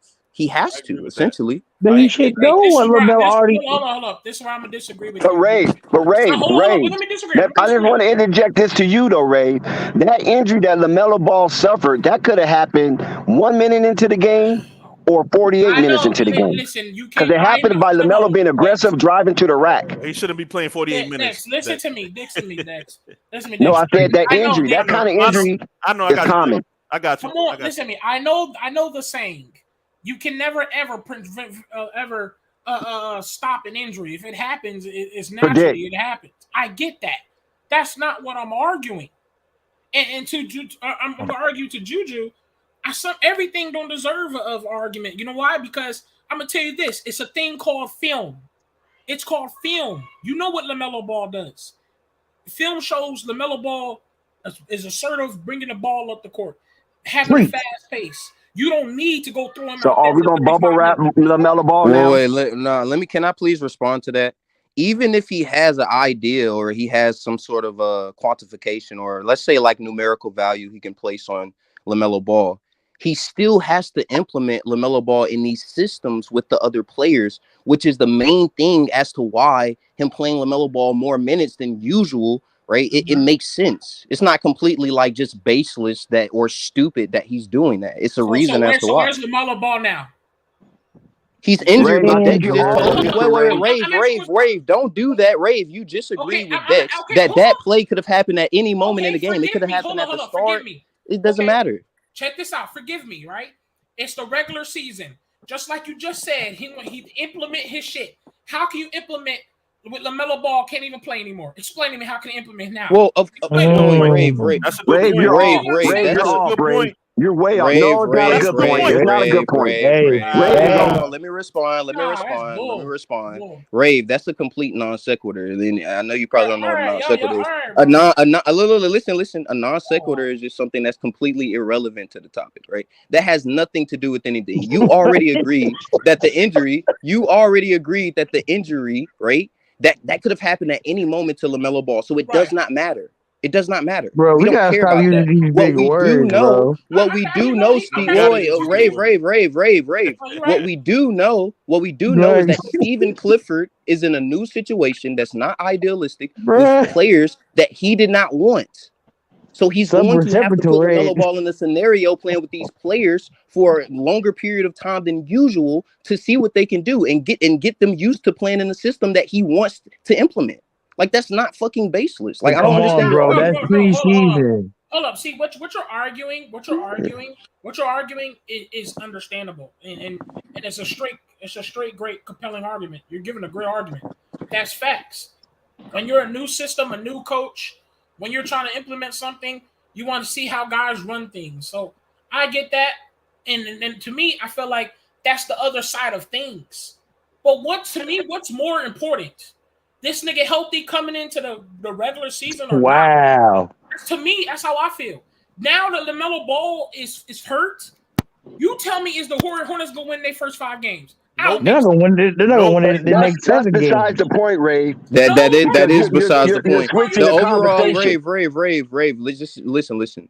The overall point of the matter, right, is why Stephen Clifford is playing LaMelo Ball all of these minutes in preseason. And I gave you the reason why. Anything after that does not matter. If you agree with that, then we agree. We can move on to the next one. All right, I got it. All right, all good. I just but I think they're going to be asked to start off the season, though. They're going to be terrible, probably. All I'm saying is... I got a question for you, Rave, though. Go ahead. Do you think this could be the rise of G3, G Honcho? Corner pocket, the light-skinned gorilla. Could this be the rise of G3? The stars are lined up, Ray. Ray, what you think? No. He's still here. What? I'm here. I've been Marvin, is that Marvin? No, that's Rave. Wait, what you said, Rave? I'm here. Yeah, that was Marvin, and I said no.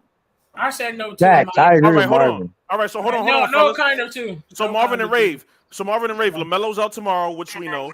PJ Washington is out tomorrow. Mason Plumlee is out tomorrow, and Kelly Oubre is out tomorrow. So y'all mean to tell me Jello not gonna get minutes tomorrow? Because they don't see Jello in any of those positions. They don't. And I'll go next. Plumlee's a center. Kelly Oubre, he damn near played power forward, so I don't think the players. No, Rave. The players. All right, let me answer. Be real. Let me answer. Listen, because they're thinking like this: if LaMelo's down, plug in the 2 dudes, right? Dennis, my point. And Book. You making my point? Bumley. They already got Mr. Richards for some apparent reason, he wanted to play good one fucking game. So they gonna say, "Oh, plug Richards or you making my point, Ray. You got a lot of hate in your heart for the Hornets. No, let him finish. That bro. If it wasn't for the fact that LaMelo's on the Hornets, I don't give a damn. I would shit on this team all the time. Go ahead, Marvin. I would shit on this team all the time if LaMelo wasn't on it. I swear I would. What's going on, guys? What's going on, panel chat? How's it going? Just a quick summary. First of all, no, he won't play because it's a dysfunctional organization. They've been down by 40 points. They've been down by. Wait, who won't play? Who won't play? He said Jello. He won't get a substantial amount of minutes because they are dysfunctional organization. Jello. Let me continue. They've been down 40 points. He didn't play. Oh, I know they jumping me, proof. I know they jumped me. They've been down 30 points. He didn't play. They've been down 35. He didn't play. What makes you think all of a sudden because 5 players are out? Okay, hold on. Hold on, Marvin, right there. Stop right there, because we need to chop this up. You said Jello didn't play when it was down 40, 50, 60, and all those games where they was getting pulverized. Jello didn't get a tick. Okay, Jello only missed one game of not playing. First of all, that is true. Now, his minutes increased every game that he's played. He played 3 minutes and 55 seconds.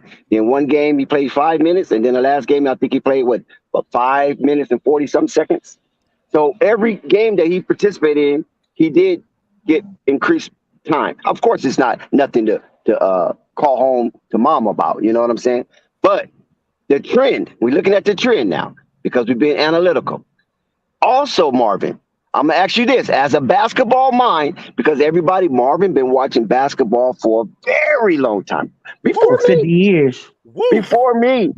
So he has a good basketball mind. He has a sense of the basketball territory, and his theorem most times is on point. So Marvin, with all this going on inside your cranium, pause. What is best? Ain't no pause on cranium. What is best? What is best? Playing when you're getting blown out, or playing when the game is in the weighing of the balance? Marvin. All right, I can answer that question. I'm going to start by saying again, it's a dysfunctional organization. Thank you. Let me finish, guys. Things they do are exactly opposite of what we think they should do, and you have noticed that every damn games they have played. I'm not knocking the fact that he should play, but that organization, they will not do it. And the reason I agree with you, his minutes have increased. That means he gets 6 minutes this game. If he got 3, 4, 5, he gets 6 this. Now, all I'm gonna tell you this. All I'm gonna do is tell you this, guys. I'm not knocking him, but I'm knocking the organization. This organization is dysfunctional. It's like they're trying to lose. I ain't got back and forth with you. Anybody who loses the players they lost, do not bring nobody in the offseason and then run with the players that they drafted and know they're no good or not trying to win. This is not no knock on Jello. You've seen Book Night for 3 years now, and he's shown nothing. It's not a knock on Melo. It's a knock on no, we're not talking about LaMelo. We're talking about Jello. So is playing Jello give them the best chance to win? Is that what you think? Well. I like that question, Dex. I love that question. It applies to Jello because of what we talked about earlier. Because what we said earlier was like Melo's more talented. Like Melo's $100 bill, Jello's a $20 bill, and the way they handle even Melo. The way they even handled Melo was like, okay, well, he's not even getting the minutes that he should actually be getting. So they're probably going to handle Jello in a similar way, plus all the other stuff that Marvin said. They'll probably handle Jello like a $10 bill. You call him a 20, maybe even a 5. I'm being nice. Most importantly about this whole thing is this, guys. If he was on any other team in the NBA, like the Milwaukee Bucks, let him finish. He would be handled totally different, guys. We don't know that. Now, we don't know that.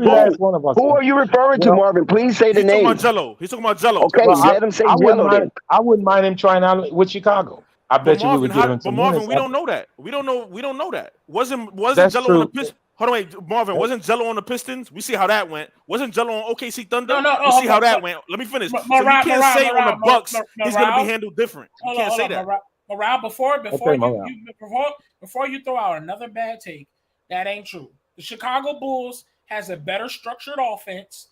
We actually predicated on looking for shooters. So if Jello plays Oh Lord, he likes to do on the Hornets, it's true. It's true. Juju. With the Bulls, we need shooters. The Bulls don't even play Derrick Jones Jr. Yeah, I agree. What makes you think they're gonna play Jello? Wait. He started last game, D. Morale. He started preseason. But Rave, I would. Hold up. The Bulls you already just said they don't stated. play Hold up, bro. Hold up. Not in the season, but go ahead. Hold up. The Bulls already stated in the draft if Zoe or Melo would have dropped down, they would have drafted their ass. And that didn't happen. And of course. That let me know they have. Exactly, Rave. Rave, you're not introducing no new information. But Rave. The thing that I think. Oh my gosh. Okay. The thing that I think you're missing, if we're looking at the NBA in general, right? If we're looking at the NBA in general, and we're looking at how the Charlotte Hornets have handled LiAngelo Ball, we also look at the Charlotte Hornets roster, and then we look at the Chicago Bulls roster, and we say, okay, Chicago Bulls roster is definitely better than the Charlotte Hornets roster, and we see at how LiAngelo Ball isn't getting the opportunity here. If he's on that roster, it's probably going to be a lower opportunity. They don't think about that, Juju. They don't think about that. Go ahead, Rave. I got you. Matt Thomas on the Chicago Bulls. He don't on play the bottom either. of the roster, and we still put his ass in the game. But he don't play. He's not playing right now. He did. But Matt Thomas, Rave, you're not putting it in context, Rave. Rave, you're not putting it in context, Rave. You know the reason Matt Thomas got wrecked is because of the COVID. Come on now, Ray. Hold on, guys. Hold on, Ray. To be morale, he said Derrick Jones don't get ticked for the Bulls. He averaged 17.8 minutes a game last year for the Bulls. What are you talking about? Thank you. Okay, so you think, how about this year where they just added Gordon Dragic? The season hasn't started. That's not my point. Said. So hold on, my point. Whoa. So if the season, no. Do not do that. Do not try to wait. Don't try to invalidate what he just said. What he says is also attributed to my overall conclusion, which is that they have a better roster. If you add Goran Dragic to that roster, you're still going to give more credence to Jello not getting an opportunity than he would here or in Charlotte. Exactly. Thank you, Juju. And in return, what Juju is saying is that with Charlotte, he should get ticked because the roster's no damn good. Right. I give you that too, Marvin.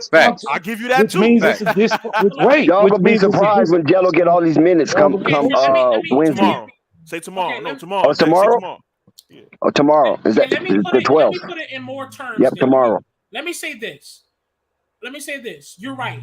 Because if you have a better roster, you gotta, you gotta take care, especially the guys that got guaranteed contracts, and the team is better. Exactly. Sure. The team is full. But let me tell you something. Chicago is not stupid like the Hornets either.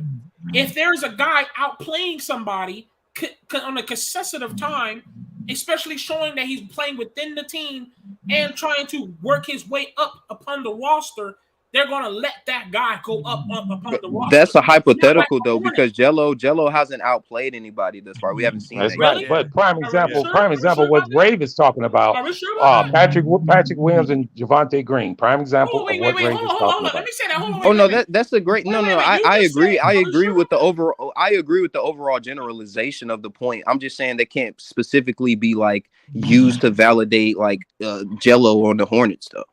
No, I'm not saying if he goes. The only difference with Patrick Williams and Javonte Green is that's showing in game time ticks. Exactly. Whereas LiAngelo might be just showing in practice, not in game time ticks. Well, fellas, let me say this then. I'm not ever saying if Jello hops on the Bulls right now, he just shoots up. Right. But I'm just saying I have more trust in Chicago. Yes, he would be handled better. Be more structured and more of a professional. I got more trust in the Kings. To be hold up, this nigga Jello is playing better than the guy above him. That's all I'm saying. And Rave, my question to you is: if you're the Bulls, do you need Jello? You don't need Jello. That's just hypothetical. Be real. That's just hypothetical. We talk about hypothetical. But all right, so if it's hypothetical, I can't say the Bulls will do better with Jello. It's hypothetical. We don't know. Anybody. Well, okay. What have you seen in Charlotte? All right, wait. Let me ask you this, Ray. Be real. I want to ask you a question. Is this becoming a Bulls versus Charlotte stream? Hang on. Let me ask him this. Let me ask him one question, Ray. What gives you the confidence that Charlotte's going to change their mind and do something different this next season? Okay, like I said, LaMelo's out tomorrow. PJ Washington is out tomorrow. Mason Plumlee's out tomorrow. Kelly Oubre's out tomorrow. So those 5 players who was in front of Jello, when all those players were in, they're in the starting lineup, which means Jello moves up in the depth chart. That's what I'm going by. And I just told you he gets 6 minutes. 6 minutes. All right. Well, we'll see tomorrow. I mean, you may be right, Marvin. Marvin have no faith in the Charlotte Hornets organization. None whatsoever. Why would? Who should? Who should? Next. Look at the history. Tell me why would we? We even, if I'm not mistaken, in the game of the preseason games, I remember we looked at McGowan's and JT Thor and all those guys. We was like, okay, they came in early, so we should be seeing Jello soon. We still didn't see his ass until fourth quarter at the very end. Even the game before that, we said the same thing when what's his name? We found out dude got hurt. Gordon Hayward ain't playing. We like, okay, Jello about to come in this bitch. And nigga still didn't come back into the fourth quarter of barely. But he came in at crunch time. That's even better. Okay, I feel you on that, bro. But it's a consistency where the nigga barely comes in at the very ending of a fourth quarter, my nigga.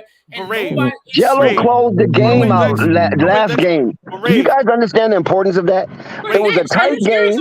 It was way in the balance, and Jello closed that game out. That means something. And coaching, Rave, 5 of the Hornets' important rotation. It doesn't matter. It's still situational basketball. Preseason. Dex, let me ask you this. He didn't do anything. Was that a situation of him coming? Hold on, wait. Hold on. Let me ask He him scored in that crunch time. Let me ask him Let me because that was the. I can't ask him a question. That's also against fourth stringers. Hold on, Marvin. He did that twice. Juju outplayed. I mean, Jello did outplay a couple of them motherfuckers above him. McGowan's went out there for a total of 8 minutes and scored 0 points and 0 rebounds, 0 assists. That's disrespectful. And number two, he came on that court more impactful than about half of that damn team. So cut that shit out talking about he didn't do anything. Go ahead, Marvin. Right now. He scored 2 points. Real quick. He was the most effective. Don't do that. I'm not saying he didn't do better than those bums. I'm just saying he didn't do like really well. Let Marvin go. Hang on, guys. Let me ask you. Hey, Juju, you want him to be spectacular, huh?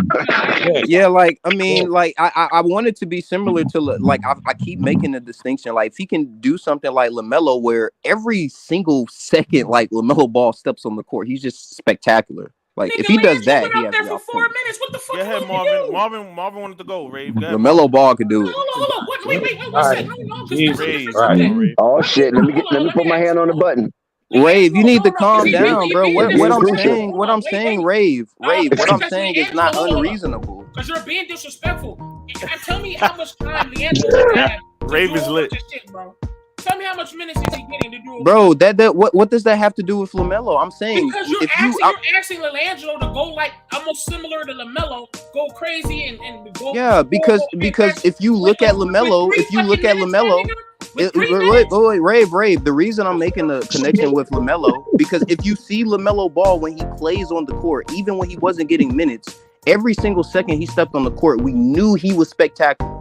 If LiAngelo Ball, wait, hold on, because I'm not even trying to make a negative claim. I'm just trying to say if LiAngelo Ball can be similar to that, where he steps on the court for 2 or 4 minutes and you can see something very special in him, that will attribute to him getting more minutes in the future.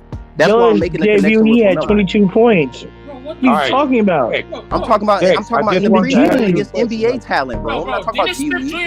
I heard, Lord have mercy, guys. Can I get the question? I just want to ask. That is distasteful, though. That's distasteful. Dex replied that Jello played in crunch time. Dex, you want to know why he played in crunch time? Because the last 4 minutes of the game is his entry in the game, regardless of the score. It doesn't matter if it was crunch time or not. That's how many minutes they are relegating to him. 4 to 5 minutes. If the game is a blowout or if it's close, he's coming in the game. I agree with that, Marvin. I agree with that. Hold on, let me say this. I guess Juju must have forgot when Jello actually had quality minutes when he had that 24 minutes and 22 points. Remember that. I'm talking about in the NBA. I'm telling you, but nigga, the nigga's cold. He sat the whole game, nigga. Bro, I'm telling you, bro, that does not matter. Ridiculous. You keep right, Rave. You cannot use what he did in the G League to attribute to any point that you're making. No, he didn't do that in G League. He didn't do that in G League. He didn't do that in G League. What are you talking about? He did that in the summer league. Okay, then that's even worse NBA, for your claim. Sir. That's NBA, sir. No, that is definitely draft pick NBA players. None of those. Okay, name any of those summer leagues. Okay, all of those. Wait, hold on. I'm gonna end this right now. No, you think name any player that was on that summer league roster that's getting significant minutes in the NBA right now. Davion Mitchell. Davion Mitchell. He wasn't guarding LiAngelo Ball. Hold on. What's his name? You just hold up. It's not about. He wasn't guarding LaMelo. Wait, hold on. That's bro. You know, bro. Stop this. That's not what you asked. Stop this. Stop this. You know, wait, Rave. You know, look. Stop rambling. Rave, chill. Stop Rave, stop rambling. You just said Rave, stop rambling. I'm trying to wait. Hold on. You're wrong. Rave. No, you did answer your question. You did answer your question. You asked the question, bro. You said name a person that was playing in that summer league, got quality minutes right. Yes, on their team. And I just told you, bro. On their team. What's that dude name? Rave, you're not listening. You won't let me clarify because you don't understand. Let me clarify my position so you can understand. You don't understand my position because I'm not talking about the talent that they're playing against. I'm talking about the talent on his team that he's going to be competing with to get minutes on the roster in the regular season. You talking about him playing with? Yes. That wasn't your question, though. That is the question. That was the but that's not what you said, bro. That's not what you said. That's not what you first said. That's not. That is what I said. You just did not understand. No, I don't understand how you don't. How do you not factor in the context? How do you Rave? How do you confirm it? I'm confirming it. That's not what you said. The reason you don't understand is because you keep continuously talking over me and not listening, right? If you factor in the context in which we were just talking about, Juju, you pump faking, we're talking about him getting minutes on the roster. JT Thor played with him in the summer league. Hold on. What the fuck? I said specifically what he did: 25 minutes and 22 points, and he did that. And you said we're talking about the NBA. The NBA is a different talent level than the summer league, Rave. Hold up. Do you think the summer league? Rave. Do you think the summer league? Do you think? Wait. Let me just ask a different question since you just can't understand or answer the first one. Do you think the summer league? Do you think summer league competition is on the level of NBA competition? Yes, Tyrese Halliburton is in there. Oh my God, these niggas is retarded, bro. It's no way you can take every starting fucking good team in the summer league and match them up against a bad team in the NBA and they can win. Okay, that's fine. That's not okay. So your point doesn't matter. It's not the same talent level. That's not what, bro. You're trying to go to a whole different question than what you asked. All I said it's not. I just asked the question. Rave, answer it. I want to hear from Marvin, man. All right. I think Marvin will talk. I want to hear from Marvin. Thank you, Chad. I'm actually right this time, but he just thinks he's always all right, guys. I just want to put one point in. ISO right there, but yeah. Listen, guys, I just want to put one point in. That was lit. Hold on, guys. We are going to point of a guy who's number 5 on the depth chart at his position. Why would we do that? Because we all like Jello, and I understand that. But he is 5th on the depth chart in the shooting guard position. And into everybody's case about him playing heavy minutes in the NBA, if you 5th on the depth chart, not unless it's only 5 guys on the team, you're not going to get very many minutes. Now, with all these guys being out, I do predict his minutes to go up. But to you, Real, saying 15 minutes, I just don't see it for the simple fact of the total incompetency of the organization. And the confidence that they have. Marvin, that's where you're wrong at, Marvin. That is where you're dead wrong at. I think the last game, Rave, just hold on. I'm going to cook you in a little bit. Let them go ahead. You're not wrong. He what? Say that again, Dex. That's where you're dead wrong at because I believe LiAngelo Ball gonna get some significant ticks in this last preseason game. Yeah, because Marvin, and my fault, fellas, I know you want to go. Because Marvin, the players who were ahead of Jello was Nick Richards, Dennis Smith Jr., Jalen McDaniels, and them. They're going to be in the starting lineup. So now we have JT Thor, Kai Jones, Jalen Crutcher, McGowan's and Bouknight getting into the game earlier. Don't forget Dennis Smith Jr. No, he's going to be in the starting lineup. He's going to be in the starting lineup. Okay, gotcha. Right, gotcha. But Marvin, these other guys, JT Thor, Kai Jones, Jalen Crutcher, Cody Martin, McGowan, and James Bouknight, they're going to get in the game earlier. So Jello's going to get into the game earlier as well. So that's why we say 15 minutes. No, I totally agree, but I still say 6 to 7 minutes. And I'm not trying to shit on it. I'm not trying to shit on it. We can't get mad at That's just how this organization is ran. All right, just quickly trying to shit on them. First of all, the guys you just mentioned were playing 20-odd minutes when everybody was there. Now they're going to play 30. Real simple. He's still going to get his 6-7 minutes, period. I mean, we don't know. We don't know, but somebody wants to go. I fucking know. No, I mean, I think with Marvin's conclusion, I think his is more probable just due to the games that we've seen LiAngelo. No, I'm just saying, like, if we're looking at the roster and we're looking at the minutes that LiAngelo Ball has played, he's probably just going to end the fourth quarter in the game. Yeah. 8 minutes, 9 minutes, 10 minutes. That's 10 minutes is cool. That's cool. 10 minutes. But he said 15. Real 15. He's not getting 15. I think it's going to be 15. I really do. What about if he get 23 minutes? What would you guys do? Would you guys turn and flip? That'd be real nice. I swear to God, bro. He better go off. If he get that many minutes, woo, I don't know what I would do. We're gonna throw a party. We're gonna throw a party on flights. In your heart, do you think he's getting in your heart? If he get that many minutes, Rave, just promise us you'll stop sporting when your mic is hot. No, we're gonna throw a pizza party on Flight Sports TV. Okay, Dex. I want to ask you a question, Dex. In your heart, do you think he's gonna get 23 minutes? Tell the truth. Nah, stop. We joking around. It's a possibility. Nah, I'll say 15. Just tell me. They have yet to win a preseason game. Not 15. Cliffy is throwing his hands up in the air. Like, what do you expect me to do with this? Hey, Basil, can we have $50 on how much minutes Jello plays, Basil? Cliffy got a roster full of waste management. We should do a cash app giveaway on how many minutes he plays. How about that? Yeah, y'all should do a bid. I got 15. You know what? How much you gonna put on him getting 15 minutes? Me and Morale gonna bump our heads, and we're gonna figure out how much we're gonna put up on the Cash App giveaway on this last game with Jello minutes. Only Jello minutes, not his points. His minutes. Can we predict his minutes? Now, there's no rounding up and there's no rounding down. Whatever the big number is, that's the minutes that he played. Ain't no 6 minutes and 17 seconds. We ain't doing all that. Agreed. Yeah. All right, I got one more question for the panel, and I want a truthful answer from all of you guys. First of all, how many games do all of you guys think Charlotte's going to win, and how many games do you think if Jello makes Marvin? How many times are you going to do this? I don't know. We did this like 4 times already. I haven't asked that question, Dad. Yeah, you did. Like, you had everybody pick what slot they're gonna be in. Well, this is a really convoluted question because how many games are they gonna win? Not slot. Okay, wrong pause. Yeah, that's a very convoluted question to answer just because with the Hornets, it's a lot of unknown factors, right? First, you have a new head coach. And then you have LaMelo Ball, he's injured right now, and then he's been injured in the past. Gordon Hayward, so Miles Bridges, right? Like it's a lot of anomalies on this roster, so it's hard to say. But I'll say they'll win anomalies at least 30 games or unproven. Yeah, you say 30 games?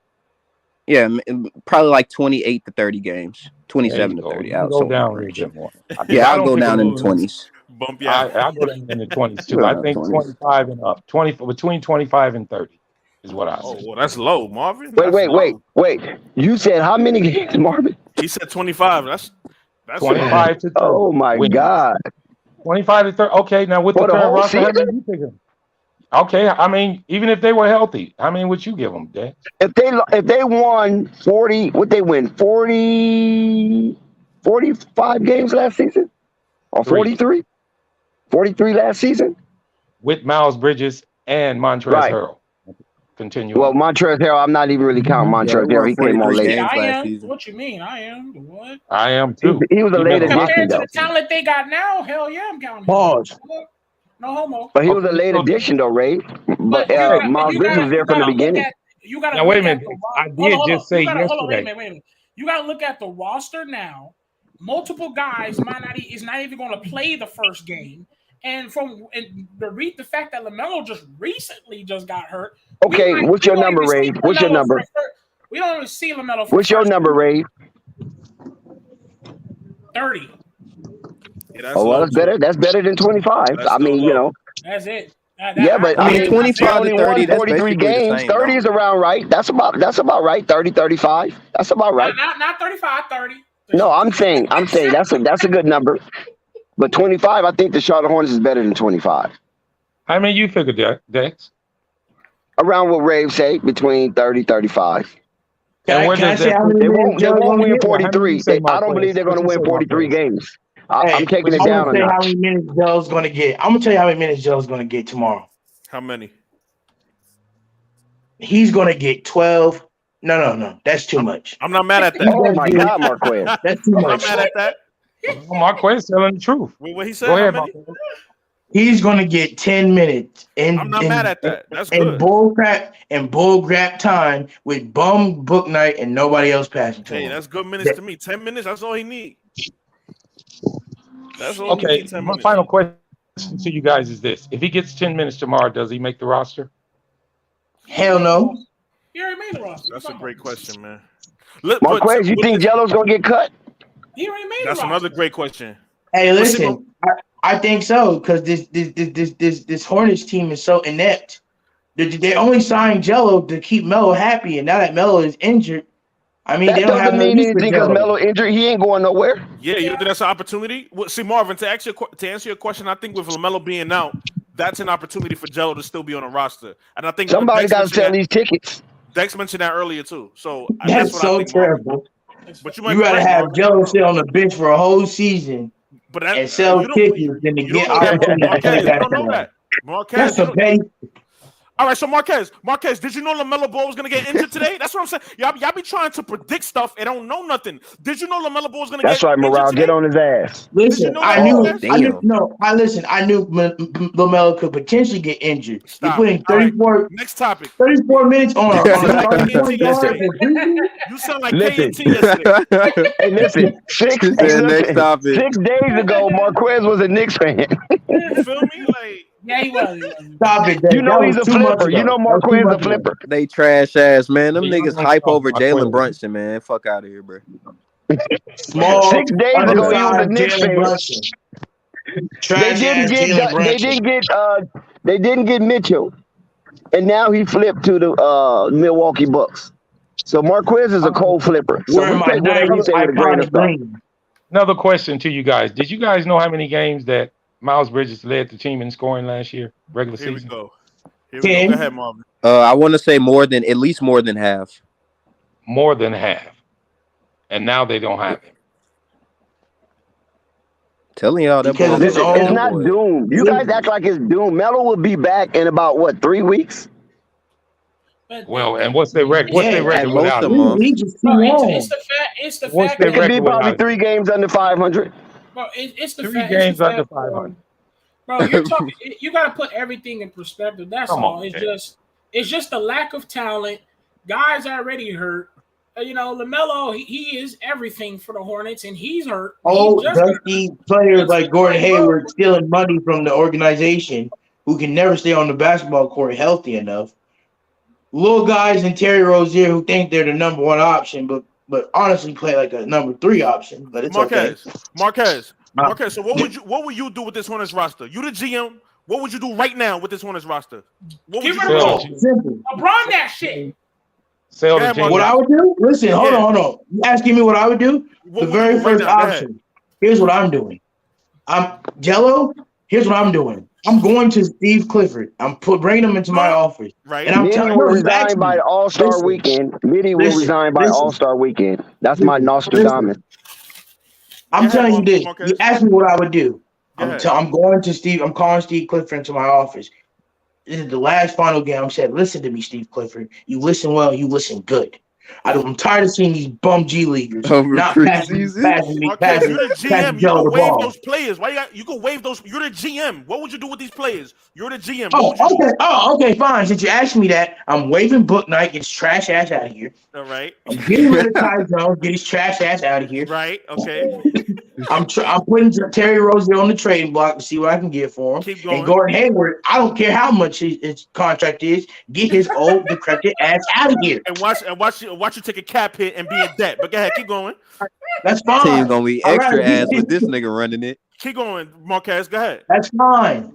Now you're asking me to use logic for this decrepit nonsense. You mean the Western Conference Finals?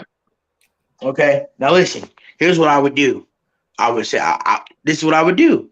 I would try to trade Terry Rozier to see if I get some nice young players that I know to bring something to my team. So you're gonna waive young players. Hold on. You're gonna waive young players and get more young players. Keep going. I'm gonna waive trash young players to get better young players that I know that can compete. Like who? Give me some names. Like who? How do you know if young players can compete? What? I gotta hear this. Dude, like who, Marquez? What young players you like? Hold on. Wait a minute. Hold on. See, because I ain't about to let y'all just jump him like that. Look, Marquez. Oh, I'm not. I'm chilling. Marquez is a simple answer. Nah, we finna gangbang Marquez. What? No, I was gonna say Paul. Dex, what the hell? Go ahead, Rafe. Look, you can simply. It's a simple. What the fuck? Look, keep going, Rafe. Go ahead. Bro, let me tell you something, bro. Pause, my nigga. All you had to do is simply answer these niggas. Just LeBron that shit, okay? LeBron will figure it out, my nigga. Guys can be traded. You're right. You know what? Thank you, Ray. They're trying to make me use logic for this team. Some contracts can be removed, fixed up, something. Well, it's best to use logic in your team. Let me answer this question. Let me answer this question properly, guys. Hold on. And I'm gonna answer it. Y'all know good and well. If y'all was the GM, y'all be doing some shit too. So now don't be capping. All right. Here's the answer. Here's the answer. I'm not doing my point. I'm not doing my point. Hang on, guys. This is the way it should be ran. First of all, you checking your talent. Hang on, guys. You checking your talent in the preseason. Obviously, you don't have much. So obviously, you go into the regular season. You play your starters because they own the team, and I agree with what's your complete. You can't just give away players because you're going to take cap hits. Plus, people have to want these players. So you have to be realistic. Let's not just jump off the bridge. So what you do is for Gordon Hayward. I don't want Gordon Hayward on my roster. Let him finish. You play the guys who are on your team who currently are under contract, and you play them the first quarter to advertise them to maybe somebody would want them. But starting second quarter, because I know my team is no good, I'm playing my young players, guys. I have to play them to see what I have. Things that they're not doing. Once you get to the All-Star break, I know it, but you still have to do so. You got to have players on your team, and you cannot name another player that you're going to replace these bad players with. So you have to play them. You didn't let me finish. That was my point. And the biggest thing about young players is that you got to give them. You don't know who you're going to replace them with. Hang on, guys. You play this to the All-Star break. You play this to the hold on. You play this to the All-Star break, and you hope somebody is interested in Terry Rozier. Ray, how am I supposed to answer the other guys? They're giving Then me. you play this season out. Hang on, let me finish. You play this season out at the bottom. You make sure you're at the bottom, and you look to get this young guy coming out of college. You have to rebuild on this team, guys. So you want to tank? There's no reason. So you want to tank, Marvin? Yes. Yeah. Okay. No. You play to win. You want to tank? You play to win. You play to win, but you know you're going to win. So let's not consider tank. Hold on, wait a minute. Morale. Lose. Yeah, Ray. Hold on, Morale. You're right. Lose. You're right. Morale. Let's not play. See, y'all like to play mind games, Morale and Juju. Nigga, you're I'm not playing mind games. You're telling me you're saying that you cannot find somebody to replace McGowan's? Really? No, but bro, rave. Now let me respond because you name dropped me now, okay?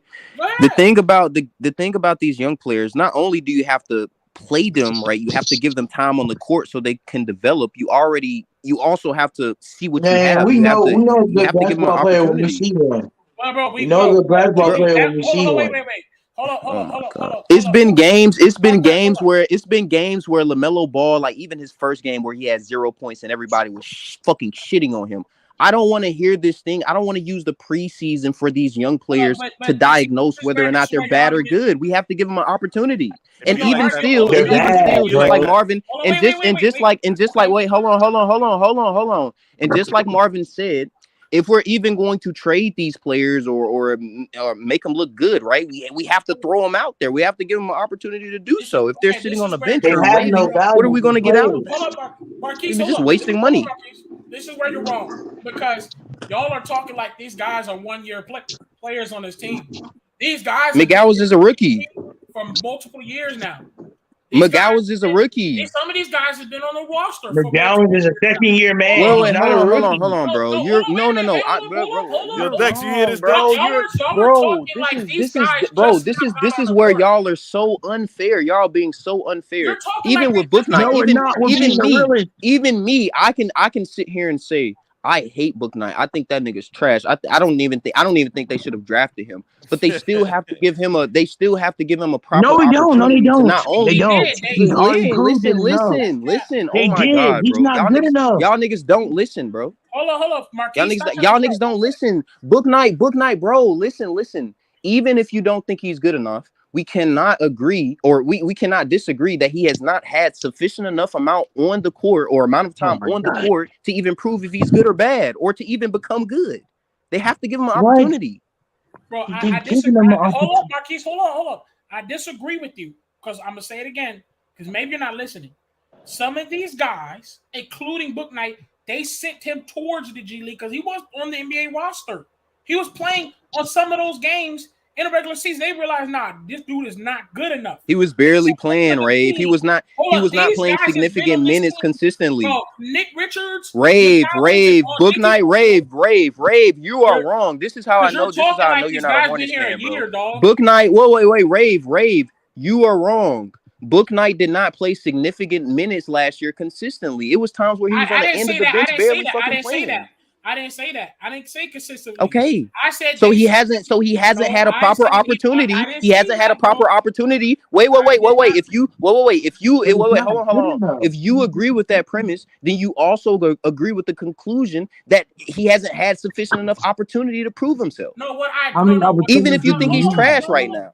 What I agreed on was saying consistently. What I'm not going to agree is the fact that this dude was on the roster and played on several games. Actually, he played in games. He did. They sent him to the G League. JD Rave, that's not the point. Bro, there's these guys. Rave, you're missing the point. The point is, if he's not, Rave, you're not understanding the point. Hold up, wait, one sec. The only reason I'm arguing because you're trying to act like these niggas. This first preseason we watching them is the first time they got on that damn court. I'm not, bro. That's not what I'm saying. I'm saying that these players are extremely young, and when you have extremely young players, you have to give them an opportunity to not only develop their talents, but also see what talents and foundations they already have, right? So to do this, you have to play them consistently on the floor. If he's not getting minutes consistently, we cannot diagnose anything. Even if I want to say more likely he's ass, right? Based on what we see, more likely he's ass. But I can't say he's not gonna get better. Right. But Juju, let me say this real quick. I just want to insert this real quick.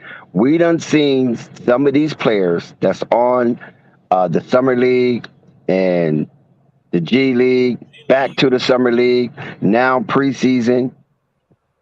Their development has been arrested. All right. So I don't think it have anything to do more so than Charlotte and then their willfulness to get better. Dex. Because if we keep watching these guys and waiting for them to get better, your hair, Juju, will be greater than mine. Hold on, wait, Juju. I got you. Juju. I got you. Wait, hold on, Morales. Wait, Juju, I got you. No, Juju, I got you. Juju, I got you. I mean, wait. I just want to respond because, we see that players sometimes they develop. Like, we can agree that players develop at different paces, right? Like, players get better, they get good. Like it's a case by case thing. So if we're going to give everybody this like fair treatment and say, okay, we're going to grant you this opportunity to do this, we have to give them consistent minutes on the court. That's my overall point.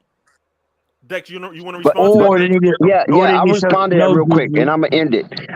Juju, I agree wholeheartedly what you just said, but the players that we're talking about, and I'm talking about Charlotte Hornet players. I'm not talking about none of the other 29 teams because we see those guys, those bottom 10 and even the bottom 5 still play basketball.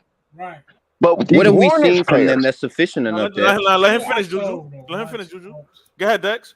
No, he finished. I'm asking him a different question. I'm asking like the players that we've seen, like Book Knight and all these players. What would grant you, or what would grant them any type of avenue that they've, any type of fair avenue that they've had? Like, would you say that they've all had a fair opportunity to prove themselves only 2 years, a year and a half into their careers? Yes, I would say this right here. I'm talking about for development. No, Juju, listen, Juju. you act like you never watched these games. That's crazy. Okay. Hold on, Ray. But Dex, y'all all disagree. Ray,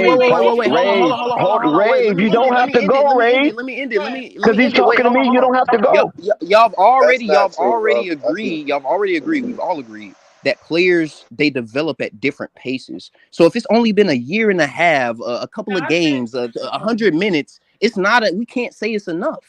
Like now, at a certain point, when it's 3 or 4 years down the line, we can be reasonable and be like, okay, well, we need to. This player has not developed. It's only been a year, damn near less than a year.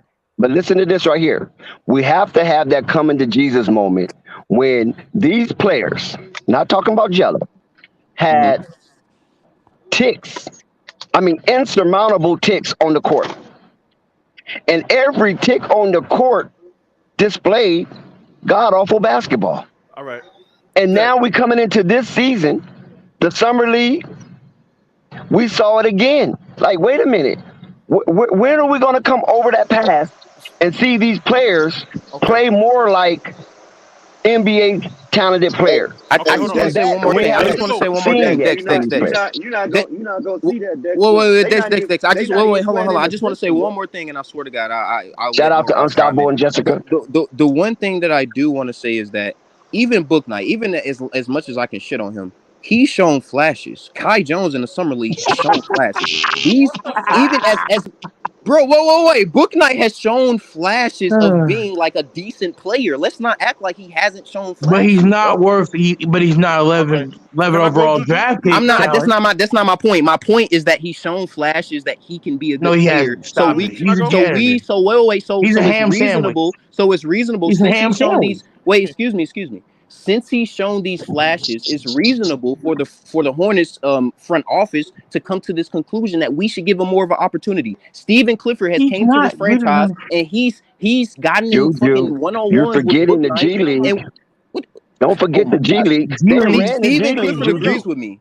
Juju, let me go. So, hey, can I ask a question real quick? Oh man. Oh shit. Wait, hold on. Let Morales go. He's been waiting. Hey, Jessica. All right, Jessica. Wait, hold on. Let Morales go right quick. No, Juju, I just got one quick question. I mean, she just got in. Yeah, go ahead. Okay. Go ahead, Jessica. Okay, so this is a little example of what I believe Juju is talking about, because I kind of agree with what he's saying. Okay, let's go. Let's go. Yeah. Okay, Dex, you see? Go ahead, Jessica. She always disagree with me, so it's nothing new. So who knew? So let's say not last season, but the season before last. Who knew who Jose Alvarado was? Fact. Got him. He got Listen, Jessica. Hold on, Jessica. That's not the context. Now let her finish. But that's not the context. Dex, hold on, Dex, hold on. Yeah, Jessica, go ahead. So when injuries came about, the Pelicans and Zion was out and everything else, Jose Alvarado got an opportunity to play good, consistent minutes, not in the G League, but on the team. Ooh, got him. Let's go, Jess. Due to injuries and all of that. Morale, you sound like an imbecile. People starting to know who Jose was. Morale, you sound like a cheerleader. Then they signed him. No, she not. I'm finna bust her head. Then they. Pause. And then this man Ain't ended no up getting a contract. No, Jose Alvarado does not every night make 20 points, but he can. But I can tell you that this person has made a difference on our team.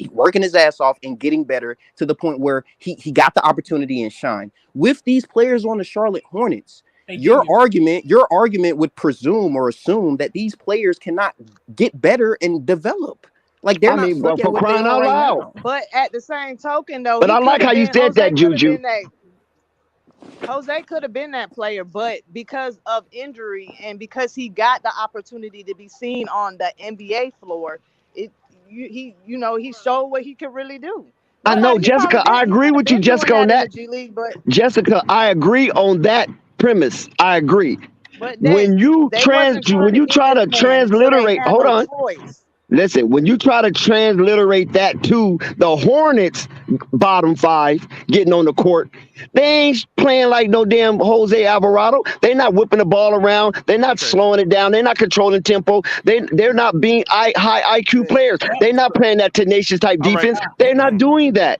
So Juju, that's development. Juju, can I go now? Can I ask Dex my question? Wait, Dex. Wait, hold on, Morales. Dex, you want to know something? Yes. Wait, you want to know something, Dex? Yes, go ahead, Juju. Book Knight has only played 31 games in the NBA. Juju, bro. I'm not just talking about That's Book not Knight. I do not even like Book Knight. Book Knight is trash to me. Juju, but I can also look at this logically and be like, he has not Juju, played a sufficient I like amount of Book games Knight. or I do minutes like Book to Knight, but I diagnose just don't whether or see not no he's good. development. Wait a minute, Juju. Okay, let me say this. I was quiet a lot. Listen, yes, exactly, Studio. Fly Sports TV has watched every single damn near a lot of these games. What we saw when Book Knight got drafted, and we saw some of these guys like JT Thor, we saw them their very first. Their developments does not suck, man. That's a bad take. The Hornets developmental team is good. Okay, listen to me, Juju. Listen. Wait. Rave. This is a conversation with me and Dex. Go ahead, This is not true. I'll let y'all talk. Go ahead, Rave. Wait. Hold on, Rave. This is not true. The Hornets developmental team is actually good. Look at Devontae Graham, Miles Bridges, PJ Washington. Like, bro, they've had good players that they've. They didn't develop no Miles Bridges. Stop that. They did develop Miles Bridges. What do you mean? He wasn't as good as he was last year when he first came in the league. No, Miles Bridges. Listen, Miles Bridges was a collegiate standout. Devontae Graham. He was not as good as he is. 4 years. He was not as good as he is these last 2 years as he was when he first came in the league. He obviously got better. Yeah, I agree with that. Yeah, but they didn't develop him though. They didn't develop him though. Miles Bridges developed with his coaches. Shout out Jessica. Y'all was going at it. Let me I gotta get in this. I was saying, because this is kind of what Dex is saying. Okay, let me get to what I was saying. We watched the games on Fly Sports TV, especially when Book Knight got drafted, and we wanted to see Book Knight. We also saw guys like JT Thor and these other guys, Nick Richards, all of them. Their very first moment playing the very first ever touch the court was that summer league. We watched those multiple summer league games. Oh my God, bro! Why do you keep talking about summer league? We're talking about the NBA. We're talking about the NBA, dog. Hey, JV, that's a cold comment, JV. That might be the comment of the stream today. Well, he keep bringing up. Make your point, Ray. All right, so I'm trying to, bro. Then he keep interrupting. So, anyways, this nigga keep bringing up irrelevant shit. It's not irrelevant. Just make your point, Ray. I'm trying to. It's not irrelevant because we watched these guys several times. Book Knight literally played in the very first start in the summer league over 25 minutes one game, another 25 minutes next game, another 30 minutes the next game. Then the season started.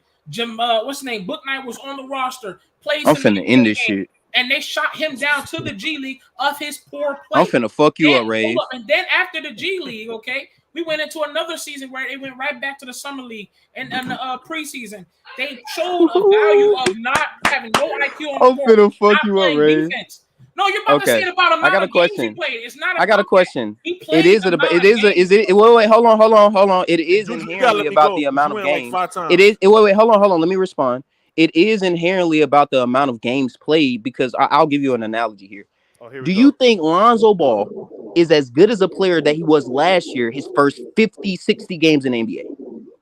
No. Okay, then. So if you agree that these players have played 30 games or even a couple of G League games or a G League season, that is not the equivalent to the amount of development that we need to see or we need to see to diagnose whether or not they're getting good. I'm not arguing. Hold up. It's almost like you're trying to argue that guys can't develop with more consistency of minutes. We're not saying those guys. We're talking about the this group of the Thank you, Ray. Good every point. time they got on the court. I've already addressed that. I've already addressed that by saying that James Bouknight has played 31 games in the NBA. No, but you're trying to address somebody who had a comedy of getting on the court and slowly getting better and getting Rave, better. I've addressed your point. I said James Bouknight has played 31 games in the NBA. I addressed that. And I'm telling you, we've watched the same horrible basketball for years to come. It's been 31 games, Ray. Yeah, but Juju, they're saying 31 games is enough for them. That's what they're saying. That's enough. No, for them. we're not saying wait. But again, wait, hold on. But again, but this is where. But wait. Morales. This is where I fuck him up. Because hold on. This is where I fuck him up because he's already agreed with the Lonzo Ball analogy. Lonzo Ball does not look the same player that he did last year as he did his first 30 games in the NBA. So we cannot diagnose if that's enough time for no, that's different. Listen, that's different. Hold on, Ray. Let me explain it a little bit better. Ray, you had a good point, and you kind of sliding a little bit, but Ray was on point. We're not talking about players. We're being definite, and we're talking about these players. And in these players, we're seeing an awful trend that is not moving upward. They either stagnated or they digress. Because coming into the NBA, people had some kind of expectations, especially Charlotte fans, because I've been on Charlotte streams, of some of these guys, the Bouknights and the Kai Jones, especially those two. Not so much the Vernon Careys, not so much the Nick Richards, not so much the but that's more of a bias, Mark Williams, not so much the Bryce McCowan, but the Bouknights and the Kai Jones. They were like, "Oh man, we won, man, we won the draft. We got the steal of the draft," and they're saying the Hornets. Go back and check streams. Dex, this is wrong because even Stephen Clifford has attributed to the point that I'm making where he said in interviews that Kai Jones has not gotten the same amount of minutes as all these other guys, so he needs to directly, specifically hone in on his development. All these things mean that these players are not at the apex or at what they potentially could be. Cliffy being politically correct by using the word development. Now we said politically correct. He really should use a different. He use a different term. Hey Dex. Clifford shout you out, man. You just interceded. Who are you? What up? Who are you? Ain't this FYF? No, who are you? That's neither here nor there. Who I am. Hey, go ahead. No. Do your thing. FYF has joined the debate. FYF about to start telling lies. FYF has joined the debate. FYF, you is not out the water. You is not safe. I just want to know that FYF agrees with me, right? I'm right here, right? 100%. Well, there's a couple things there. I wanted to say, as far as Clifford goes, in NBA circles, he's regarded as a great developmental coach. So that's probably why Charlotte brought him back in for developmental purposes. And then secondly, the last game of preseason is generally, for most teams, is generally relegated to guys that are at the very end of the bench, the training camp guys. So they are right when they say that last game, you're going to see Sims play, you're going to see Drury play, you're going to see all those guys are going to get some run. And that's what just ended. They normally rest. They normally rest the guys that last preseason game, and then they give guys that because these guys been sitting on the bench. A lot of times they just want to be able to get in, have some pictures or something, just to be able to say that they was in an NBA game to a certain degree. So those guys have been working hard all camp. They're gonna reward them by letting them get on the court so they can get a little bit of shine. They've been putting in work, so they're gonna do that for those guys. Yeah, we all agree here that Jello's gonna get a lot of minutes. Yeah, I don't want to say he's gonna get a lot because they got a lot of minutes, but 10. What's your minutes they got to prediction? spread it. They still got a lot of guys to spread a little bit of time with. Like they still got work to do with the bench and young guys.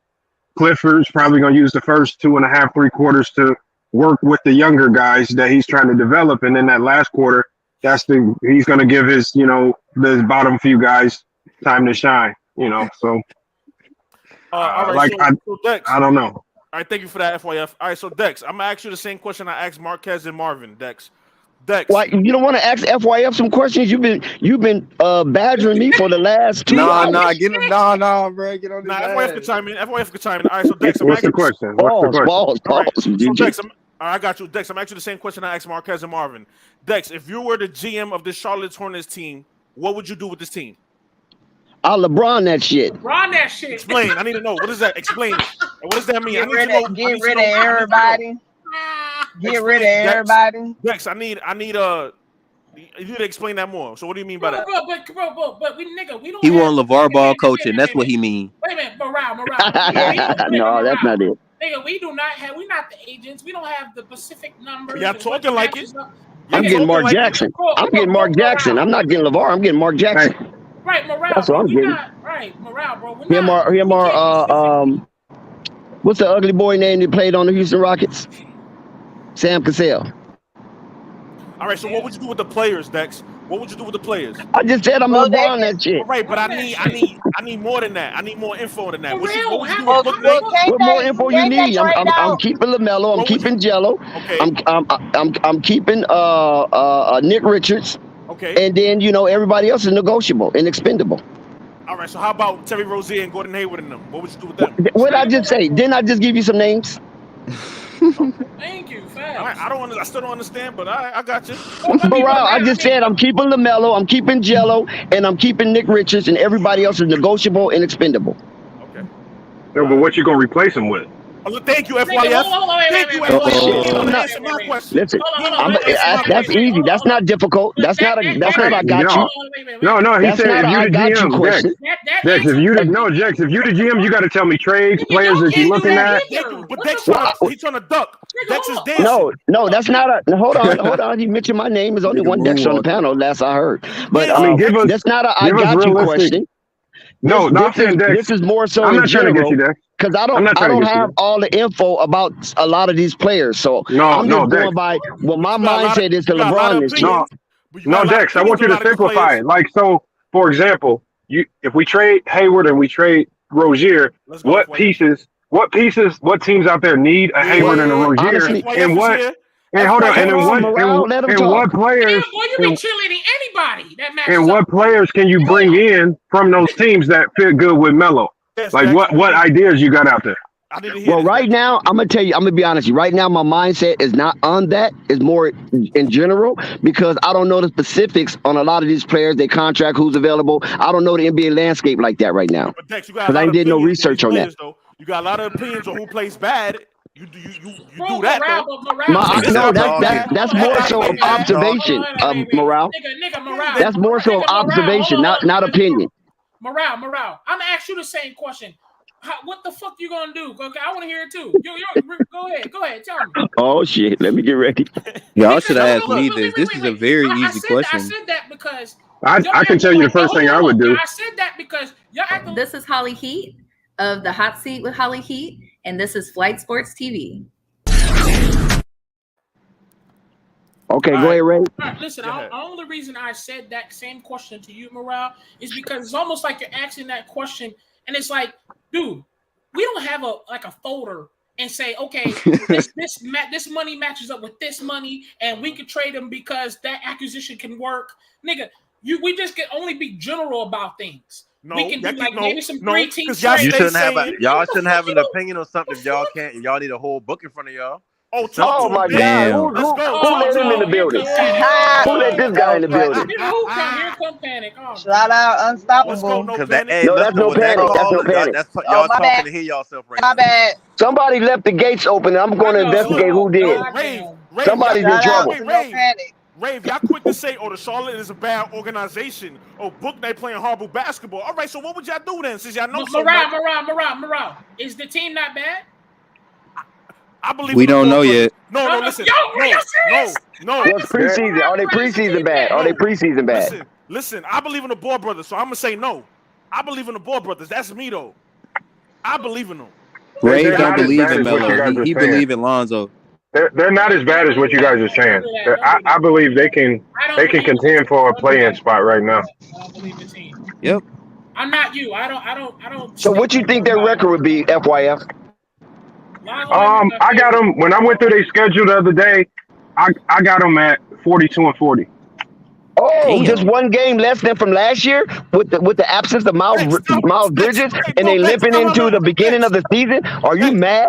Dex, don't do that. Tell me how many. Nah, let him give his reasoning as to why. Go ahead. Dex, tell him how many games you got the Hornets winning. Don't do that, Dex. Tell him how many games you got the Hornets winning. At most 35. Oh, that's even worse. But you don't come at his pick. Come on. Go ahead, No, I'm saying FYF is giving him too much credit. That's what I'm saying. No, well, we don't know yet. We gotta hear his high reasoning. Evaluation. Shit. That's a lot of credit. That's a lot of credit. Goddamn. Why do you think they're gonna win 42? Juju, listen, FYF, no Miles Bridges, right? They limping into the season. I know what they have and I know what they don't have. That was my prediction based on everything that I know. Since I'm when? looking at the. Wow. I did this a couple days ago, like I said. Yeah, that's what I'm saying. Can y'all please, can y'all let him ask the question why? No, FYF, he likes this. It's FYF debate, so he loves this chaos and turmoil. But FYF, if that's the case, you did that 2 days ago on your observation, right? And you surmised that the Hornets will win 42 games, and that's one game less they won last season, and they had a damn near a full healthy roster, but this roster is limping into the playoffs. I mean, limping into the season, where last season they went 4-0, 6-0, or something to that nature before they lost. Mm-hmm. Keep going. Yeah, I think the better question is has your record prediction changed since LaMelo Ball's gotten injured? No. It hasn't changed for me. It doesn't really affect it much because I always expected they were going to start the season off shaky. I expected they would be much better as the season goes on. And LaMelo right now, grade 2 ankle sprain. On average, an NBA player's out about 15 to 19 days. I expect them back in about 3 weeks, 2 to 3 weeks. Okay, so I don't expect them to be that staggered. But I think with the absence of the LaMelo to start, it's actually going to help this team because they're going to learn how to thrive without LaMelo on the floor. See, so they may take some blows I got to put some early. music for FYF on that one. Oh God, because FYF that would also assume that they're going to learn how to do it. No, what I'm saying is, everything that I'm saying is just a prediction. I'm not saying it's going to come true. This is just my prediction from what I know with teams. When your point guard goes down, I believe that sometimes all-star point guard. Make it that, an all-star point guard. I believe that sometimes if you can see the best out of others, because now they have to all the sets that they run, they have to run them more precise because you don't have the creativity of LaMelo on the floor. So they have to lock in just a little bit more without LaMelo and hope. They're probably going to sign Kemba. We saw Kemba at the game with the VP of the team 2 days at their last not the last game, but the game before last.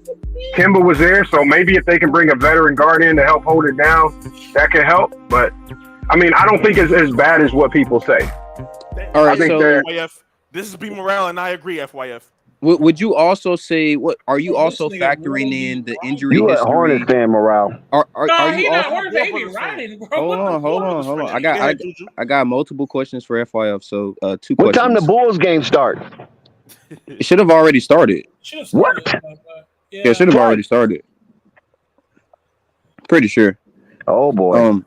But we've been having an amazing conversation. Even the chat actually likes this conversation, though.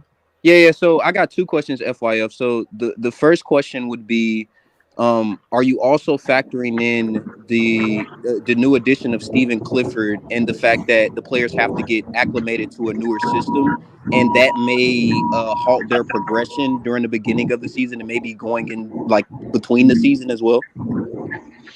I think Steve Clifford's done a good job, and he even said this before. When he comes in, he's not trying to change so much that he's overwhelming all the young guys. He's trying to keep some level of consistency, though. So that was a smart move there. He's trying to do a lot of the same things that Borrego was doing offensively. He's making a few changes here or there. Defensively are where his biggest changes are going to be. Offensively, I think he likes, and I actually like what Charlotte was doing offensively last year. So he's not really touching that much. Defensively, he's going to make changes, and I think that's where you'll see the biggest change, especially with the young guys. Like I just heard Dennis Smith Jr. talking in an interview, and he said, I like how Clifford has already talked to me about developing me, making me better. I can develop as a defender and things like that. So it sounds like he's having individual conversations with Smith all is of the young different. Please guys. don't use Smith. He's a veteran. Okay, so it sounds like he's having conversations with all of the young players about how individually he can develop them and how they can kind of fit into whatever system he's going to move forward with. But I think this injury to LaMelo, I think it will start to bring the best out of some of the others, primarily because they don't without his creativity. Wait, hold on. Let him finish. Without his creativity. Okay, so without his creativity on the floor, they have to execute a little bit more precisely and they have to lock in a little bit better. Yeah, and so I think that's where they thrive a little bit. FYF, but that's my point because FYF is never going to take the Hornets as a favor. If you don't, I guarantee you that. If we can all agree that LaMelo Ball, in some ways, he makes the game easier for his teammates. So if you're getting acclimated to a new system and you don't have this point guard that can make the game simpler, that it would be harder than it initially would with LaMelo Ball. And then on top of that, right, like if Stephen Clifford is implementing a new system and he wants these players to develop, that means they have to inherently go out on the court and make mistakes to develop, which are going to lead to losses, right? So, like, that's where it comes into, like, Juju, why do you have the conclusion of 42 wins? No, like what I just said, Clifford has come out publicly and stated he's not changing much offensively, and that's usually the biggest struggle when you change coaches. He said he's going to get more out of this team defensively, and that's where you will see the biggest changes. So, again, they're not going to have to think on offense. They're not going to have to be, do I need to move here? Do I need to be in the spot? He's not changing that. And he's just going to get them to play better. It's an easy transition for this team.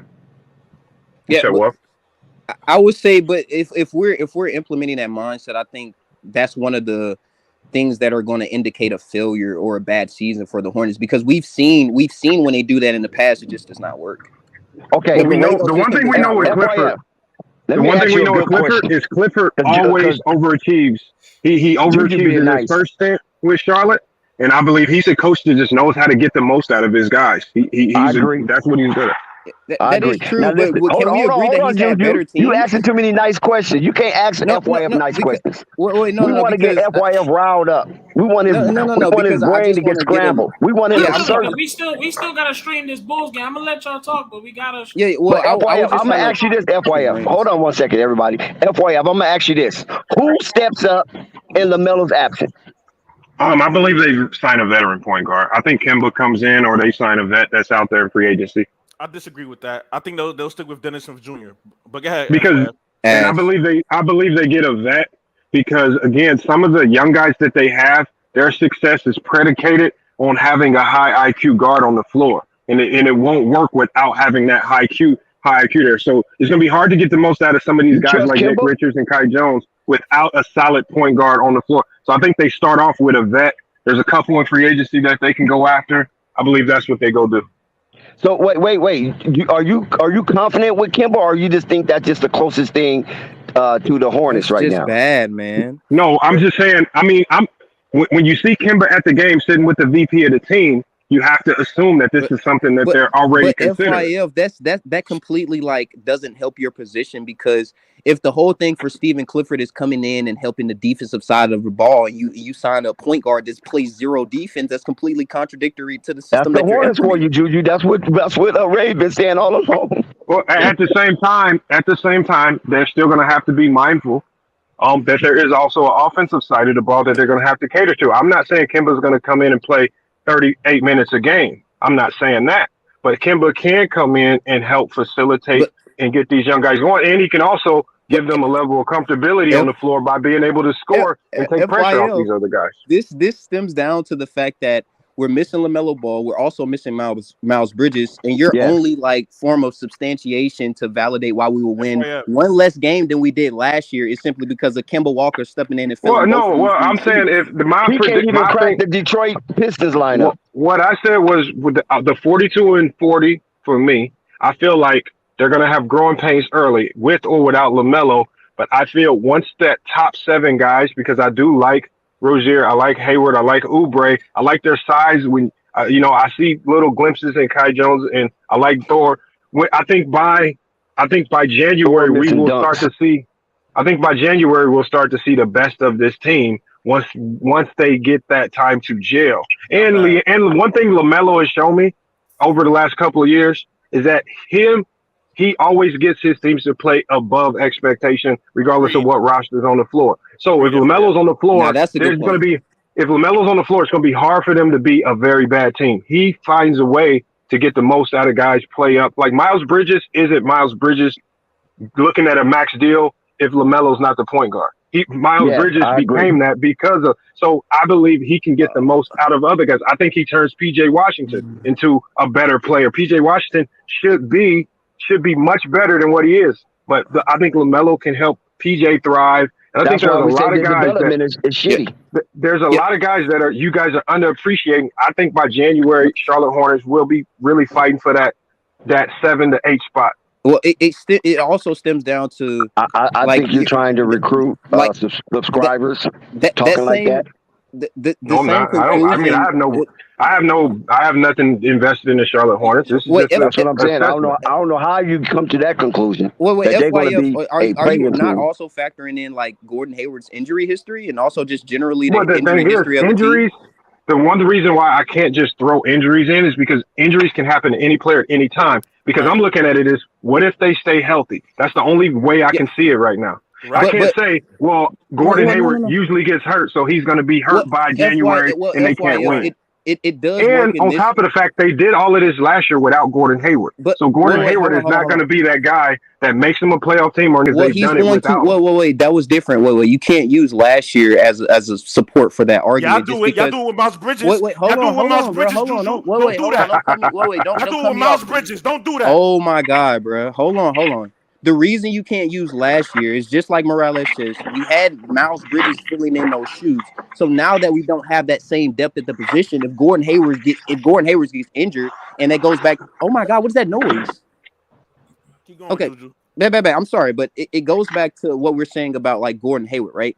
If we can, the reason we can establish whether or not it's more likely a player will get injured is due to their history. So if Gordon Hayward has a long history of getting injured throughout the series or season, it's more likely he's going to get injured, right? Okay. So yeah. So Yeah. I'm saying when he gets injured at some point, since it's more likely going to happen, right? That since we don't have Miles Bridges, we don't have that depth. The level that you saw last year cannot correlate to this year. Listen, look, y'all keep bringing up injuries. Anybody in the Eastern Conference can have an injury. Somebody on the Brooklyn Nets could get injured. Somebody on the Chicago Bulls could get injured. Somebody on the Atlanta Hawks could get injured. It's not only the Hornets. Morales, Morales, but you have to understand. I know you can. Wait, hold on. I know you can agree with this. I know you can agree with this. It's more likely that players that have an injury history in the past are more likely to get injured in the future, especially as older as they get. Like a Gordon Hayward. But can that happen to any other team in the NBA, Juju? Yes, I'm not disputing that. So a team could get injured in the Eastern Conference, and the Hornets can move up. There's many things. But I'm saying, wait, you're not understanding my argument. My argument is that yes, it's possible that every team can get injured. I'm saying that it's more likely in the Hornets case due to the history that we have on the player of Gordon Hayward. That's all. That's the only argument I'm making. I'm not saying it's not possible. I'm no just saying panic. It's more you can chime in whenever you feel ready. Yeah, go ahead. I'm sorry. Or FYF, yeah. Oh no, I was attacking his argument. Listening. Y'all let me know because we got to wrap it up soon, fellas. I'm gonna let y'all finish up.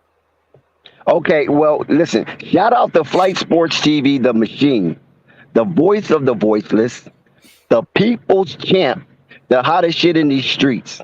Shout out to, I can say, the infamous panel and the famous panel. Some of us are chaotic and some of us need to be celebrated. But whatever one you choose, it doesn't matter because all we want you to do is hit the like button, hit the subscribe button, and hit the notification so you won't miss not one moment of time in an events of Flight Sports TV.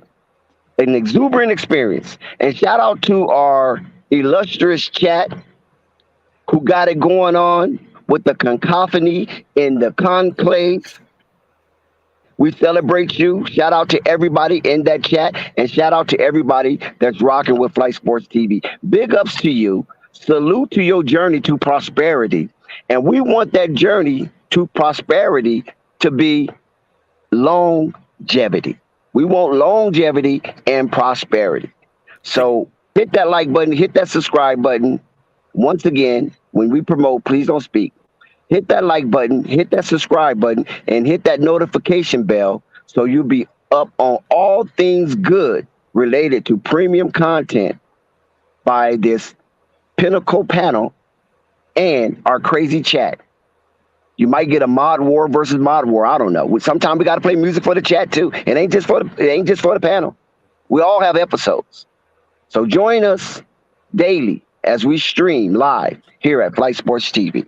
Thank you for that, Dex. Look, all I'm saying is anything can happen in the Eastern Conference. Everyone in here or in the chat, you have the Hornets 12th seed. Last year, the Brooklyn Nets, James Harden leaves. Kyrie's not playing. The Brooklyn Nets plummet to the 8th seed. Chris Middleton this year, he's not starting for the Bucks. He's injured. Anything can happen in the Eastern Conference. That's just the point I'm making.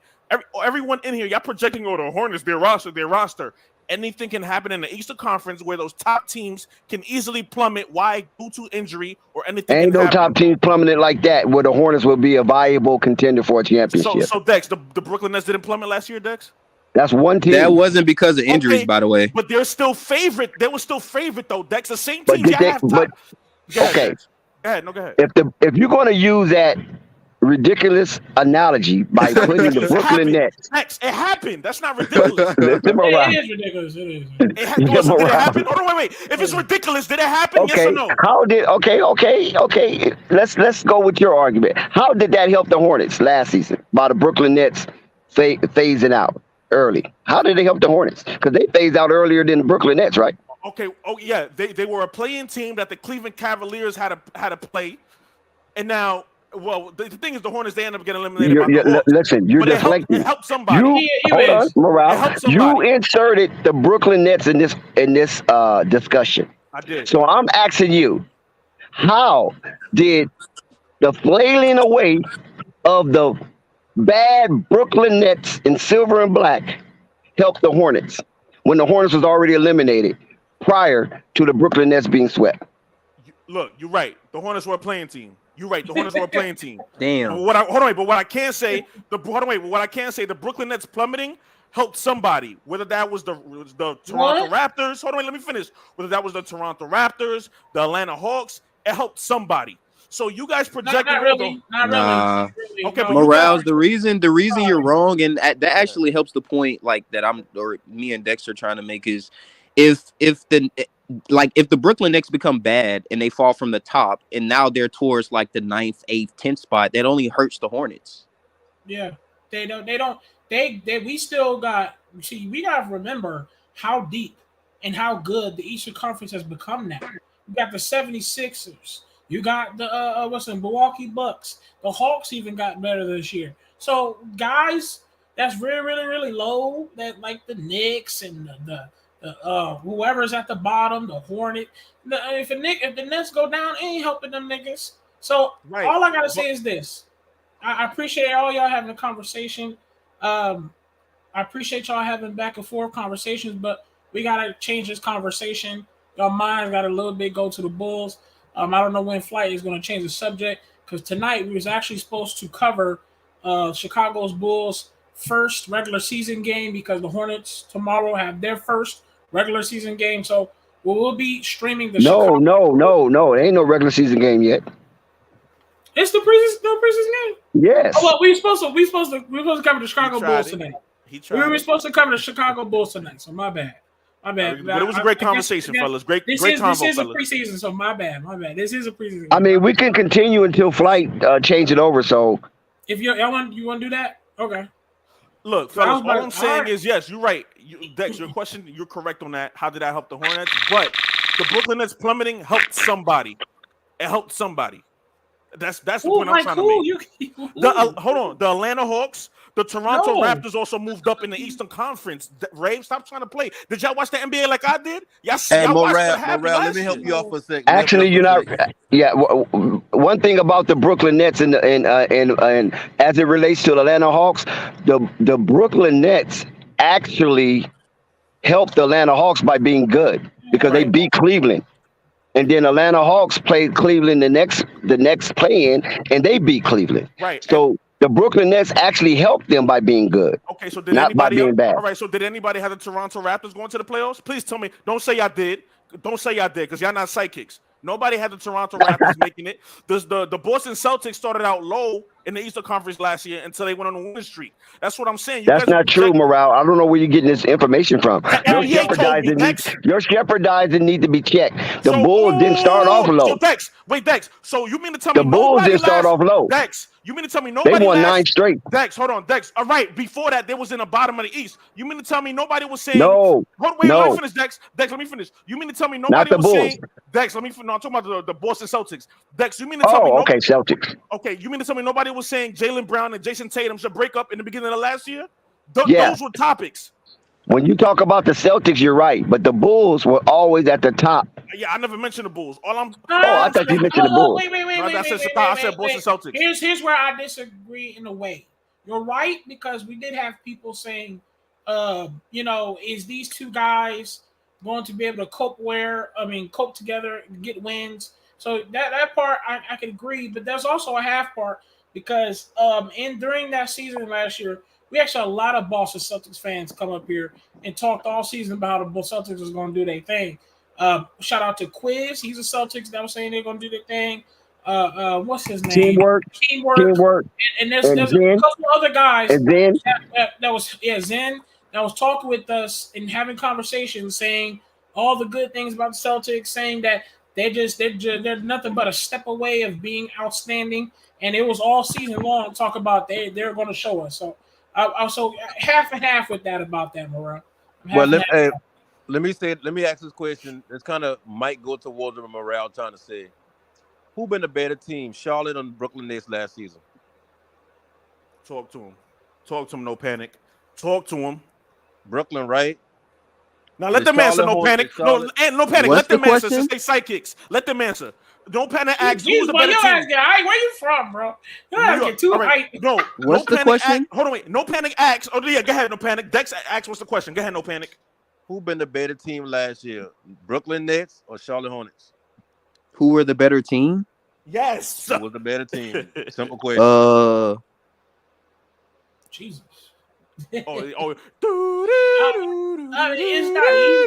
Silence of the lamb chops. You see how they play? No panic. The Nets weren't that good though either. No. You wasn't saying that in the beginning. Look. No.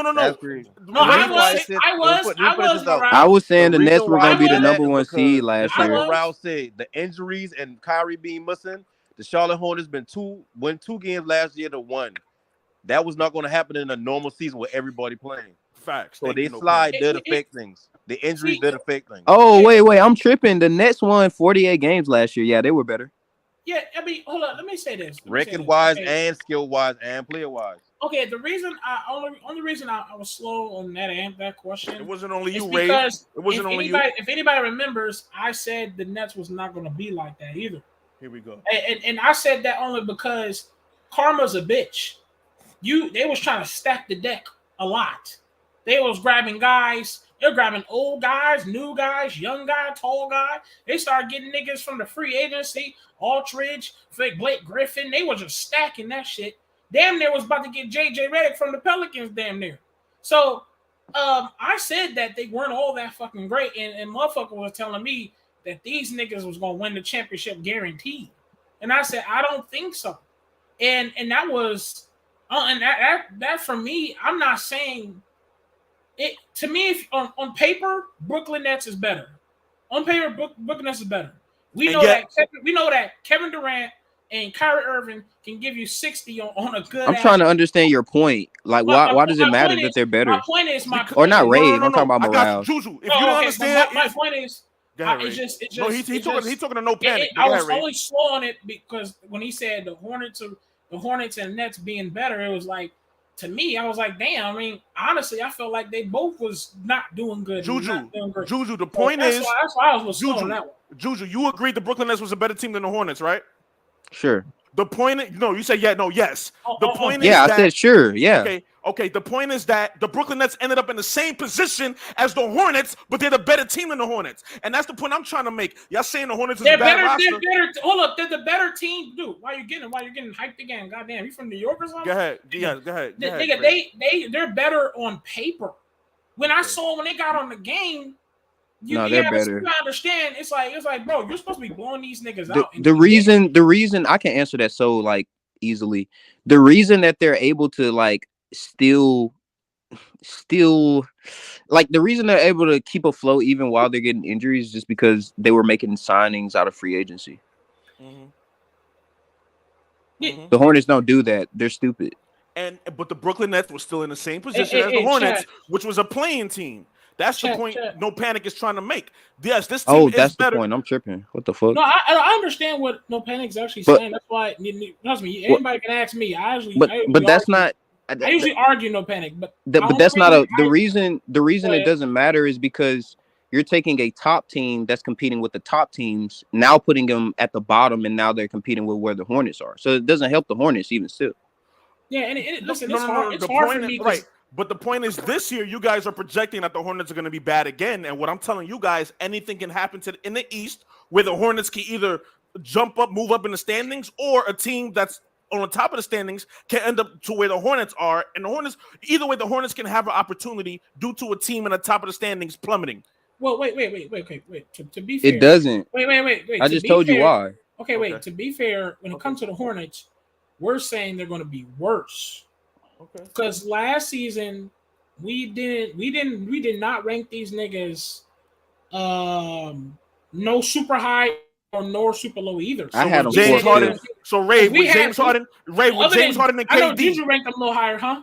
So with James Harden and KD, you didn't rank the Nets high last year?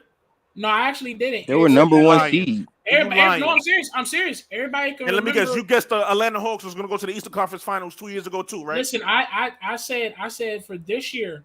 I said this year, especially the. That's so different, bro. If anybody remembers, I said I paid attention when people was jumping on my head. I swear to God, that first season when they got James Harden, niggas was grabbing a gun and shooting me, backing me in the corner, punching me in the face. Because I said the Brooklyn Nets is not like that. They was just stacking the deck, and I think Karma's gonna bite them in the ass, and they did. They got Ben. Hold up, they got Ben Simmons and shit, and niggas was on my head. Oh, Ray, nigga, you know what you're talking about, nigga. They got Simmons. He gonna add to the defense. That's gonna be nasty. They gonna. But that was after the James Harden. I know. That's after James Harden left. I said before the season started. Right. Morale. Left. Listen to me.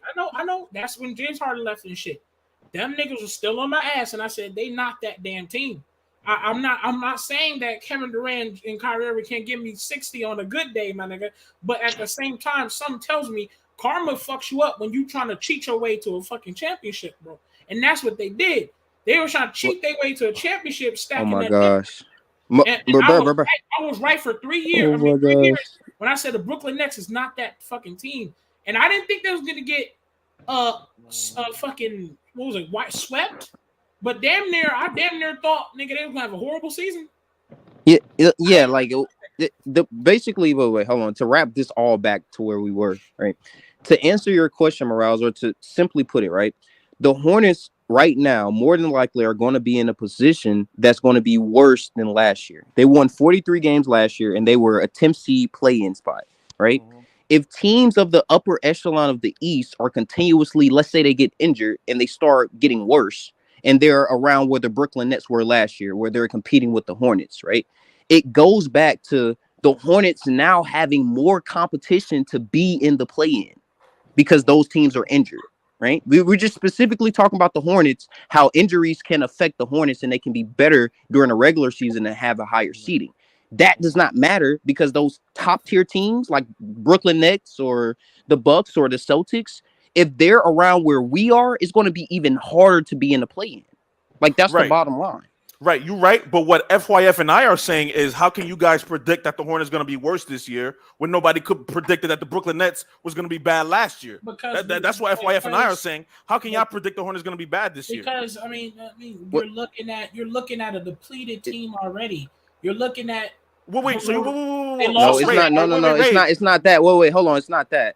Hold up. The answer to your question is simply that with the Charlotte Hornets, specifically Gordon Hayward, because that was my argument, is that we have a history. We can print a piece of paper and be like, okay, he's been injured here for the length of his career. When you look at those other players, like I'm not counting Kyrie, he was sitting out, but like Harden usually can stay healthy for a long amount of games. KD has had a couple injuries like recently, but usually for the longevity of his career, KD is usually he can stay healthy for the most part of the season. So like those things things don't apply to the Hornets. What's up, Margot? Go ahead, Ray. And the same. I mean, and the same thing to add on to Juju. I mean, you're looking at the roster and how it was constructed. Were we thinking Hornets going to go into free agency and do some damage, make some work, and they went out there damn near with the same team. And actually, you can honestly agree with me by saying they actually got less now. So, and you talk about guys that's already hurt. And we're about to go into the season with hurt players. And I mean, look, we're about to start. The Hornets about to start the season with Mason Bumley again. So I mean, like, bro, you have to guess like they might not be as great as last year. Oh, Juju, them people trash, dog. I'm gonna be honest, bro. That's Sky, bro. That's Sky. Yeah, man, they trash, man. Oh shit, man, that's what they need to do, bro. Sell the tickets like they playing, sign Jello, and just if they lose, they lose. Like I could see if they had a winning team. You know, I'm hard on the Ball brothers, but man, they're gonna lose anyway. So what? Well, that's confidence in the Ball brothers. That's confidence. No, well, I agree. Like that's been my thing. Man, I think they should tank. This is what I'm saying, bro. They should lose. They don't have nothing to lose. Nothing. Like at all. You could sign. I'm gonna put it to you like this: if you're gonna put Book Night on the floor, man, you got to do. They need to be doing what Utah doing. Just sign a bunch of players and pick out there. That's all they got to do. So let me ask y'all a question, because y'all keep saying. Wait, let me ask y'all a question, because y'all keep saying y'all want the Hornets to tank. Matter of fact, Juju, I'm gonna ask you, and I wanted to ask Marvin this question too earlier, but he left. Juju, I'm gonna ask you, and all y'all could chime in too. So Juju, you want the Hornets to tank this year, right? Yeah, I want them to be bad. So let me ask you a question. So what kind of team will the Hornets be next year if y'all tank this year? I think we'll be better through taking the good player in the draft. So like y'all, who? Since y'all know so much, well, you have the Hornets. Well, it's this guy named Amen Thompson. He's like a wing. I think he would help. It's a couple centers. Obviously, we got the #1 pick like Victor. That would fucking completely turn us around. That's not happening. But go ahead. Well, it's a possibility. You but asked though, bro. Come on now. Yeah. I'm just giving you why. Like, y'all wishing. No. Y'all saying, hold on, wait. Rave. Y'all saying y'all want Victor Wembanyama? Y'all wishing. You could nigga. We was bro. Morales. We was wishing when we got LaMelo Ball. That was lucky too. Exactly. Okay. And hold up, and not only that, bro. So y'all was hold on, wait. Y'all was Hornets fans before the Ball brothers, before LaMelo. No. I'm just saying. No. Morales. That's not the point. The point is, from a Hornets perspective, they were lucky when they got LaMelo Ball. Yeah, and Morales, listen, I learned about your take. You like to veer off to a whole nother question. That's not veering. You asked us if we tank who we drafted, and Juju explained, well, there's some wings. They do need a center. Maybe we could hopefully get Victor. You try to wave off. That ain't happening like that. Like, let me ask you. Just answer your question, Rave, let me ask you. Okay, so the Hornets tank this season. Y'all draft whoever y'all want to draft next season. How many games the Hornets will win next year? They're not going to win. No, I asked Rave. How many games the Hornets will win next year if you draft somebody? Morale, what the fuck? Listen, man. We cannot predict. Hold on. I can predict. I got this. The Hornets gonna be bad this year. Hold on, before you chime in, let them finish their thing. Y'all keep saying them people gonna tank. Them people ain't tanking. Them people just saying they gonna lose. You cannot predict the goddamn future that deep. Wait, Ray. No, Ray. Let me stop you. I love your energy. Let me stop you. Listen. No, Ray. No, Ray. Bro, next season, these guys' contracts are going to start coming up too as well. Rave. Okay, LaMelo's contract's going to be coming up soon as well. Oh, Rave, ain't you betting on Charlotte? Hold on, wait, Scott. Rave, you just said we can't predict. Wait, Scott. You came back out. Wait, Scott. Rave, you just said we can't predict that much in the future, but you just said last year. Wait, let me talk. You just said last year you predicted the Brooklyn Nets was going to be bad. You said you predicted the Brooklyn Nets was going to be bad. Bro, yeah, predictions can't be wrong. You're trying to make. You just asked me to predict the next season for the Hornets, and we don't even know what they're gonna do this season. Patrick Williams All right, got 9 you points. didn't predict the Brooklyn Nets. You didn't predict the Brooklyn Nets will be bad. Hey man. Man, the Brooklyn Nets gonna be trash too. Wait, who said that? You say you predicted the Brooklyn Nets with James Harden and Kevin Durant was going to be bad. Last year he did. I ain't lying. Ray did. Ray said I did. He did. So He why you didn't can't like. predict? All He right, didn't so like him. why you can't predict how the Hornets? Wait. You know the reason why he said? Wait, you want to know the reason why he said they were gonna be bad? It was because of injuries. Okay. No, but it was more. It wasn't just injuries though. I was on the fact of karma, the fact that they try to cheat their way to it, trying to collide everybody. They were signing every single motherfucker in the world. So I was like, bro. And he did. He said that. I ain't lying. I said all this. I said, I like how you said we can't predict the future, but y'all can predict how the Hornets will be this year. Trust me, if he was I saw capping, Kyrie Irving. Listen to me. That end of the game, I saw Kyrie Irving walking with a stick, looking like Bishop Moses. I saw like, nah, this team ain't quite as what people keep saying. I'm not, like I said, you got Kyrie, Kevin Durant, so they're always gonna give that team a chance to be a contending team. Don't get that fucked up. But don't get twisted. Don't think they about to out there win championships with Bishop Morale and Superman. Well, look, y'all can't predict. So y'all can't predict what the Charlotte Hornets gonna be like next year, but y'all can predict how they're gonna be like this year. Okay, got it. I can predict. I mean, what the fuck we going? Well, I predicted where they were. Actually, no, I was wrong, but they starting off 0-4 out the gate. I mean, this is my. This is my perspective. The Spurs gonna beat them the first game of the season. Then y'all gonna see how terrible they is. That's FYF. My fault, FYF. I didn't even know you were still there. Go ahead, this is not FYF. This is Murdoch. Oh, my fault. Go ahead. This Murdoch. Man, them people terrible, man. I mean, this is Mariah. This is the thing with the team. I mean, me personally, I would like for them to tank to get a draft pick, but you also have to realize. Yeah, I'm going again with this tanking. Hold on. My fault. Go ahead. Hold on. You must be a sickly Hornets fan. You got it. You also have to realize that Michael Jordan is not the type of player where he's just going to tank willingly.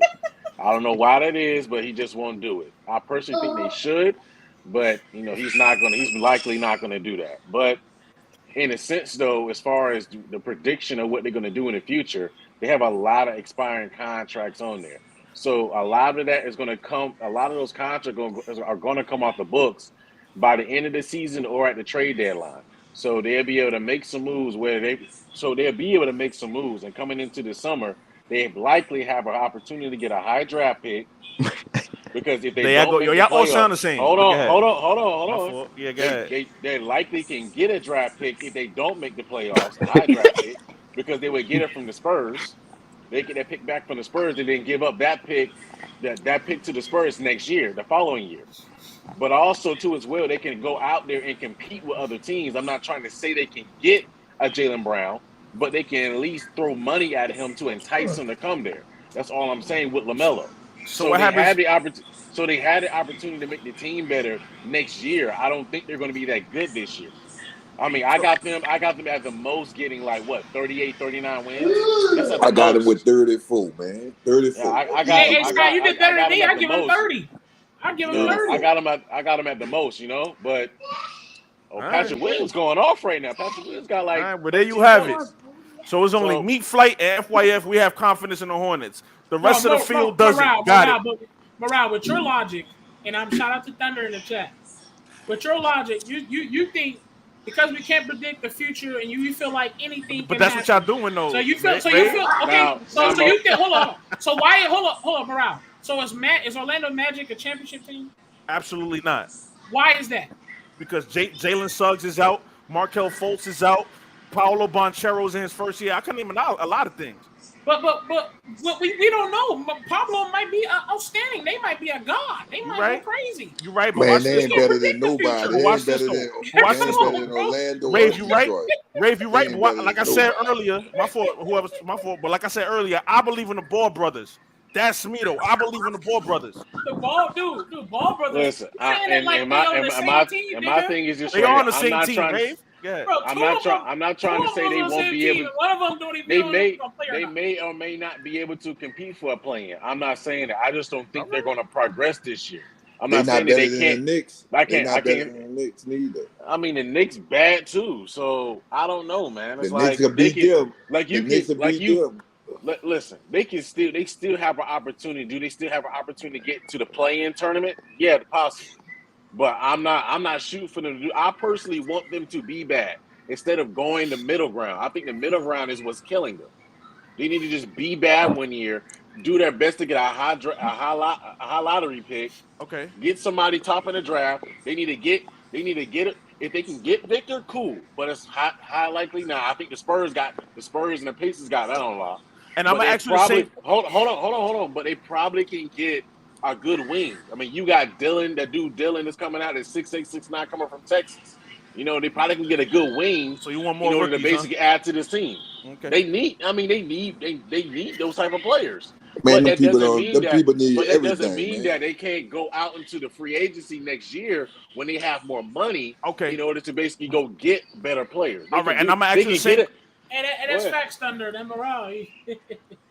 Hold on. I'm gonna ask you the same question. That's Murgod, right? I'm gonna ask you the same question I asked Juju and Rave. So you tank this year with the Hornets. What kind of team will the Hornets be next year? Oh, what the fuck? We don't know. But hold on, y'all don't know. But y'all want Victor Wembanyama. Y'all want Scoot Henderson. But y'all don't know what the Hornets gonna be next year. Hold on. Ask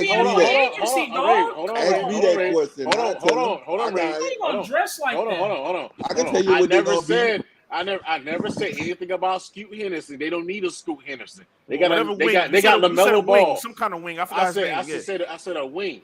Dylan or something like that. Yeah. Listen. And Amen Thompson. Don't forget him. He's raw. And his brother. Exactly. So this is my thing right here. I'm not specifying that. Do we actually in the reality know how this team is going to end up this season? We don't. But this is based off of our predictions. Predictions. We think the team is going to. I know how they're going to end up. Hold on, man. We think the team is going to be bad. I personally want them to be bad because I want them to get a draft pick and be able to go out in free agency and be able to add quality talent on this team to make the team better, to be able to surround better talent around LaMelo. That's what I want them to do. This how they gonna. That's what I want them else. to do. Let me tell you how I feel. Let me tell you how I feel they're gonna be. This is how I say they're gonna be. I'm gonna make it quick, Ray.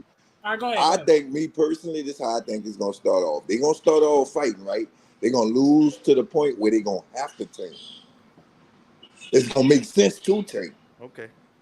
That's what I believe. You got a crystal ball. Okay. Hold on, Morale. Let me read this. Look. Morale, this is to you Morale, for Thunder. But Morale, you have to take that with a grain of salt because that's everyone's prediction.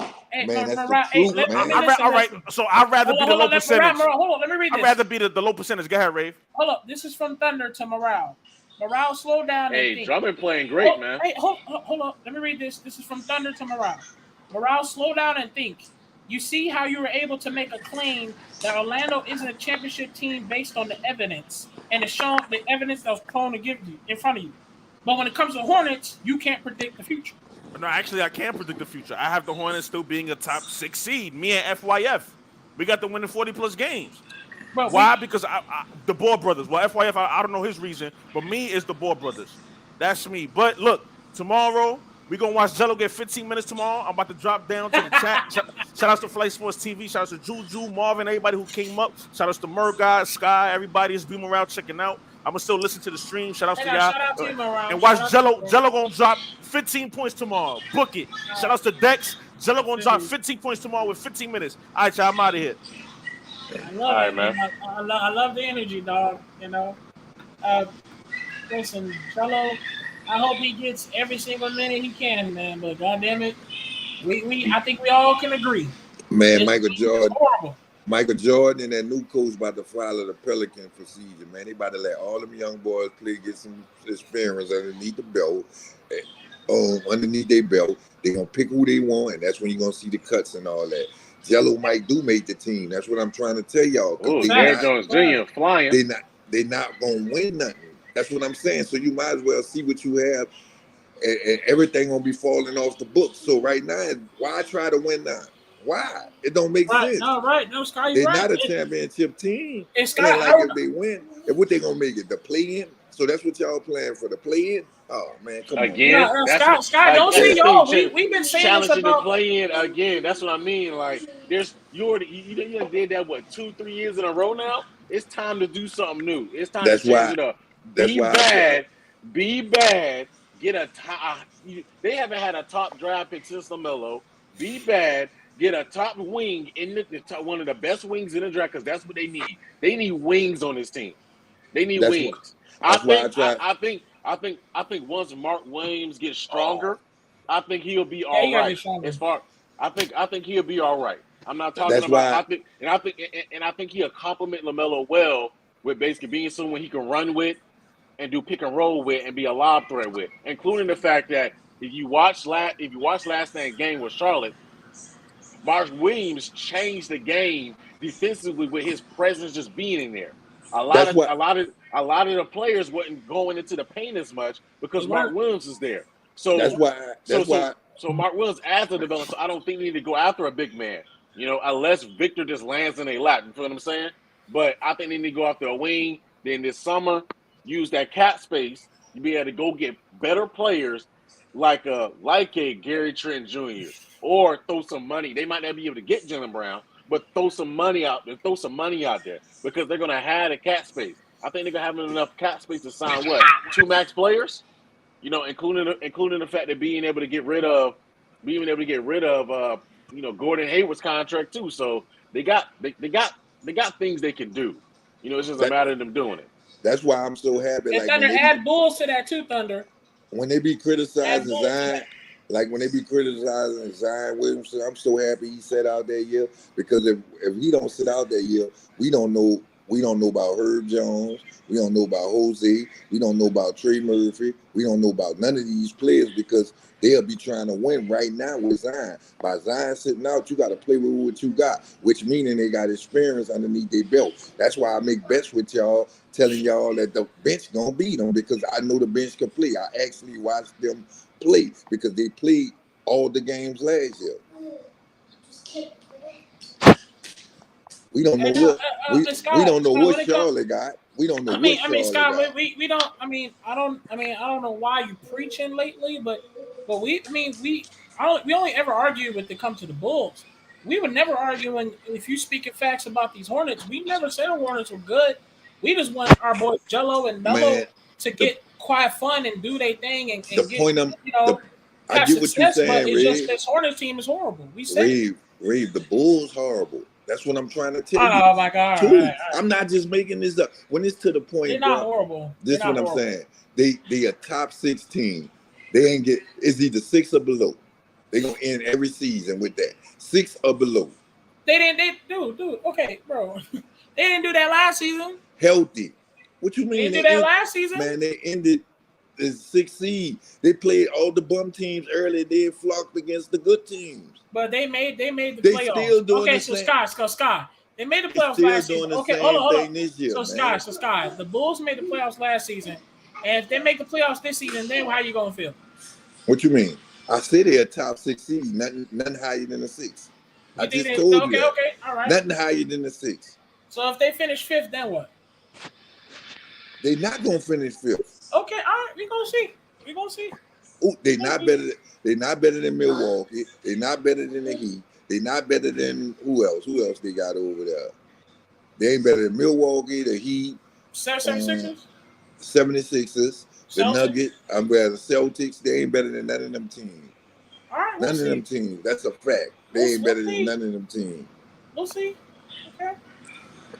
All y'all gonna say is because Lonzo ain't back. That's what y'all gonna say. But I'm saying no. Lonzo gonna come back. They ain't better than the Cavs. Lonzo gonna finish the season with them. Better than the Cavs neither, man. Or the Hawks. The Cavs. Or the Hawks. No, they about wasn't with the Hawks. Okay. They about wasn't what with the Hawks. Hey, no, that boy DeJounte, that boy a monster. But this what I'm saying. Where they gonna get the Hawks at? The Hawks don't got no dominated big man. That's the problem. See, they gonna hit them. They gonna hit them with the 2-head monster. That's where they improved on the Hawks because they could throw Drummond in there, and they could throw Drummond in there. That was a bad pass, Vooch. They could throw Drummond in there, and they could throw Vooch in there. So who they backup center is? All right, See, hey, look. I already told you. See, they'll have that. We'll see. I disagree. Good rebound. Good rebound. Push. Slow it down. I disagree. Let's go. Pick a row of boots. And they ain't better than the Nets. I say the Nets gonna be better than them. All right, we'll see this Boots year. gonna All right. work. Yeah. Boots I don't gonna think work. so. I don't think so. I'll give it to you. They're not better than the Bucks. They're not better than the Sixers, but I think they can get the 5th seed. But y'all, we'll see. I think they get the 5th seed. And I don't, and I'm not projecting that 6 seed on the starters.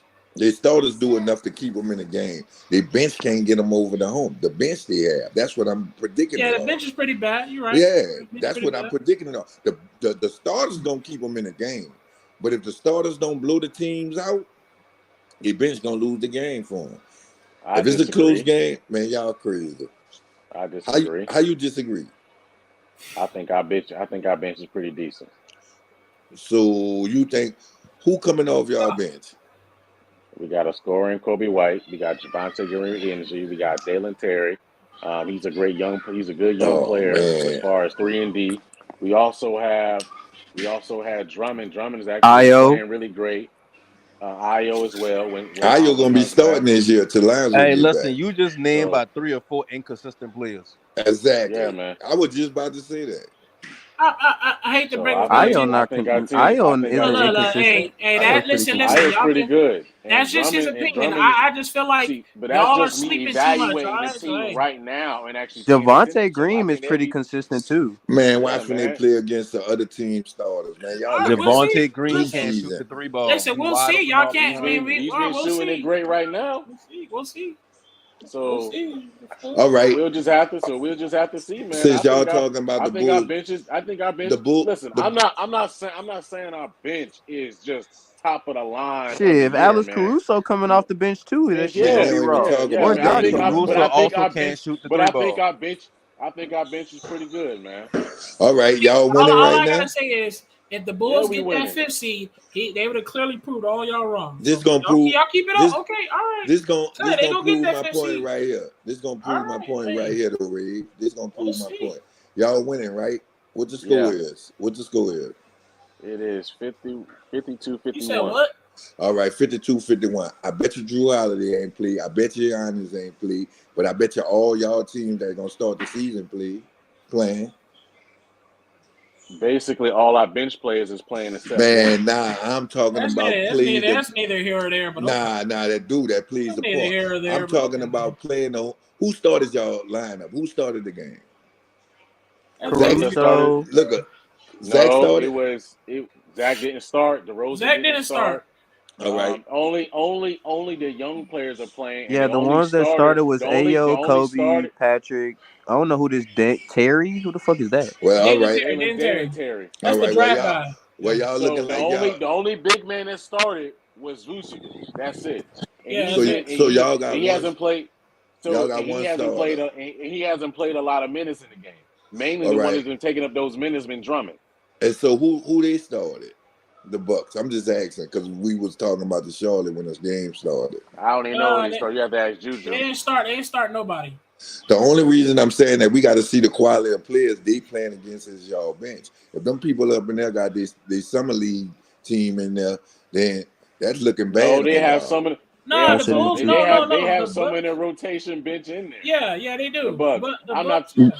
Yeah. Nah, the Bucks they literally started unknown dudes, except Javon Carter and like the other shooting guard. Prime example what I'm talking about, and they struggling. No, exactly. But what you said earlier, no. What you said was, I bet you got guys who gonna start the season in the game. Only starter we have out there is Vucevic. That's the only consistent. But you have to realize. But you have to realize, Sky, that we don't have that many big men on the team. The point I'm getting at is y'all started that one person. Just one. That's just one. He's on limited minutes. Them people ain't had to start none of these players. Bro, but that one is the very few of what we have. We only got like 2 centers, bro. Well, we gonna go with that, but we saying the point I'm getting at is the people on the Bucks is them dudes. I don't know. I'm not watching the game. The Bucks got like 5-6 centers, dog. So who I know that. So the dudes that they playing right now, are they gonna get any minutes? That's the question. Javon Carter's definitely gonna get minutes.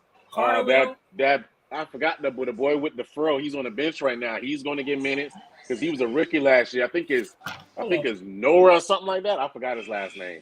He's gonna get minutes, significant minutes.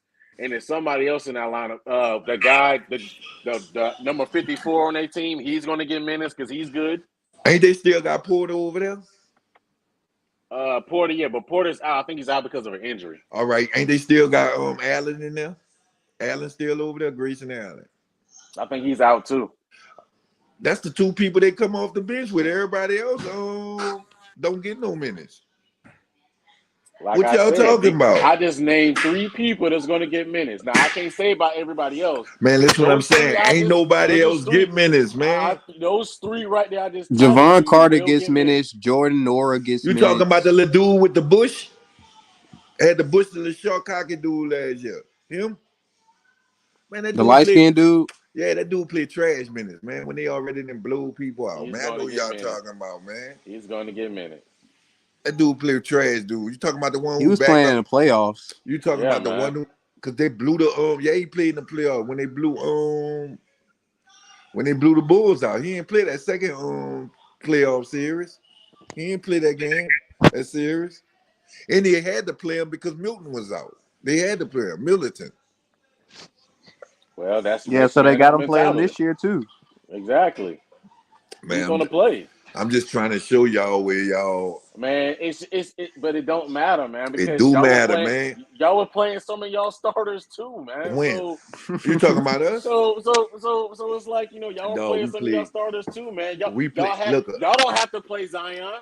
You know, you right, but this is the point. Oh no, that's a good question right there. No, y'all don't have to play Zion, but y'all do. But check this out. This is the point I'm getting at. But check this out, though. Now you ain't gonna let me finish. Hold on, I'm gonna let you go. But I appreciate y'all playing Zion because he has to stretch out his legs and he has to get game experience. Just like some of these young players, like Ayo, who's going to be starting, but he needs more experience and exposure. The same thing with Patrick Williams. He was out majority of the season last year. Get him some experience and get his legs warmed up. Same thing with Kobe White. You kind of proving his overall point.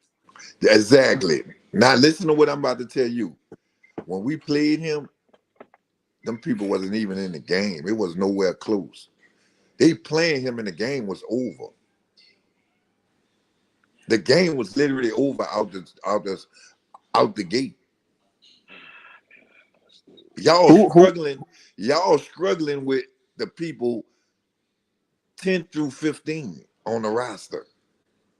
And that's y'all second string. I'll say more like 7. Well, that's y'all 7? Well, y'all struggling with y'all 7 through 15. Not really, man. Y'all struggling. It's not man. really. It's not struggling when it's a close game. You feel what I'm saying? Yeah, it is, man, because they supposed to be way better than them dudes. This is what I'm trying to get you to understand. I never said they were going to be way better, man. But that's what I'm saying. We don't even have our 3 best players on the court right now. But this is what I'm getting at. I will bench to keep up with y'all starters. That's the point I'm getting at. I disagree, but see, this is that leads to the question that I was gonna ask. Like, we will blow out y'all bench. We did it. Well, wait. So, like, do you think that the Pelicans are better than the Bulls? We know they Pelicans. You don't see that? No, I'm just asking. That's what I was going to ask. That's a crazy question to ask. You don't see that? I don't know about that. I don't know when they fully healthy. If they was fully healthy, I got the Bulls. What?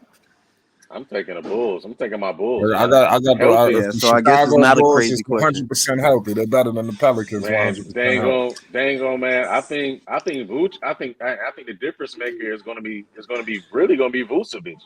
I think the way that Vucevic is coming into the season, he looks healthier. He looks more in shape. You know, he's not missing those easy chippies. He's hitting his shots. I think Vucevic is going to be a difference. Y'all forgot what I was because I don't think Valanciunas is guard Vooch at his best, and I damn sure know that Jackson Hayes is not guarding him in that paint. He's still too little.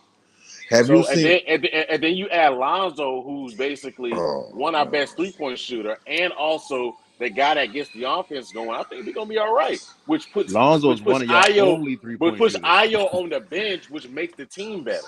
Check this out. So you think Lonzo Ball gonna get off on Herb Jones? Y'all ain't see that dude block Herb, that dude. they're not here. Herb ain't gonna be on But stop Lonzo. it right there, Scott. Why not? You're You gotta deal talking. with CJ. No, Scott, see, you can hold put your on. You're gonna worst torch defender on CJ. Lonzo. Hold on, Lonzo Scott. ain't moving. Let me stop you right there. Herb Jones' responsibility is not even Lonzo. Herb Jones ain't fucking with Lonzo. Herb Jones is going to be guarding Zach LaVine and DeMar DeRozan. Well, Lonzo a humble one of them dudes. That's his responsibility. So I see Lonzo going off That's because not. Lonzo. Because hold on, You Scott. looking at it? Because You that's looking at it Lonzo. from? Because You hold looking on, at it from Scott. Hold last on, year, Scott. man? Because We could no, put. it's We not. It's could not put. because of last year. It's because of me watching your team and evaluating. Hope Jones is your best perimeter defender on the team, hands down. By far, hands down. I agree with that. Damn near, he's probably top in the league. I agree with that. You can argue top 10. Herb Jones is that good as a perimeter defender. So he's going to guard the best Y'all wasn't perimeter. saying that last year when I tried to tell y'all that. Who is y'all? Don't include me in y'all. I always like Herb Jones. Don't include me in that. Now, back to the conversation. Herb Jones, as a great perimeter defender, is going to guard our best perimeter offensive players, which is Zach LaVine and DeMar DeRozan. That's who his primary options is. So more than likely, the players that's going to guard Lonzo are either going to be Brandon Ingram or possibly, more than likely, is going to be C.J. McCollum. I don't trust C.J. McCollum's defense at all. He's not a good defender at all. He could be a good complementary and help defender because Brandon Ingram stepped up his defense some. Zion Williamson, that's still up to debate because he's still not a great on-ball defender.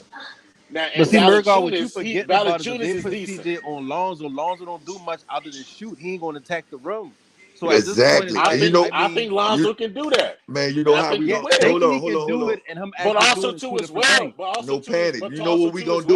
You have to pick your poison No on the panic. Bulls Yeah, because but we pick have your two poison great No works when you panic. got perimeter three defenders. perimeter No players that panic. can go get a bucket. No panic. We got something for him, dog. All we gonna do is put Jose on him and let Jose run the point, take CJ out, let B.I. and Zion score, and put Herb on Zach.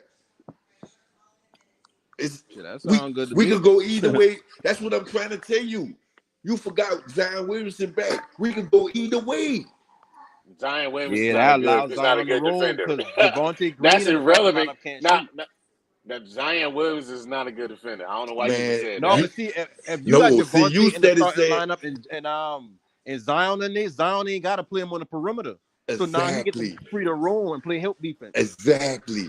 And then Pat Williams ain't shooting the three ball at a good He's not clip. shooting the three ball like Caruso that. ain't shooting the three ball at He's a not good clip. shooting it like that. Kobe White inconsistent and he coming off the bench. So it's like, I mean, it ain't really a pick your poison type situation. Brandon Ingram got It a is a lot of pick your lip, poison. so I he don't even think have to be a we great got defender on the perimeter. He can roam. I think we have a great offensive talent on this team, and And we be then able to check put this up a out. lot of points, man. Check this out. This is what they slipping on too. All right, let's say y'all don't want to go that route. We don't want to go with Jose because y'all use the excuse that Lonzo 6'6". Lonzo gonna shoot over Jose. Fuck it, we just throw Dyson Daniels in there. I don't see him playing. I don't see him playing that much. No. So stop that. Stop this, guys. Stop. Situation. I see Dyson Daniels in the G League. No. What you mean G League? He's He's not gonna be in the G League. He's gonna be in the G League. Oh, Dyson Daniels gonna see a rotation spot. Man, that's what I'm trying to tell I you. think he's gonna. Y'all got so many guards already, man. I don't see that. But that's the beauty of the game. They got the guards that can defend. Yeah, it's situational. Oh, we'll put him online. Y'all act like we don't. If he's shooting over, check it out. If he's shooting over Herb Jones, let me Shoot, see we if got three of them. Let me see if that play great defense. Let me see if he's gonna shoot over 6'7". Let's see if he's gonna shoot over another 6'7" guard. And that's we drafted. Hold on. Lonzo's We done that drafted before. Dyson Daniels for defense, not the scope. We got enough scores. We'll throw him in there. And And we throw did Ayo the same way, and Ayo can shoot the three better. Man, we'll throw. Ayo's a better offensive player. Ayo's a better offensive player than he is. So and he plays defense. So I don't see your point. What you mean? We got young players that's going to play too. So I mean, what I'm saying is I'm not knocking that. What I'm saying they're not better. They're not good. They're not going to push the needle. That's like us, right? Literally, like we got to line up for whatever somebody come with. If the Cleveland Cavaliers, they come with 2 bigs, we got 2 bigs. Any way you want to go with it. Anywhere you want to go with it.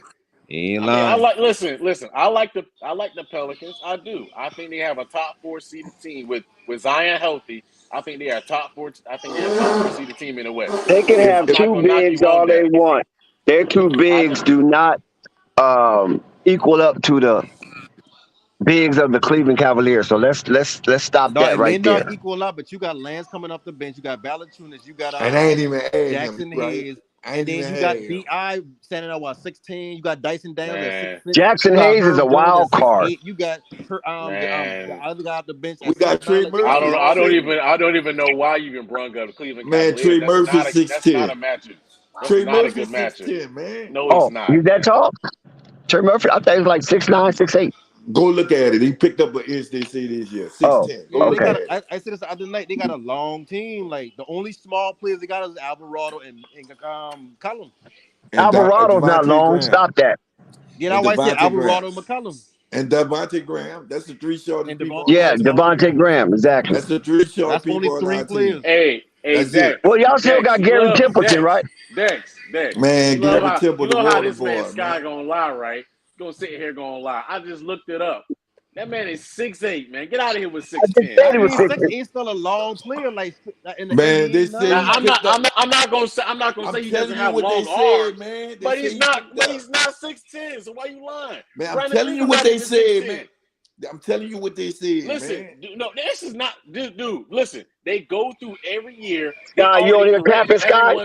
Sky, you capping? They already. All right. We gonna go with what he said. 6'8". They corrected everyone's height. Listen, I'm not saying that he doesn't have long arms. And what no panic saying, they are a very lengthy team where they have long arms. And great wingspans. Pause on that. But that does not. But you can't sit here and add inches on the height. Come on, man. But no. See, the reason why that's like me coming out and saying, yeah, man. Defend the perimeter with those 2 small guards. That's the difference between the Pelicans and the Cavaliers. The Cavaliers run over a lot of teams last year because of these. But Donovan Mitchell is very underrated.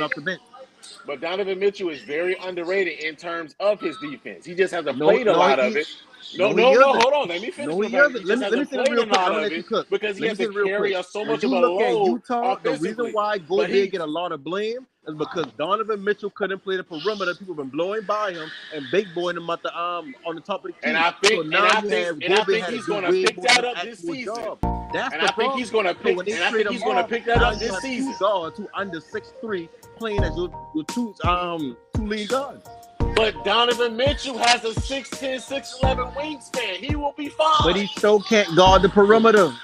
I think he will pick it up. Don't worry about it. But we don't see he done it.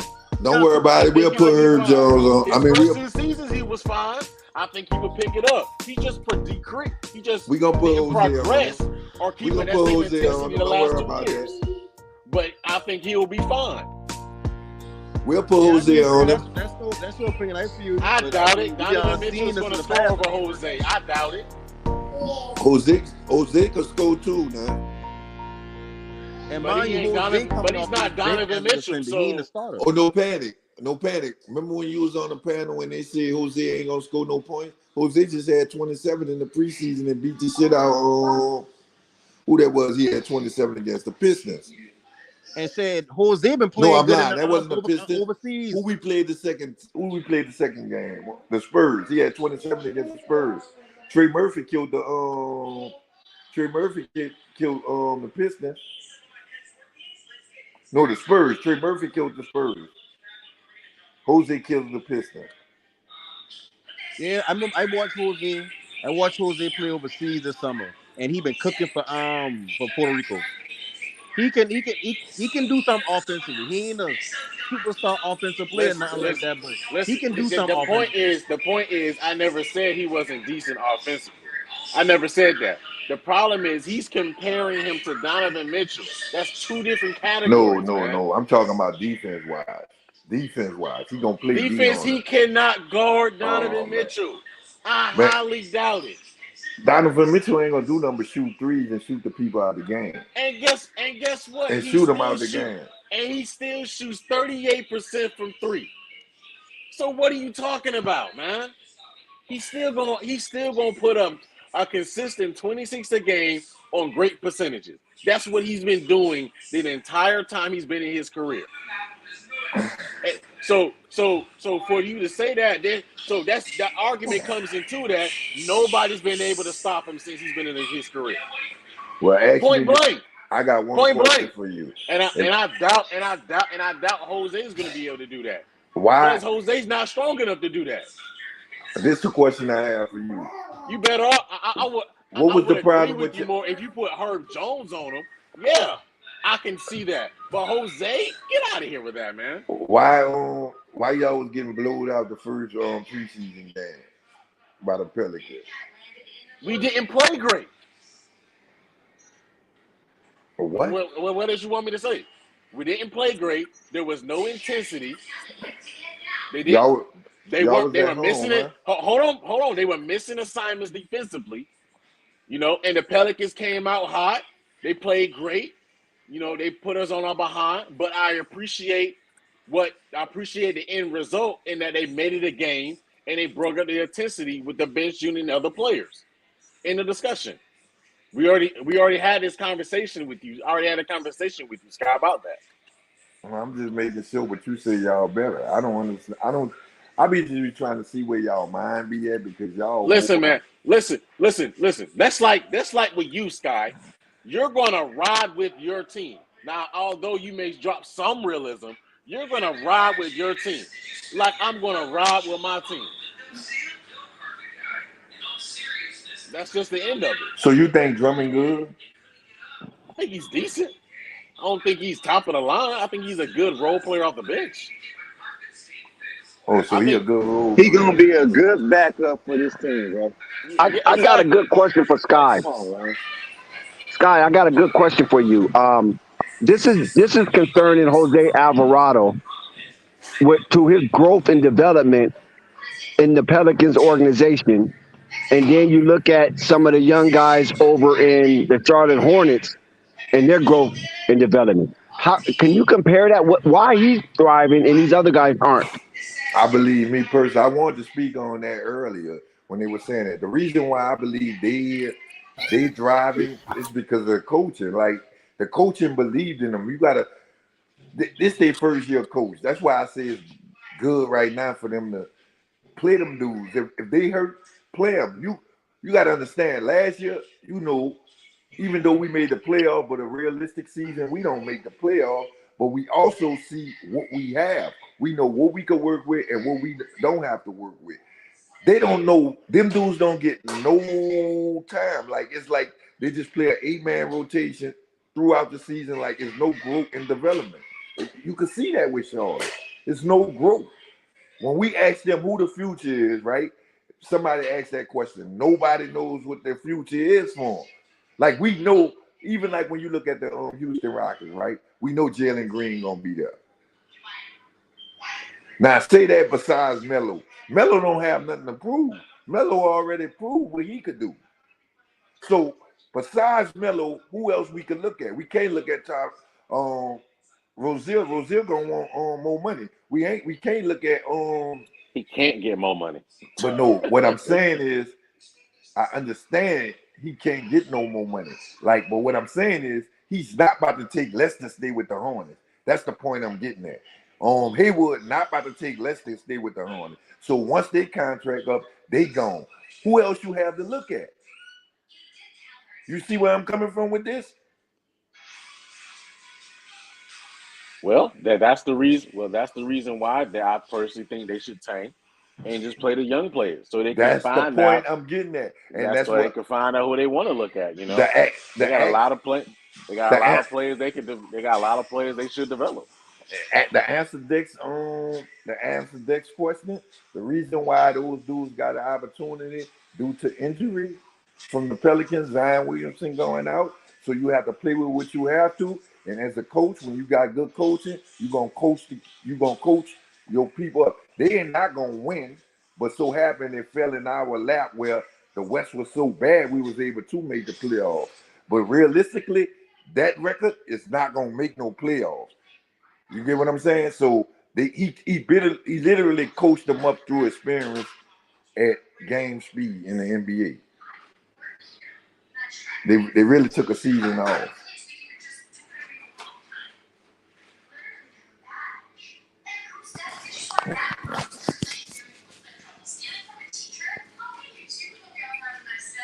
So you don't see no kickback for the Hornets. You think because FYF was on here and say the Hornets going to be a playing game and they're going to only lose one game less than they lost last season. I didn't agree with it. How do you feel about They that? have an opportunity. We got to think about it. You got to think about the bottom half of the East. Who's that? That's the Pistons. That's the Knicks. That's the Pacers. They can compete with those teams for a playing spot. I'm No, not they trying to say can't, they man. will. No, they I'm not trying can't, to say man. they will, but they can compete with those teams for a playing spot. No, let me be honest with you. What I say about that, them people is not a playing spot. I'm gonna tell you why them people not a playing spot. They've been in the play-in. They've been in the play-in 2 years, right? That's with Miles Bridges, right? You taking 20-some points out of there, and they barely making it with Miles Bridges. What makes you think they're gonna make it? I'm not trying to see Melo not gonna put up his stats, but who else besides Melo gonna? Which one? We not looking at Rozier. We not looking at who gonna pick up the points for Miles Bridges? I mean, the only one that can pick it up, the only two players that can possibly pick it up would actually have to be a split between PJ and Hayward if he stays healthy. That's the only two. That's the only two that can be able to pick up some of the production that's going to be left on the table from Miles. Because you got to think about it, LaMelo is going to be a 25, 8 and 8 player on the team. That's already given. Terry Rozier can put up 18. Then you got PJ and what's his name, Hayward. They can at least basically put up between, maybe Hayward can give you 15, and maybe PJ can give you 12. Give you 12, and then Plumlee basically, of course, he only going to give you about 6, 7. But that's what they can probably do. It's probably going to have to be a team effort with PJ and Hayward. That's why I see what FYF was talking about, with them basically trying to play more of a team effort to try to spread the ball around so everyone can get their opportunity evenly while LaMelo's out. I'm not saying that it's going to work. So you think they're but going to they have turn to the do switch something. on overnight, Murdoch, playing good basketball? I'm not saying they will, but they're going to have to do something while LaMelo's out. Oh, I'm not saying they will. Murdoch, you didn't answer my question though. You beat around it. That's. I didn't beat around your bush. We talking about in the paint. Hold on, Scott. You said which player or players is going to pick up the production that's going to be left on the table with Miles Bridges. I gave you Gordon Hayward because Gordon Hayward missed majority of the season last year, and the one that took Gordon Hayward's shots was Miles Bridges. And you got PJ Washington. So those two players are going to have to pick up the production that's going to be left on the table from Miles. That's what I specified. Oh, Dick. So from his knowledge. So what he's saying is we leaving it up to Bumley to get rebounds. I don't think they can turn the switch on. What are you talking about? The whole team's going to have to rebound. Miles Bridges wasn't even that good of a rebounder for the team. He was a bruiser in the paint, though. That's what I'm trying to tell you. But that's what I'm talking about. All NBA teams gonna let them shoot. They're gonna let them shoot, dog. I'm gonna let them shoot. Sky, you said points. I gave you two players that's gonna have to pick up the production on the team for points. You didn't say anything about rebounds. No, what I'm saying is, but hold on, Scott. But if you talk about rebounding, in actuality, PJ Washington is a better rebounder and banger down low than Miles. But you asking him to score though, so he ain't gonna be able to do both. But you're asking a player that's only going to get like 12 points to rebound. They're not the rebound. He's going to rebound. he's always been, even in his rookie season where he averaged about 12 points, he still gave you 8-9 rebounds that year. I'm telling you, man, them people horrible, man. But listen, I'm not saying that they aren't. But you asked me a question, I gave you an answer. You just don't accept my answer. But I gave you an answer. No, I accept your answer. Because we're going to come back to this. And I'm going to tell you, I told you they were going to be sad. And all you can say is you was right. Sky, when did I say they were going to be good? You saying they're going to make the play-in based off the records you saying. Sky, play back the feed. I said they have an opportunity to get the play-in. When is opportunity? Man, they're going to make the play-in guaranteed. I don't think they're going to make the play-in guaranteed. Some things may have to go their way for them to do that. Man, if y'all wasn't, but they have an opportunity to compete. If y'all wasn't Melo fans, listen. Y'all would be saying I'm a realist, trash. Scott, I'm a realist, guy. Even if I wasn't a LaMelo fan, evaluating the team, they still have an opportunity to compete in the play-in. That's not even the team. That's what I'm trying to tell you. Sky, you see, you're trying to change my answer. I never said they were going to get it. But you have to realize that where there's that play-in record lie. It lies in between sometimes a 35 and about around the 42 wins. That means they're about around the 42 wins, give or take.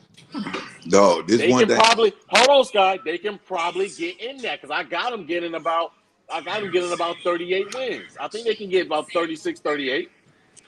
I'm gonna be honest with you. But does that mean they're going to get it? Absolutely not. I personally want them to tank. Murgard, I'm not disputing what you're saying, Murgard. The point I'm getting at is them people bad coach. Them people don't have the players. It's not just them going out there doing that. They bad coach, and this is the only reason why I say they're not going to make it. Why do you say Steve Clifford's a bad coach? I'm not saying he a bad. Only why I'm saying you just came out and said a bad coach. So what makes Steve Clifford a bad coach? I'm saying I think he said culture.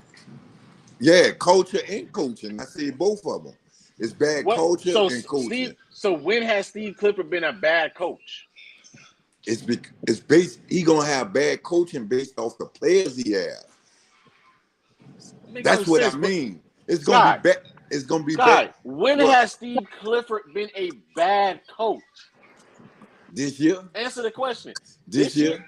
This year, Scott, it's gonna be the first year. You can't say that this year until the season ends. Man, listen, what I'm telling you, man, is the writing on the wall, man. I'm talking to a brick wall over here. No, you're not. This what I mean. Now I see what y'all be dealing with. No, Murgard. Let me explain to you what I'm coming from. You're talking about a coach. You taking it wrong. You just called Scott. All right, go ahead. Hold on, Scott. You just said bad coaching, which equates Steve Clifford into that. Steve Clifford has not ever been a bad coach. He's always got his team to play above expectations everywhere he's went. Besides in Orlando, where he had a very, very, very young team, because they got rid of all the veteran players on their team that gave them the opportunity to make the playoffs. Orlando, though. But that's what I'm saying. But that was when he had Vucevic there. Right. Vucevic was gone. That team dropped dramatically. Yeah. Because he didn't have the talent. Hold on, Scott. He didn't. Hold on, Scott. I'm gonna let you go. I want to explain what I mean because you taking it wrong. He didn't have the talent on the team. See what I'm saying? Do we have the talent now? That's the point I'm getting at. Do we have the talent now? I mean, he has enough talent to get in the play-in, but that's about it. What I'm saying. I think that's dream history. I don't see him being that good to get into the play-in unless the whole Eastern Conference collapse. It collapsed. I mean, but Dex, look who the bottom feeders are in the Eastern Conference. I think they can compete with those teams. I'm not saying Hornets gonna be one of them. You said what? What you mean? The Hornets gonna be one of them.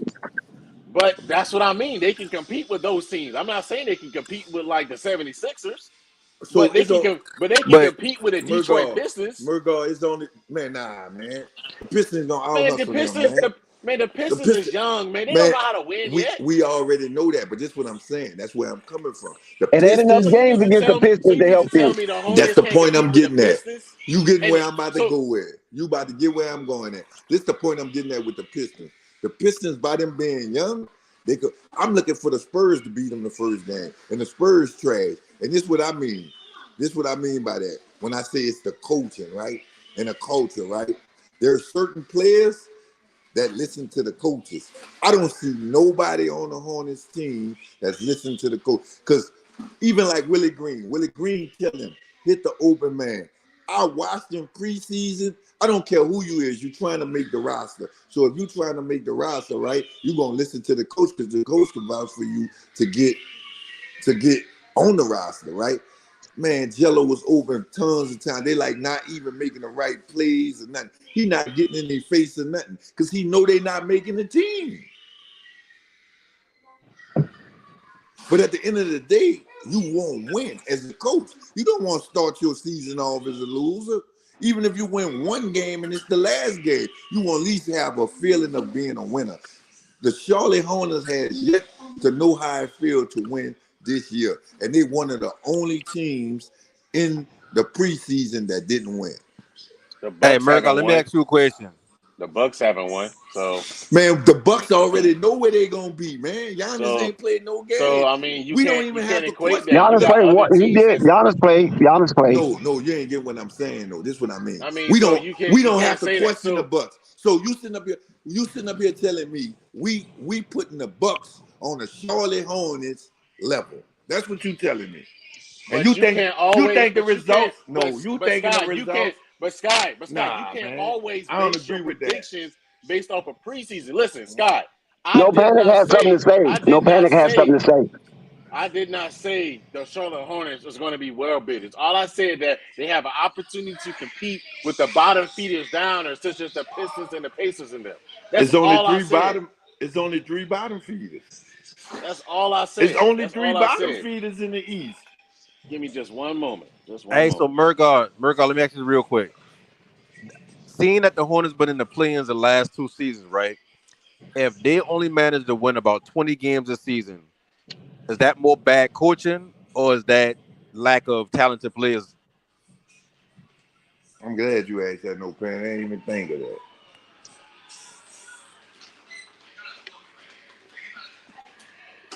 Earth calling Murgod.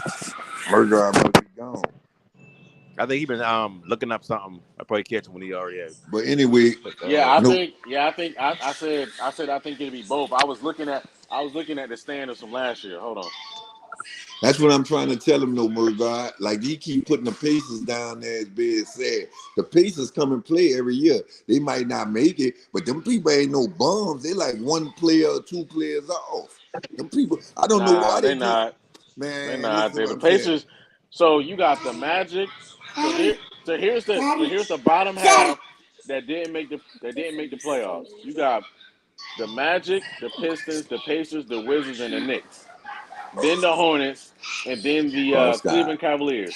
Now, as far as me, I think the Hornets can compete with the Magic, the Pistons, the Pacers, the Wizards, and the Knicks. I think my boy said the Knicks. The Knicks will kill them, man. I think they can compete with. No. I think they can compete with those teams. I didn't say they will win. I said they can compete with those teams. There's just 3 teams they could compete with: the Pistons, Orlando, and that's it. I think they can compete with the Wizards. The Wizards ain't good. Who they got? Bradley Beal. Man, the Wizards better than them. I'm saying that the Wizards better than them. You can.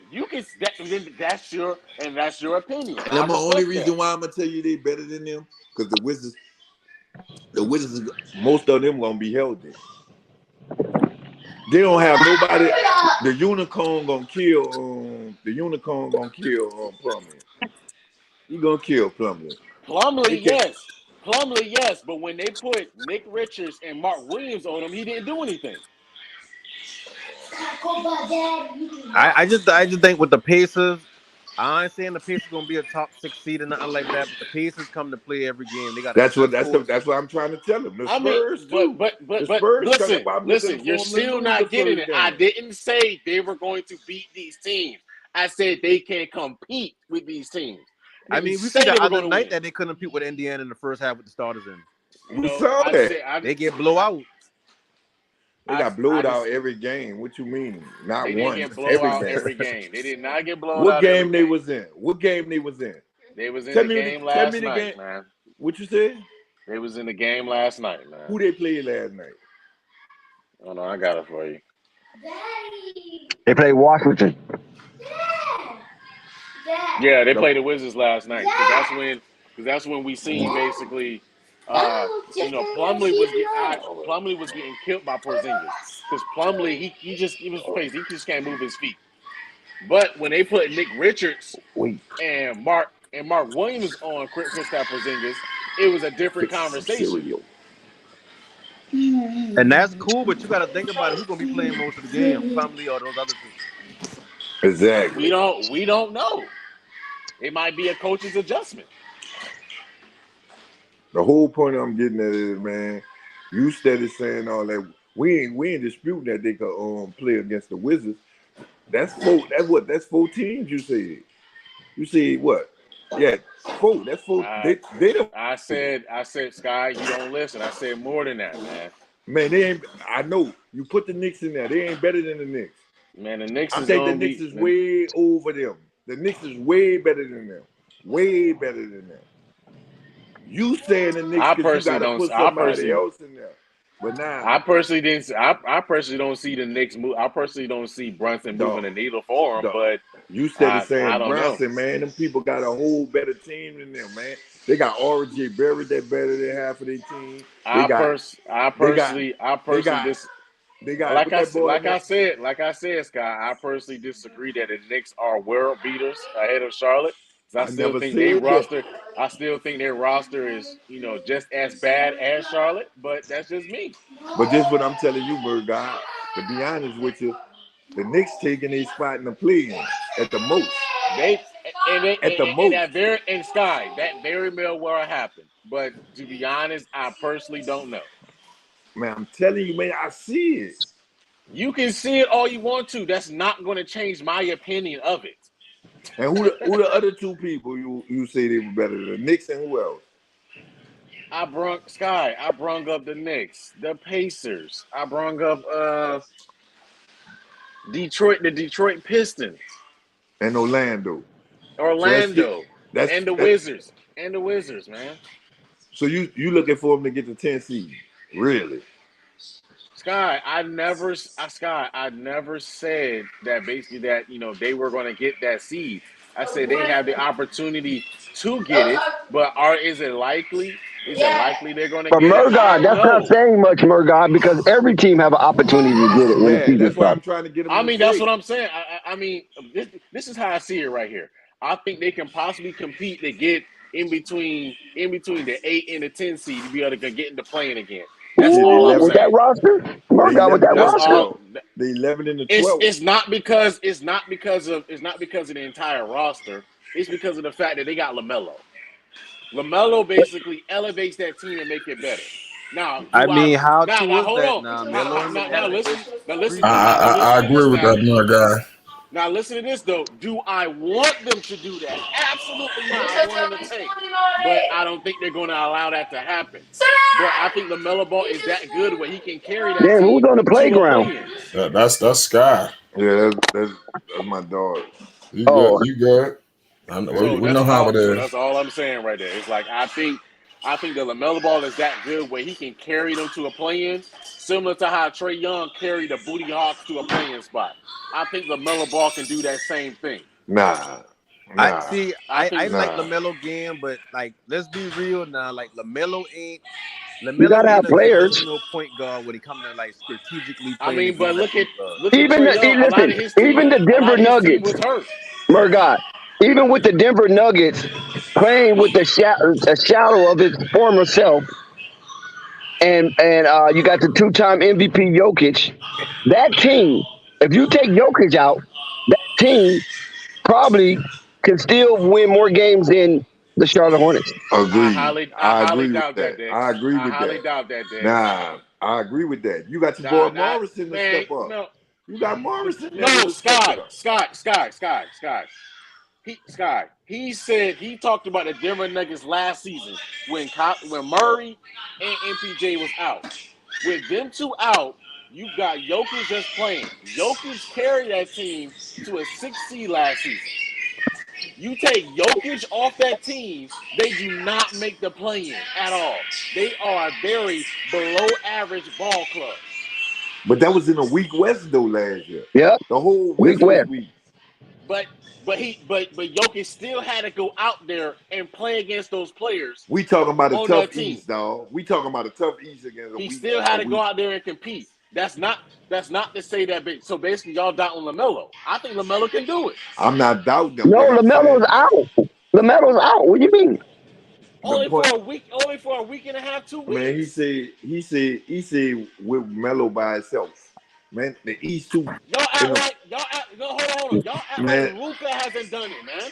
Man, that's what But I'm listen, saying. That's the Melo West, is not man. at that level yet. We can carry a team to the playoffs by itself. And like, not let's just forget that. about. So you hear that? You hear that, Dex? So Melo can't carry a team now. He can't. But think about That's what no panic say. No, yeah, that's say that too. but that's So y'all you gonna take telling that me? as So a you knock telling me? towards So him, you but that's not telling me really a that? knock. I mean, Now that's the conversation we're having. So LaMelo can't carry a team to the play-in. So LaMelo is not that good enough to carry a team to the play-in. Is that what you're saying? Nobody's saying he ain't good enough. All I seen is by himself. Nah, by he himself. Ain't. Yeah, But come on now, be real. Look at what Luka has done the past few But seasons. Luka, man, listen, He got a better supporting cast. On that team, you comparing what Luka, on an that team? MVP candidate, to LaMelo Ball, a third-year player who just made the All-Star. But you not like LaMelo Ball cannot be that and develop into that and be there for that Yeah, team. yeah. That's what I'm You hear saying. the key word you say But is Luka develop got a into that. supporting cast, Man, and they all Luka buying had in snipers. to the He Luka ain't lying. system. That's different. Yeah, But the thing is though, man. what's different from the cast on the Hornets than the actual Dallas Mavericks? They are if you take Luka off that team, Okay, stop, they don't Murgot, make stop. the play-in. Murgot, you having an episode because I'm not having an episode. you I'm being disregarding. realistic about Because everything. listen, you disregarding Jalen Brunson. Wasn't Jalen Brunson on that team? And he the one who Can he get $100 million contract? Who on the Charlotte Hornets can get $100 million contract right now? Nobody. Dex, let me You explain right, it to nobody. you. Hold on. Dex, ask me a question. Let me explain it to you. When you evaluate Luka Doncic's career when he got on the Dallas Mavericks, Jalen Brunson was not that effective until last season when they had a better team. But during the time of Luka's Okay, you just season, admitted they have a better team, so argument's closed. Hold on, Dex. I'm still going, Dex. I'm still going. During that time period, Luka carried a below-average team to the playoffs, i.e., to the playoffs, because they didn't have a play-in at the time. I still think that LaMelo Ball can carry a below-average team to the playoffs, man. to the play-in. That's That what shit, I'm specifying. That shit dumpster juice over there. As a matter of fact, when you evaluate, hold on, Dex. Hold on, Dex. When you evaluate that team and compare it, the Charlotte Hornets actually have better scores on that team than they do on the actual Dallas Mavericks during the 3 years before Brunson broke out in that last season last year. Now, man, I watched Melo shoot them people out the now, when you play-in, go man. further, You talking that shit. Hold on. When you go evaluate further, the first thing that they have to do on the Charlotte Hornets is fix the defense. That's the biggest problem. It's not offensively. That's the biggest problem right there. They can actually score, but their biggest problem is defensively. Now, if they can probably fix the defense, cool. They can probably get into a playing spot. Okay, Murgot. But hold on. But me personally, you keep sliding away from the epicenter of the content that we're trying to get to. Hold on. But me personally, I want them to tank. Now, to answer your question, do I think there's someone on that team that's basically $100 million worth? No. But that just like how on Luka Doncic's team, there was nobody on that team besides Brunson last year that's $100 million worth. And Brunson did not break out until last season. But that does not mean that. Murgot, that's neither here nor there. That's a lie. Brunson been playing solid game for a couple seasons. This is my last point. That does not mean that LaMelo Ball cannot carry a below-average ball club to the play-in, i.e. try to get him into the playoffs, because I think he can do that. That's all I'm saying. I think LaMelo Ball can do that. Then with it, Ball, too. This is what I'm saying. Murgot, listen, I'm not trying to undermine LaMelo's skill set and what he means to the Charlotte Hornets. You know I'm not doing that. But what I'm saying the basketball that's been displayed on this Charlotte Hornets team, Exactly. it's going to take a miracle. It's gonna take a It's miracle. going to take a miracle. And that miracle And you is know why? LaMelo Ball. You know why That I'm fell in going their so lap. hard on That you, fell in their Murdoch? lap 2 years ago. That's what You that know why I'm miracle going is. hard on you, Murdoch? Because when it don't happen, but LaMelo's still putting up his points, you be the type of person that'll come out later on down the line and say, "Look what they got him playing with." We trying to tell you, look at what they got him playing with. I did not, Sky. I did not deny what they're playing with. When did I ever say that this ball club is world beaters? I never said that, Sky. Stop putting words in my mouth that I didn't. Hold on, Sky. Murdoch, you said you believe he could pull them to the play-in, man. But Scott, he can't score every point, man. But Scott, I said LaMelo Ball can gravitate this team to the play-in. I did not say that the roster around him was world beaters. They're not. But I think LaMelo Ball is. I think LaMelo Ball is that good.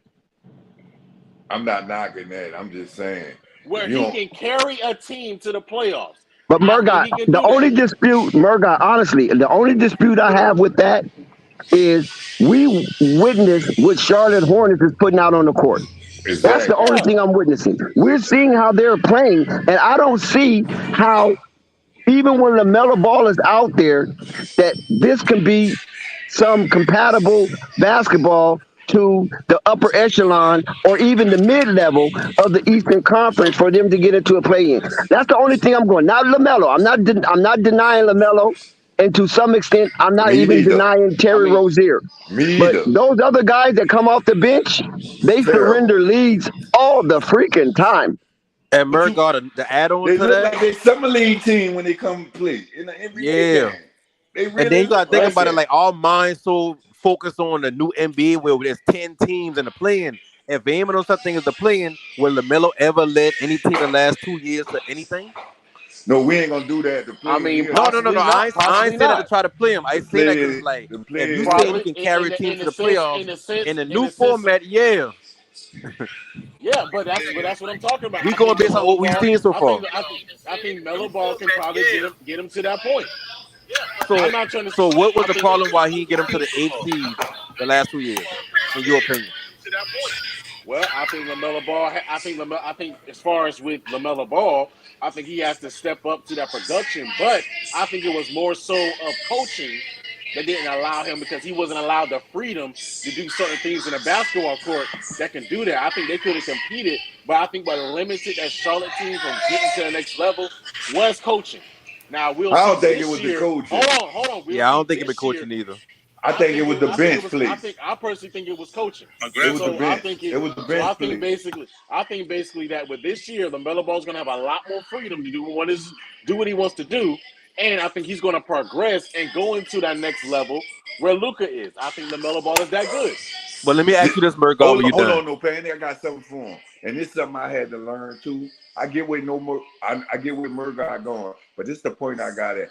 I never really knew how important it is to have a bench, because the starters for Charlotte could play well. It's the bench that's surrendering the lead. And I had to learn that last year with the Pelicans. Like, we always could keep the game close, but we never had a bench that could get us maintain the lead. it. So good take, that's where Charlotte been falling short at. Think about it. I'm not saying that they starters not good enough to play with the Pacers and I'm gonna put it to you like that. They starters not. I'm not saying the starters not good enough to keep up with the Pacers, the Wizards, and that was a bad pass, Dalen. The Wizards and the bottom half. But the problem is they bench is gonna lose the game for them. They don't have a Giannis on their team where they could go up 20. They don't have that. They just got a team that could keep them in the game. A starting cast that could keep them in the game. We'll just have to see then, Hey, well, Murdoch, let me ask you this. We saw that last night, dude. This entire preseason, right? Would you agree all their players have not played, man? Okay, so this preseason, right? Would you agree that the coaching for the Charlotte Hornets right now has allowed LaMelo Ball to take the reins? Yeah. Can you look up his stats in this preseason play? Well, he's been shooting them out the game. He only had one good game. Yeah, he's been shooting. And that's why I'm saying, like, I get it by him not having the keys the last couple of years, and you might want to blame the coach. But I mean, at the end of the day, like that, we've seen, and I'm not saying he can't get to that point because he still need development. I always Somebody say, got and to I know kill that background noise. I might get Steve, slack for this, but They play that music. LaMelo That's Ball me. still That's needs to me. I'm learn how not to doing fully play basketball. He can create, he can play free. That's cool, but he still need I to learn think how to play basketball, and that's when he take his next step. And he ain't there yet. I think LaMelo Ball is. I think Luka been the LaMelo Ball pro is I don't since he have was ready. no worries 14. about LaMelo Ball. I think I think LaMelo Ball is safe. ready. LaMelo Ball is safe in his space. I have no worries about LaMelo Ball in his space. What my worries is when you bring in that bench. That's my biggest concern. I And they personally play think the way they LaMelo. play. I personally think How in the LaMelo Ball hell is can they ready. maintain or even get a lead? I agree with you, Dex. That's what I judge. I personally think From now LaMelo on, Ball is ready, and I from personally now think on, a that's lot what of I their judge teams off. They bench, man. players haven't played. So If you Hey, don't we but gotta have, wait and Bergar, see. remember now, last year he had 220 plus per game scores with him. Shout out to the panel. Shout out But to Flight Yes, Sports also, sir, TV. A1. Salute last to you, year, brother. but Shout out to also last everybody. year too. Hey, let me ask you a question They because also I think Murgod is cooking, fellas. You mean to tell me LaMelo can do what Russell Westbrook did 4 years ago for that team he took to the playoffs on his that's MVP exactly what I'm year? I don't saying, think he man. can do that yet. I don't think he at that level All yet. he had was Steven Adams. But bro, he's a better all-around player than Brook. No, he had some pretty good players He's a around Then him, better though. Westbrook? Who? he Dex, had who? he Who He on had had that Reggie Steven team? Adams. Jackson. Yeah, He had yeah. Steven Steven Adams and Adams who? was good. He Who had on that Dex? Who on that team averaged more than 15 points? Please. Exactly. No, that's But look, besides the but point. look, no, look, LaMelo exactly. Ball Yeah. is not nowhere look. near with Russell West. That's an MVP Russell West you talk about. No. They Yeah, but capping. Russell Westbrook, the No, average, yeah, but Melo's better than that. no. He's better Y'all than not about to him do now. that. That Y'all Melo not is about to not do better than that. MVP Russ. I'm No, sorry about that. they not about to do that. They talking about when it was the weak bro, East. They was talking about when it's his, the weak East. He couldn't but do he that was 9 in the East. inefficient on that triple. All he did A1. was You average missed, a but triple double. you're missing the Sky, crux of what the are you talking argument. about? We're talking about Russell Westbrook MVP season when he was going in the Gauntlet West. Stop that, man. What are you What? Hold talking on one about, man? second. Hold on one second. A1. You're missing the crux of the argument because we're not talking about LaMelo Ball himself per se. We're talking about the help, and the help that LaMelo Ball have is not sufficient enough, and they don't play. They don't Just play the like, way you're supposed to but play Dex, to anchor for LaMelo Ball to be an anchor to this franchise to get further into the playoff. They don't play that way. A1, we saw 3 games already. No, 4, actually 4 games where they get out there, they take the ball out the basket, they run all down the court, they take a shot. They're not even passing the ball to the second, third man. You can't win in the NBA like that. So they're easy to good guard, rebound, and Drummond. Good rebound. they're sabotaging their offense playing that way. I'm not talking about the first 5. The first Kobe 5 is White pretty cool. cooking. We're talking about those people that come off the bench. They won't be able to hold a lead. They won't be able to maintain a lead. The only thing it looks like 9 out of 10 times they will surrender a lead. So now when the first 5 comes with LaMelo Ball and all that, now they got to keep fighting just to get the league back or just to stay in the game if they're playing a real tough team. Because those other guys, the others, that's what I'm talking about, the others are just really, really, really bad when it comes to basketball thinking. They're low thinking in their basketball decision because there's no way you see an open man, you don't pass it. There's no way you're not running out one pick and roll. Even if you're the bench, you still got to run pick and roll. You still got to run the offense. The offense don't change. You know what I'm saying? So it's too many of them playing hero ball and they're on a hero journey and they're not that good. Man, Charlotte got more talent on individual talent on their roster than Russ had that season or the season after. And LaMelo, he was getting a 4 to 5 eighth seed, not a play-in eighth seed, a 4 to 5 eighth seed if he made the eighth seed.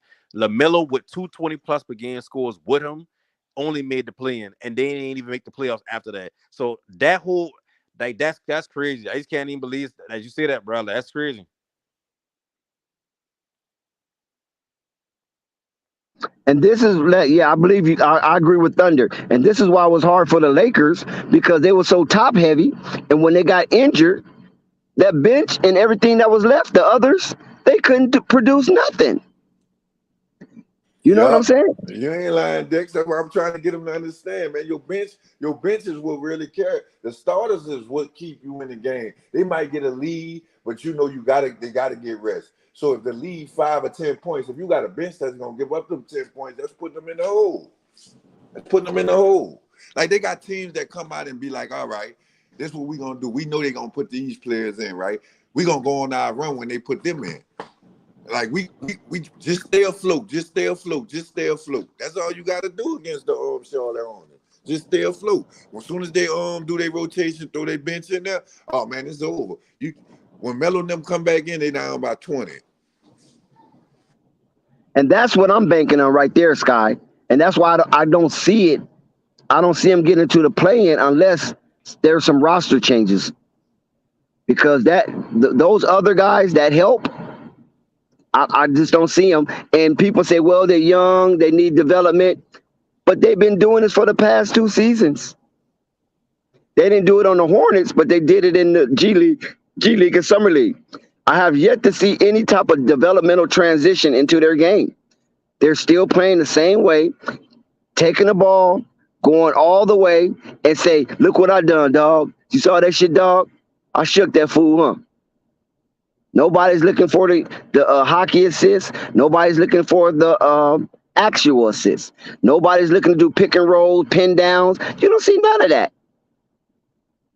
And that's why I say this is ridiculous. And I know it can't be Cliffy because Cliffy calling timeouts. He's calling timeouts. And we all know you call timeouts for adjustment. These guys just got into their head that they 2K players, and they're not.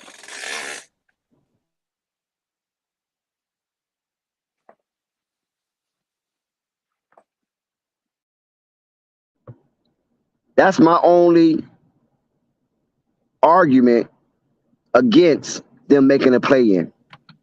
I think LaMelo will be fine, and I think the team will find a way. Yeah, you keep mentioning LaMelo though. LaMelo is not part of my argument. He's safe.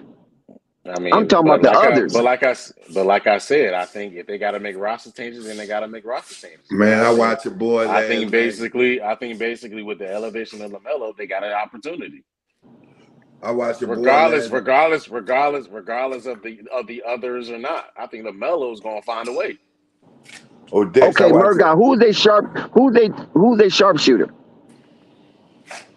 They don't have none. Well, they do have one. You got Rozier and you got Gordon Hayward. Man, come Gordon on, Hayward man. No, when you say a sharpshooter, we talking about just a catch and shoot player. Rozier game will be compromising. Exactly. Rozier was one of the best catch and shoot players in the league the past 2 seasons. But you know he's a scorer. He's not like a kid, like Zach LaVine. Zach LaVine can shoot the 3, but you don't want him to just do that. But he's a combo. He can do both. So he's okay. So he's not a sharpshooter. He's not. When I think of sharpshooter, I think of somebody who's rolled when they come in the game as to shoot. But listen. You can have a player that is multi-dimensional on the court that can be catch and shoot, come off the screen and shoot, and can get boogie down and get you a bucket when you need one. Why can't you have both? No, listen, you can have both, but at the end of the day, you do. My point. No, hold on. The reason why you want a sharpshooter on the court because they space the floor for you. So when Terry Rozier do get the ball, he got more space to work. When LaMelo do get the ball, he got more space to work. So when we talking about sharpshooter, we ain't talking about a player that can occasionally he can catch and shoot. He can do. We talking about a player, a sharpshooter whose job, like Lonzo, is to space the floor. You can do Duncan both. Robinson, whose job is to space the floor. That's schematic. That's an offensive scheme. But look at what Duncan Robinson did last season. He shot the ball bad and they took him out the game. He's making damn near $100 million on the bench. But so Terry Rozier shoots better than him. I would rather have Terry Rozier shooting the 3 coming off the screen than Duncan Robinson. Murga, I understand what you're saying, but what I'm trying to explain to you is when you look at an offense and you got a philosophy hold on. Hold on, let me finish. And you got a scheme that you're trying to run. Where you at, Vegas? That's Vegas. That's what you at the New York. Got light your shit. Who's that teamwork? No, that's A1. I see light your shit, A1. I see Oh, A1. That's A1. I said okay. That's You bigger. ever Yeah, he got on the on that strip. roller That's the coaster, strip. Dad? That's the needle. That's the needle right there. You ain't get on that ride? It's on the north part of the strip. Well, have you been on it? You ever got on that roller coaster? Is that the That's needle? not.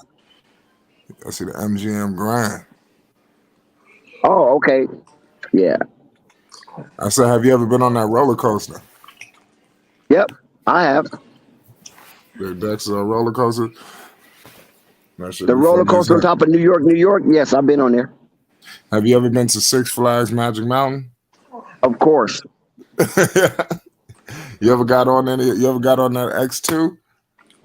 No, I ain't been as in like the last time I've been to Magic Mountain was in 2013. Right. Yeah, I got all the rides over there. That's like the capital. But I didn't get on all the rides though, because I don't really do roller coasters like that. I got on a few rides, but that was it. I looked up y'all Six Flags. Y'all got shit that motherfuckers don't even have. Like they building real shit over there. Y'all got fourth Yeah, that's for the dimensional roller youngsters though. That's coasters for and the shit. youngsters. I'm too old for Six Flags right now. Right. Shit, you ain't too old. You get your ass in that seat. That's what I'm trying to tell you. I'm too old for that. Yeah. I don't fuck with it. I'll be screaming like a little girl on that thing. Right. Yeah, that shit But kind of. yeah. The ride's kind of high.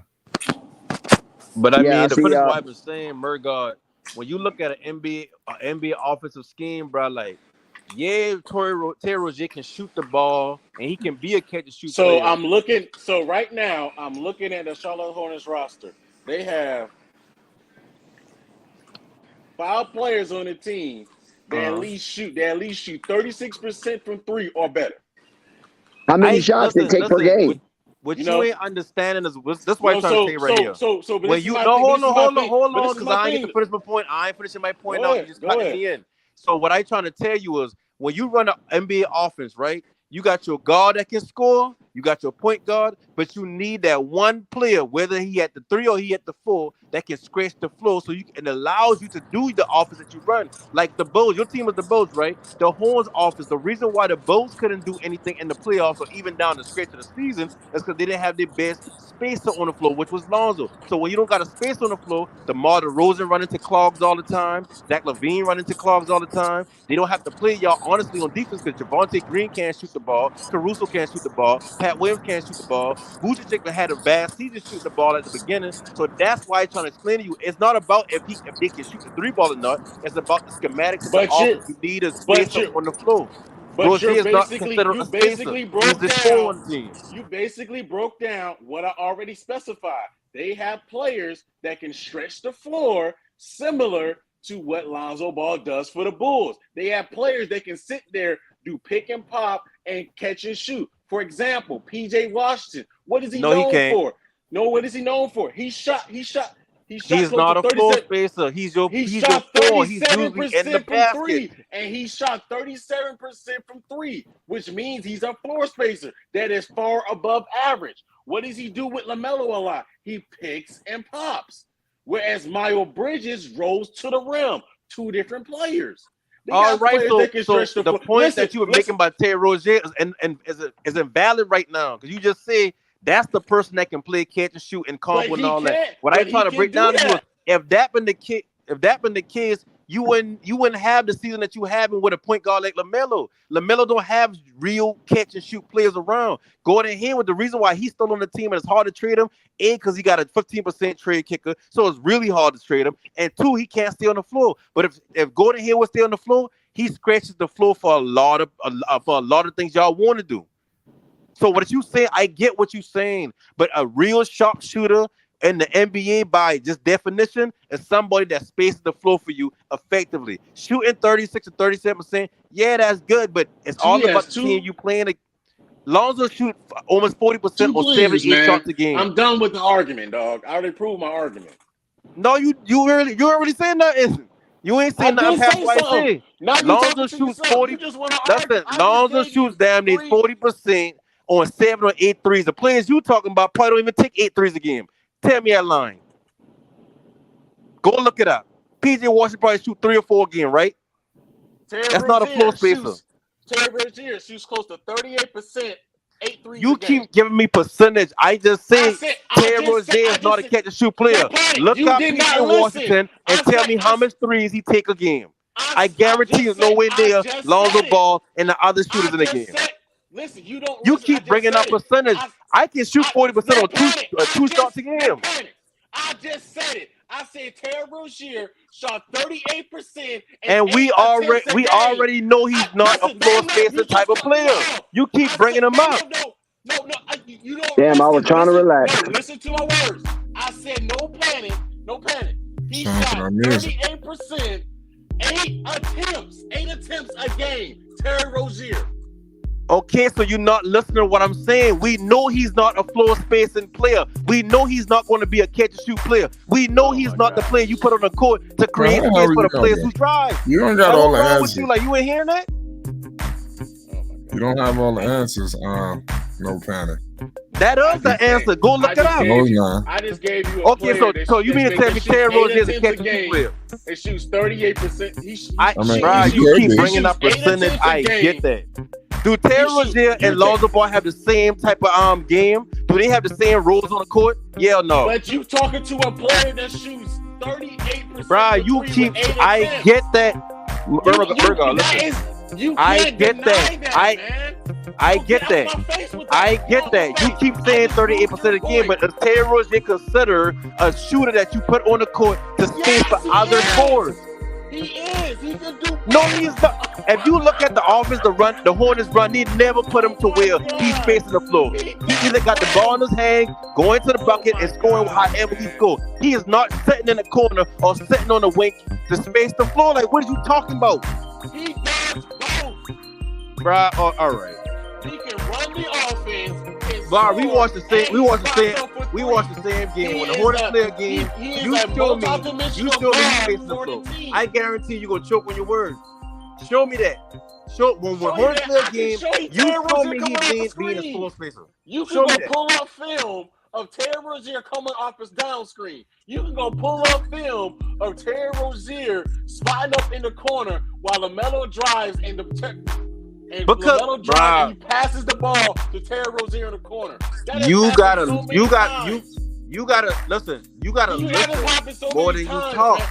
You ain't listening to what he's saying. You keep throwing out the same stats. I'm telling you, this man is not considered. When you look at Duncan Robinson, the only reason why Duncan Robinson is on the court is because they know he creates space for players like Jimmy Butler. You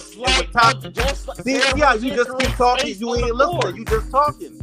You gotta listen, bro. Like, you really gotta listen sometimes. Because if you listen, you will understand that what I'm saying is making sense.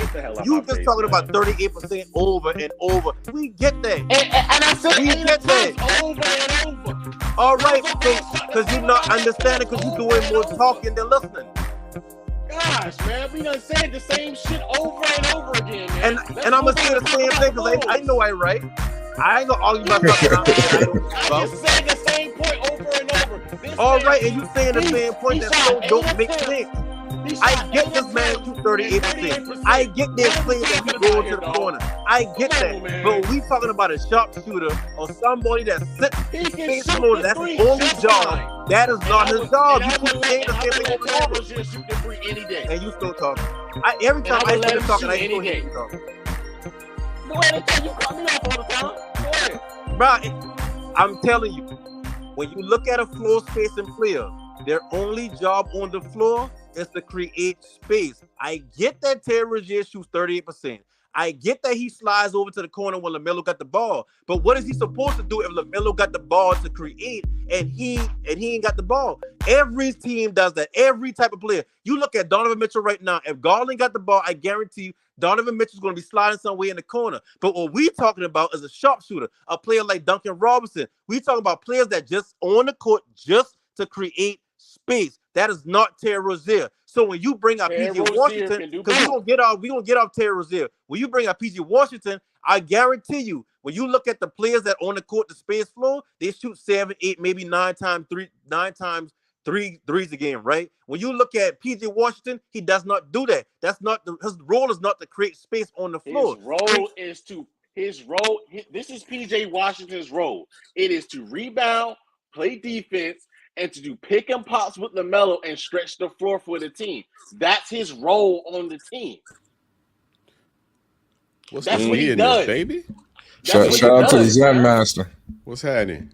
Man, gosh, man. You didn't go live? Zen Master. Let me tell you about these motherfuckers. Hold on. Zen Go Master, ahead, let me ask bro. you a question. Let me ask you a question. What's up? What does PJ Washington do on the basketball court?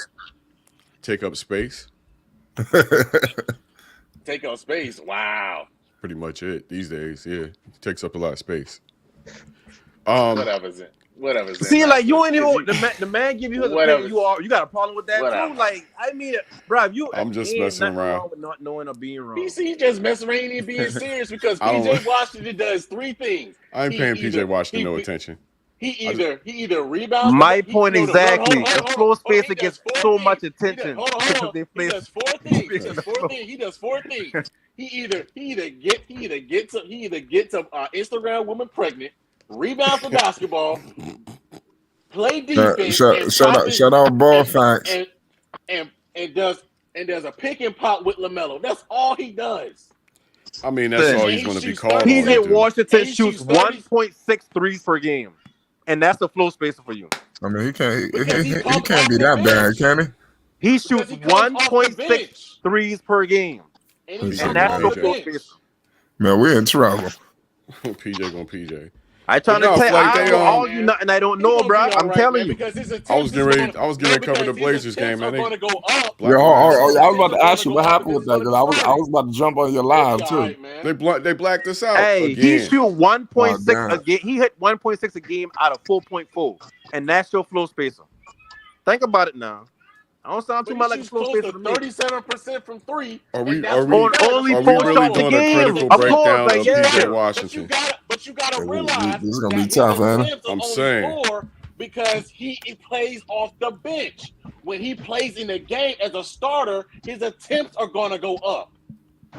PJ leads the league in crying about his baby mama. That's a fact. I can agree with that. Next, we gotta talk about PJ tonight. Y'all digging down. Hey, y'all listen, digging deep Duncan for topics. Robinson shooting 8 attempts per game. Shout out to PJ Washington. Nothing to do with Charlotte, but all right. You know, he know how to find them, don't he, Zan? No, it do got something to do with Charlotte because I've been trying to tell you a floor spacer who's on the court for that shoot. But this is my point. This is my point. Some teams have floor spacers. Some teams have players that are quality shooters from three, which is what Charlotte has. They have multiple players that can shoot a decent clip from three. Some teams don't have floor, quote unquote, definition of floor spacers. Right. Some teams have quality and that's players. That's all the point we're trying to make with the sharpshooter. But hold on. That's the point. As long as you have quality players that shoot the three from a different clip, which is above league average, you're fine. Okay, so first of all, they're not fine because they always in the play-ins. Second, the question was, do they have any sharpshooters? You said yes. So now that we prove that they don't, because you just said this now, they don't have legit floor spacers. Then so what's like? Will you keep going? Like, what is your point at this point? Shooting above league average proves you have legit floor spacers on the team. No, that don't, because you can shoot 38% on 3 threes a game. Patrick Williams 9 for 17 tonight. If I only shoot 4 shots a game and I make it 2 of them, I shoot at 50%, but does that make me a floor spacer on the team? Hey, I'm telling y'all, watch out for Nwora. Watch out for Nwora. I'm telling you now, watch out for him. Go ahead, Zen Master. I'm just trying to get y'all off of the argument. That's all. Man, it seemed like it was going in circles. Y'all watch the game, man. Y'all watch Chicago and Milwaukee. It's over now. Chicago beat the wheels off of them. Show did. Don't look like Giannis played though, did he? Nah, I mean none of the key players played. The only starter that played for the Bulls, well, the only real starter was Vucevic. You got Ayo that played, but I mean, when Lonzo come back, he's not going to be a starter. Patrick Williams played. He's a starter. Yeah. I mean, kind of. They've been switching them in and out depending on matchups. So Milwaukee didn't play any starters from what I see. Unless Nwora is starting. I mean, I guess the only reason why I see Vucevic played is because I guess because of lack of big men we have. Because I still don't think Billy Donovan trusts Savonovic that much. But as far as 3 minutes, that ain't a lot as of far as trust. it's not at all. But as far as Drummond, he loves Drummond. He plays Drummond because as long as Drummond plays within himself, that means don't go out there trying to create offense, rebound the basketball, play defense, and when you get the basketball, pass it to either one of the guards that can dribble out the court for you. That's it. Don't Andre try is to do too solid. much. He's solid, man. He just needs to be put in the right position. That's all. Andre Drummond ain't never been a problem for nobody. He played great today. He defended the rim. He got like 2 blocks. Yeah. So he got nine block. boards off the bench in 18 minutes, 9 boards. Yeah, man, that's what I'm saying, man. So I mean, he's been playing ever since that first game. I was mad at him, man, but he showed up. He showed up the past 2-3 preseason games. So I'm happy for him. Chicago showing some depth. Goran Dragic, 6 for 9. Yeah, man. He had 13. Yeah, man. I mean, man. I mean, the team. I mean, I think the first game was what really scared fans, but I think the past 3 games they really showed that this bench has some depth that they can throw out a multitude of lineups to be able to get the job done. Right. So, I mean, that's how I see it.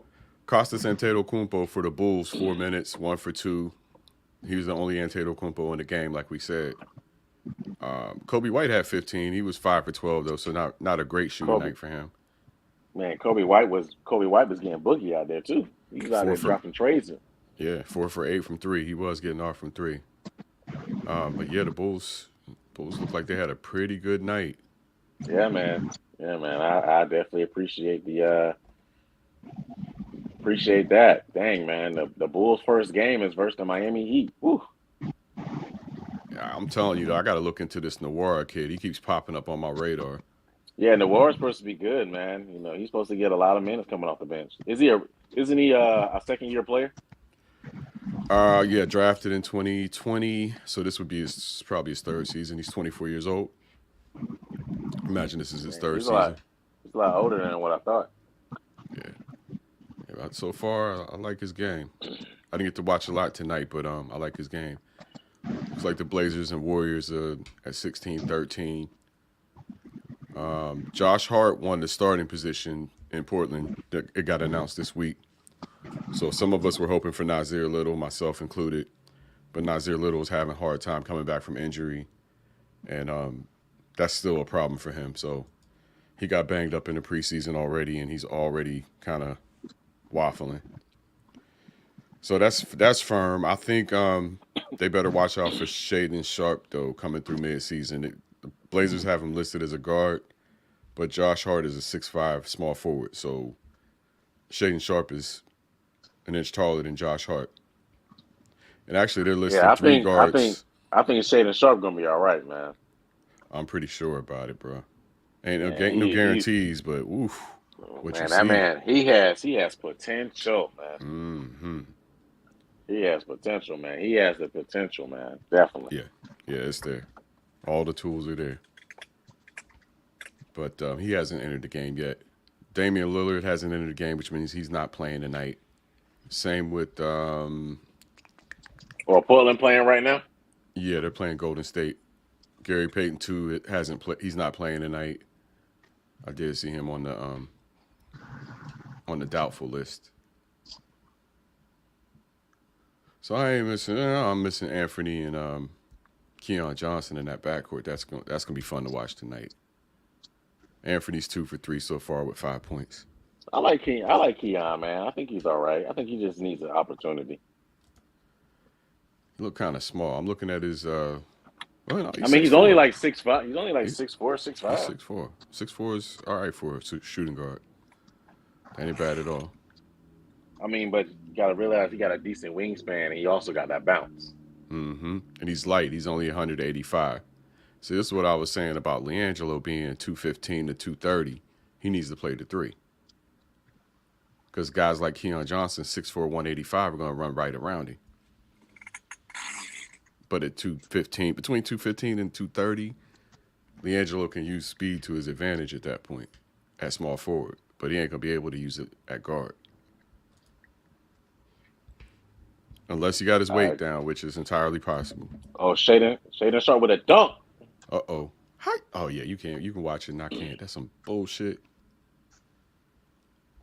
This shit ain't even downtown. I can't even go to the game and they blocking me out. Man, it should be on NBA TV. Well, you can watch your game. What's up, Marvin? Do you want me to send you a link so you can watch your game every time? Hell yeah.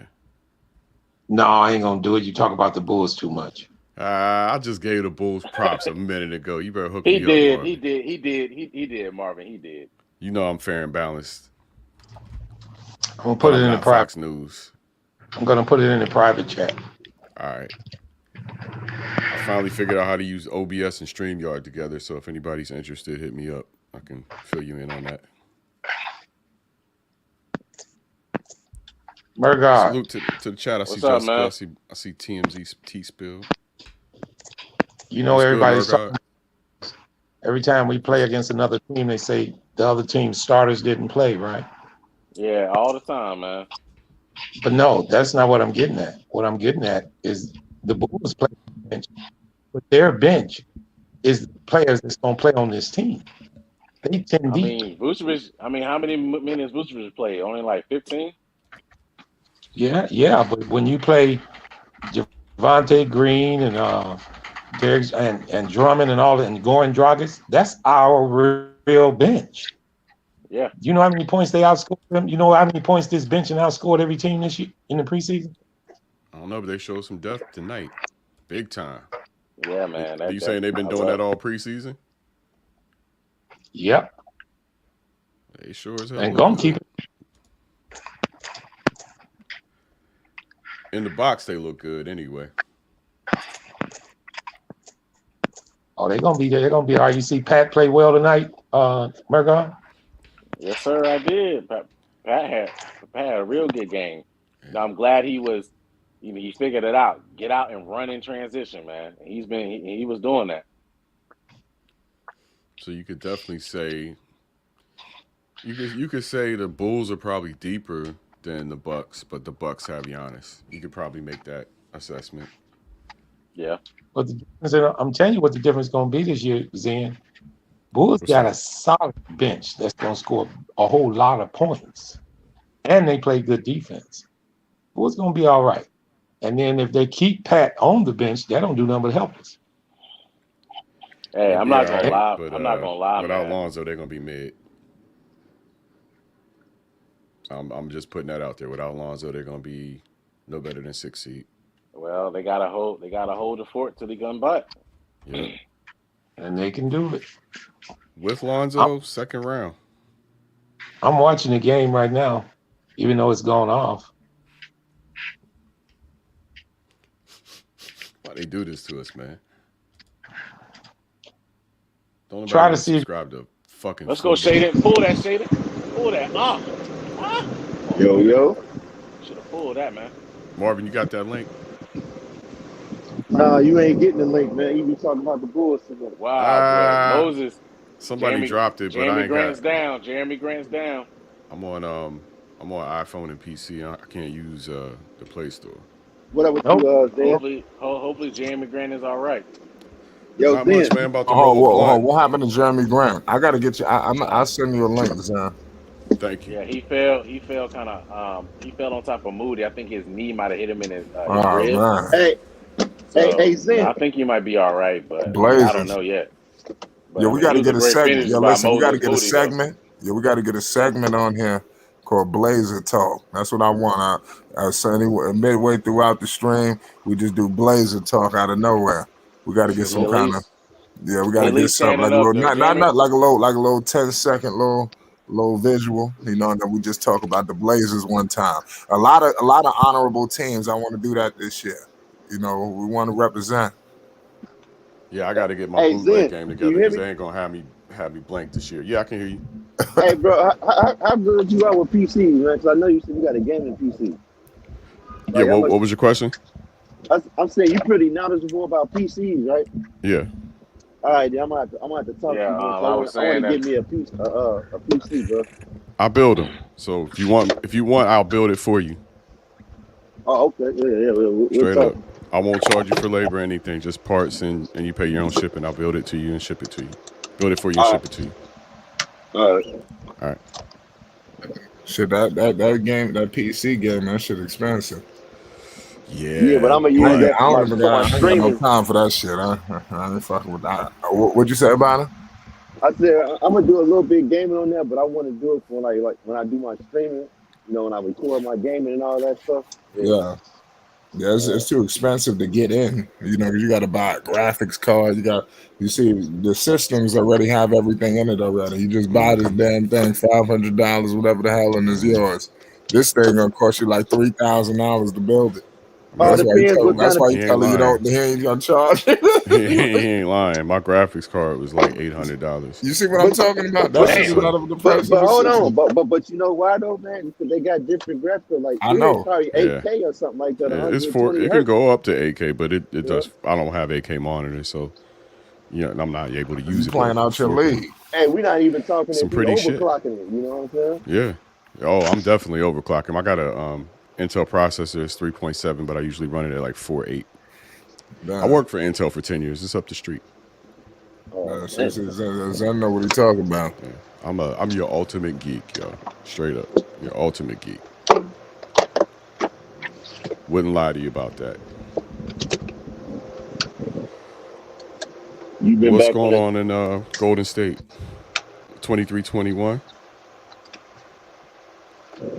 Moses Moody making his presence felt with 9 points. It's like Wiseman's alive for the first time in years. Shit's about damn time, you ask me. Hopefully you stay healthy. Something off about that boy. He just don't look right. Something off about him. Who's that? Wiseman. He remind me of Can't Get Right from Yo, how come I knew you were gonna say that? From life can't get right. He remind me of Can't Get Right from Life. Man. That's what he remind me of. Can't Get Right. Oh my gosh, man. You're funny. Right. Yeah. This man is hilarious. I do spend a great deal of my time cracking jokes. That's for sure. Shoot, where you been at, Zenbastor, man? Man, I've been busting my ass. I finished my Lord, Moses project. Moody is getting down out there, man. What are you doing? Man, who the hell is Moses Moody? Man, I'm not watching no basketball right now. The second year player on the Warriors, man, that I wish Charlotte would have got, but that man cooking right now. Let's see what happens, man. No shortage of talent in the NBA, that's for damn sure.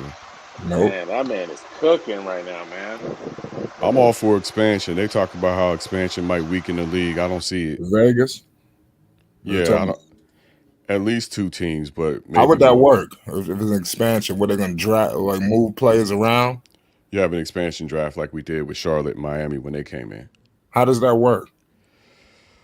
Every team has to put up like 2 players or some shit like that. Every team has to make a sacrifice for the draft. And then, of course, there's so who's the 2 players they got to give up? I'm not sure. It's been so long since we had an expansion draft. I'm not sure how it works anymore, to be honest, or how Adam Silver's going to do it. But that's what happened when we brought Charlotte and Miami. And then the team is trash, and they mess around and get the number 1 pick, right? Yeah. Most likely they are rigging for him to get the number 1 pick. So Vancouver, Orlando, right? And Toronto. I think wasn't they were in Orlando an expansion? Orlando was expansion, but I think that was they were in the 80s. Ago, though. Yeah, they were in the 80s. That was years ago, man. Vancouver. You had Charlotte. Charlotte Memphis. was an expansion team. Memphis, yeah. New Orleans was an expansion team. So the NBA's done it before, and looking at the talent pool around the world, I think it's time. Minnesota was too, wasn't it? No, they had the Lakers up in Minneapolis for how long, and the Bucks at Milwaukee. So no, the Lakers are one of the original NBA teams. Same with Milwaukee. Yeah. The Knicks, I think, were NBA. The Nets were NBA. The Sixers were ABA. I want to say the Clippers were ABA as well. Yeah, I think they were ABA. Yeah. Yeah. San Antonio, I think, was NBA. I think. You think so? I thought it was ABA first with George Gervin. Not sure. You might be right. But the Nets was the way the world is ABA. now, man. They were ABA. Yeah, Nets, ABA. Yeah, the Nets was ABA because Julius Erving was there. What about the Spurs? ABA. What about him? Okay. Yeah, I kind of remember Gervin with the red, white, and blue ball. Yeah. That's the market at ABA. George Gervin. Iceman. They compared Carmelo to George Gervin. I got to step away for a second, get this wrap. I'll be right back. All right. That shit is crazy. Salute to everybody in the chat. Yeah, man, buddy. Man, they can add a team in Seattle, Las Vegas. I'm trying to think of some East Coast teams they can add some places. Connecticut? Nah. Well, they're not going to put a team in Connecticut in the CT? Nah, I doubt it. Connecticut. Nah, Connecticut, that city is, I ain't going to say it's dead, but I mean, come on. There's other cities, in my opinion. There's other cities that they can go to. Gotta be Pittsburgh. Pittsburgh? Pittsburgh can work. The fish that stay in Pittsburgh. The sports culture in Pittsburgh is amazing. That Pittsburgh can work. You need to go back, man. They need to go back to Seattle. You can go with Nashville, Tennessee. I don't even care about Seattle, man. I just know that that's a big time sports town, and they lost their team. Basketball is bringing them back. If Oklahoma City can have a team, Las Vegas and Seattle. I just don't like the sound of Connecticut anything, man. Nah. Only Connecticut I know is the Huskies, man. That's it. What about Cincinnati? Cincinnati can work. Cincinnati can work. Like I said, Nashville, Tennessee can work. Oh, nah. Louisville, Kentucky. Oh, nah. You might as well get another team in New York and just stop playing. You know, that's what I got that in mind. You already got 3. Well, man. no, we got 2. 3, 4. You only got 2. Yeah, we need to get 3 like y'all. Y'all got how many? No, how many y'all got? 4. We got 4. Cali got the most. Oh, hell, we need to get one in Long Island, and we need to get one upstate New York. Man, y'all don't need the Buffalo. No, y'all understand that the upstate New York don't have nothing. Nothing. But Buffalo can do There's it. a reason for that. They got Syracuse. They don't need nothing. They bring more college basketball up there. But still, that would be good, you know, to get something like that. And definitely get another one in the city, in the Bronx, anywhere. Sure. That's too close. For that. That's too close. They Listen, they got Yankee Stadium, Shea. I mean, come on. They got their own arenas. You know, it's not like y'all sharing the Lakers got to share a damn arena. I mean, that's going to break up soon. Next year, that's over with. Yeah, Inglewood. Yeah, what does that look like? You passed that arena, new one? Yeah, all the time. What is it looking like? Damn near done. Yeah, sure. I know when they built that Barclays, that shit was crazy when that shit came to Brooklyn. That was wild. They tore down everything. That shit was crazy just looking at that arena, just in a place that you never thought they would build some shit like that there. That shit is crazy. Yeah, right in the heart of the city. Right. That was wild. That arena is still crazy to this day. I'm trying to hit the Chase Center. I passed by there a few times. Yeah, Barclays. I think the last time I was in Brooklyn was probably like 2017. I think 2017, the last time I was in Brooklyn. Right. Chase Center tickets is crazy. You're gonna pay $200 for nosebleeds. Just because. All right, they got a list of the of teams basically where they can go. So let me get the list right here. They got a list right here. Of course, they said back to Seattle. Mm-hmm. They said Louisville, Kentucky. Mm-mm. They said Las Vegas. They said Montreal or Quebec in Canada. Somebody else said St. Louis. Somebody said they said Mexico City, Mexico. Man, they're trying to get a city so that these players could go and be tourists. That's what they're trying to do. They got Nashville, Tennessee. They got Kansas City. They said another one for Virginia Beach. They got another one for Tampa, Florida. Mm-hmm. And they said and 2 more options would be The last two options would be Pittsburgh, Pennsylvania, and and they got a last one is San Diego, California. San Diego is barely a sports town at all. They just lost their football team. Yeah, that's true. That's true. But I mean that's what they listed. So out of all that, Pittsburgh. which ones? So out of all that, which ones y'all like? We got like the Pittsburgh. Canada, St. Louis, Mexico City, Mexico, Nashville, Kansas City, Virginia Beach, Tampa, Pittsburgh. What y'all like? The Berg. But I'm biased because I'm from there. I would love to have a black and gold basketball team. Boy, that would be the shit. I do like Las Vegas. I mean but I ain't gonna lie and say I don't like Canada and I don't like Pittsburgh and I do like Nashville, Tennessee. I think that could work. Nashville could be fun.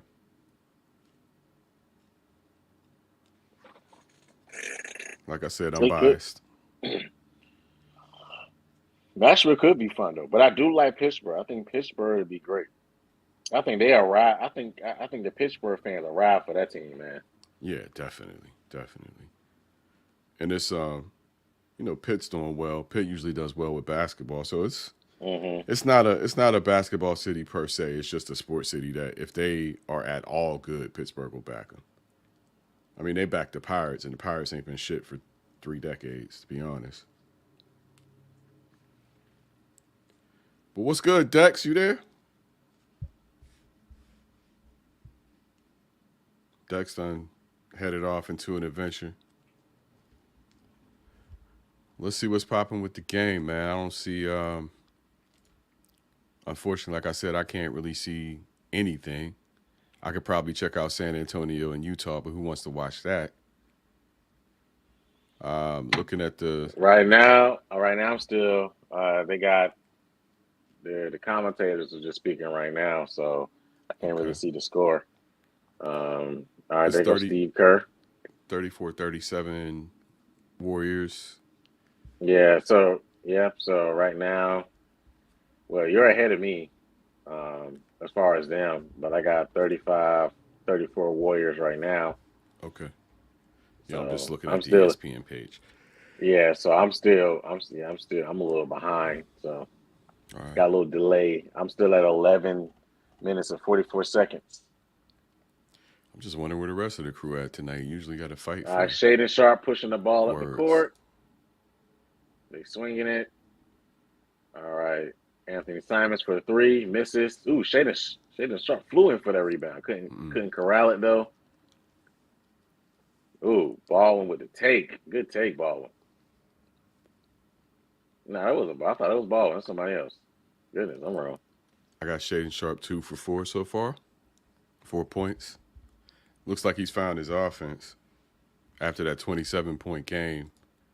He didn't have such a good outing the last game, but it looks like he's getting comfortable. He'll have fits and starts until he finally just who is number 10 on your team? Is that Nasir Little? Nah, Nas is number 9. Who's number 10? That man got caught sleeping on the back door. Probably Greg Brown. Let me see. Come on, Shaden just got ripped. He's number 4.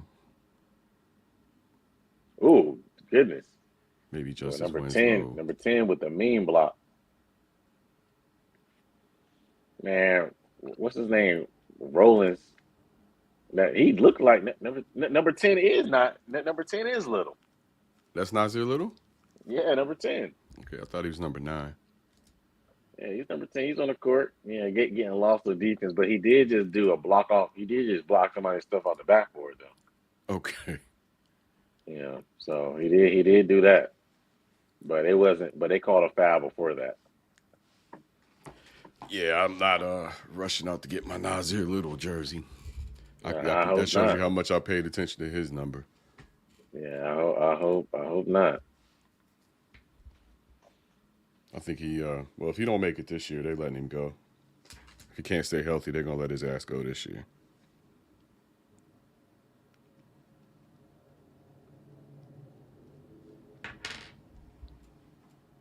Come on, Anthony. You got to go, man.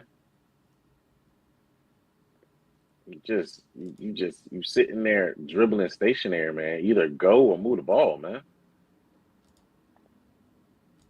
Y'all gotta help him. Y'all gotta help him out too, man. At least set a screen, set a screen for him or something. Got me searching for bootleg NBA live streams. Sure, I got one too. Drop it in the private chat if you will.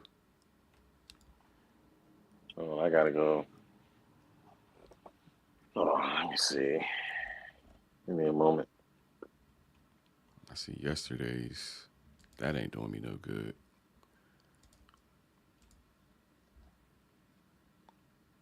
Oh no, there. Wait.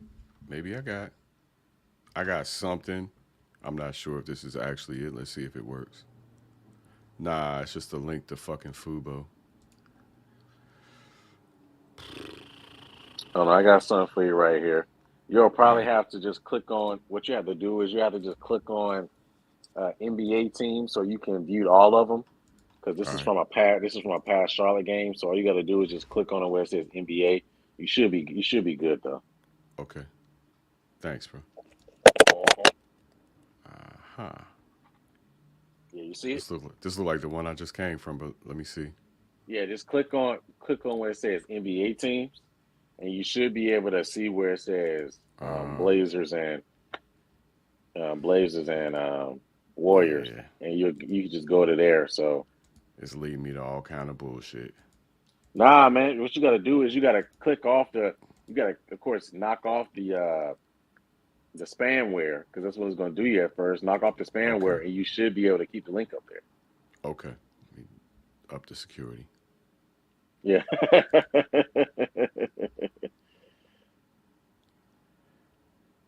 Goodness, boy. Nazir, your little just got blocked. All this. I know, just to watch the game. I know.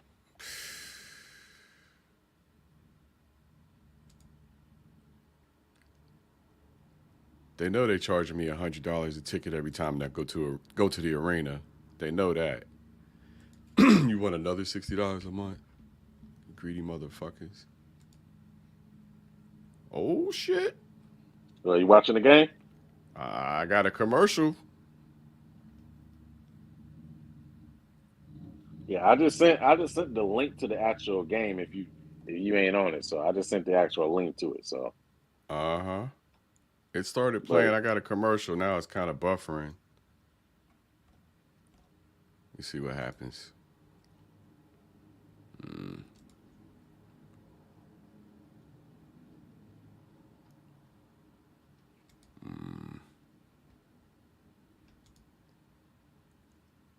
Yeah, I'm getting a bunch of garbage. I don't really even use pop-up blockers, so it's all good. I'll figure out it another time. Thanks for the try. But that's all good. It's all good. But I sent the link to the game. It should be the last one I just sent you. Yeah, and it started. Link, so. It started playing, but then, like I said, it was playing a commercial. Try to. I guess I just want to say, if you want to try one last round, try the one I just sent you. It should say Live 5 in it. I think that's that's the one. Yeah. And when I hit NBA streams, I get schedule, and then I see it. I'm going to click it and try to get it to play again. Get a pop up. Oh, I got the game. Thank you, Murgot. Yeah. What the hell are you celebrating? I got the game. Oh, good. Oh, Murgot. Yeah, man, that's my go-to right there, man. Anytime I'm trying to watch NFL or anytime I try to watch multiple things. So multiple games at one time. That's what my go-to right there. I do. It works on the computer too. Yeah, I pull it up I pulled that up on my laptop, and then I watch all the games because I got a jailbroken Fire Stick. Okay. I only paid like $30 a month. Yeah, I pay like $30 a month for my jailbroken Fire Stick, and basically I be watching all the games and everything. So I'm watching the Portland game right now, But I could have been if the Bulls. Let's say the Bulls was playing, I would have had the Bulls on TV and been able to watch the Portland game or the Charlotte game, on my laptop or something. So that's how I be doing it. It's just these blackouts is bullshit, man. Yeah, no, it is. But they do it for a reason, So it's almost like firewall protection for them. That's why they do it. It's whack, but that's why they do it. The Blazers ain't getting national TV money. Comcast Sports Northwest went away. And so they used to be on Comcast Sports Northwest. If you had a Comcast subscription for cable, you could see them. And then the NBA had like a team pass. So you could go to the NBA site and you could subscribe to your team if you wanted to. They took all that shit away. All of it. Man. So now it's either switch my provider from YouTube TV to Fubo and pay for Fubo, or stick with YouTube TV and get to watch the rest of the league. What kind of bad choice is that? I'd rather watch the rest of the league. I love the Blazers, but fuck them. They doing me like this. I ain't doing them like this.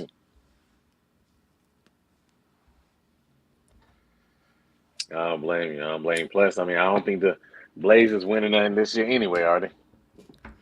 I mean, they probably not. They shouldn't, but you never know, man. I'm hoping for a fairy tale, just like everybody else. Yeah, if they make the playoffs, we do get y'all picked though. Who's we? The Bulls, because remember we gave up that pick to y'all. So if Cronin's been making drug deals. Yeah, if y'all make the playoffs, we get y'all pick, but y'all get our pick for the following season though. I'm happy with the team I got. I just need maybe a better big. If y'all can, y'all have an opportunity to make the play-in, man. Y'all can make the play-in. I ain't worried about the play-in. And I'll tell you why. Because no 8 seed has ever won the NBA championship. And no 7 seed has ever won the NBA championship. So I damn sure know a 9 and a 10 ain't going to win it. Nah, definitely not. So play to win. Play to win the whole thing, or I'm okay with you folding up and going home for the season. Tank if you got to. I don't care. This is the problem I have with the Steelers right now. The Steelers don't know how to fucking tank. At least the Blazers did it. That's the problem with my Falcons, man. Granted, we doing all right, but we don't know how to tank, man. And I want because I want what's his name, Will Anderson Jr., man, from Alabama. I want him, man. That dude is a wreck. That dude is a wrecking crew. That man had 17 sacks in college last year, man. Damn. We got the best. I think he had 17 sacks and like 25 tackles for loss. We got the defensive MVP on our squad, but he's hurt. Who's that? So TJ Watt. Oh yeah, TJ, yeah. Y'all. To be very honest, y'all would compete more if y'all had TJ Watt. Mm-hmm. He means that much to that team. He elevates the offense. He elevates the offense because he's that good. Oh. He's that good, man. TJ Watt is a problem, man. Josh Hart down to Yusuf Nurkic. It's good to see these guys. Out to Jeremy on the wing. Yeah, man. Aaron And Ball. now, Come on, Jeremy. and now you can use that link to watch the games now, man. Oh, I knew I was going to find a way. Bro. They wasn't going to shut me down. Good pass, Nurkic. Dang, was that Jeremy Grant? Yeah. Oh, Lord, that's terrible, man. Because that was a good pass by Nurkic, man. That wide open shot he missed? Oh, my God, that was terrible. Yeah. Looks like I'm a little ahead of you. Yeah, that was horrible, man. I'm like, that must have been the injury. I'll blame it on the injury. He's been playing good, so I ain't going to kill him. He's been playing pretty good.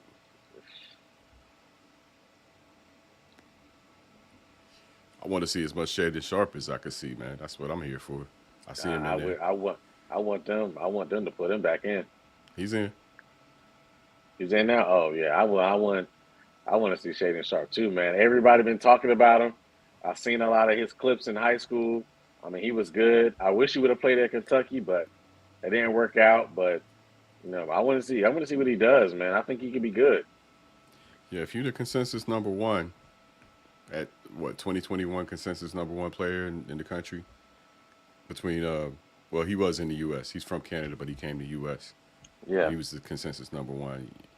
You the man.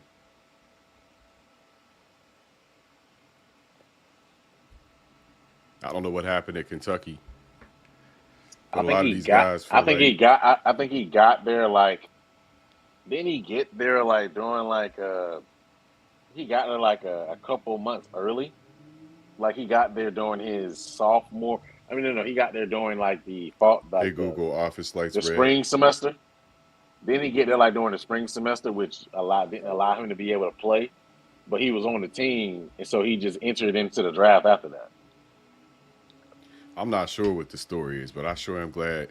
Like when we were sitting there at number 7, and I remember Damian Lillard at the draft lottery when they the balls came up and we got number 7. He was like, like that. But when Sacramento took Keegan Murray at 4, it was like, damn, we thought they was gonna take Shaden. Okay, hold on, 5, 6. And I'm sitting here like Shaden Sharp, Shaden Sharp, Shaden Sharp. At number 7, Shaden Sharp. I'm like, yeah. Bro, I went off that day. Happy as hell. I sat here and listened to my boy from Sacramento hype this dude up for months while I was like, whatever. You think you're going to get him. He wound up falling to us. And I wanted Keegan Murray. I thought Keegan Murray was the piece that we needed. And he might have been.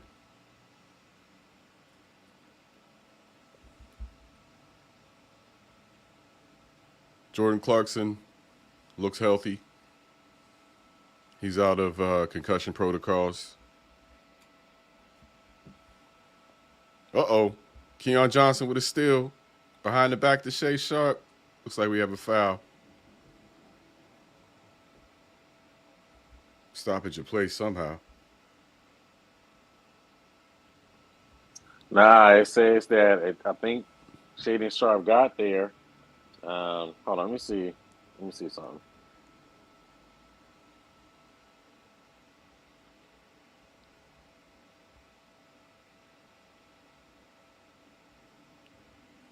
Damn, Murgaugh saved my night, boy. I was feeling some kind of way, too. Oh, boy can take a punch. I don't see no marks or nothing. He like, nah, I'm cool.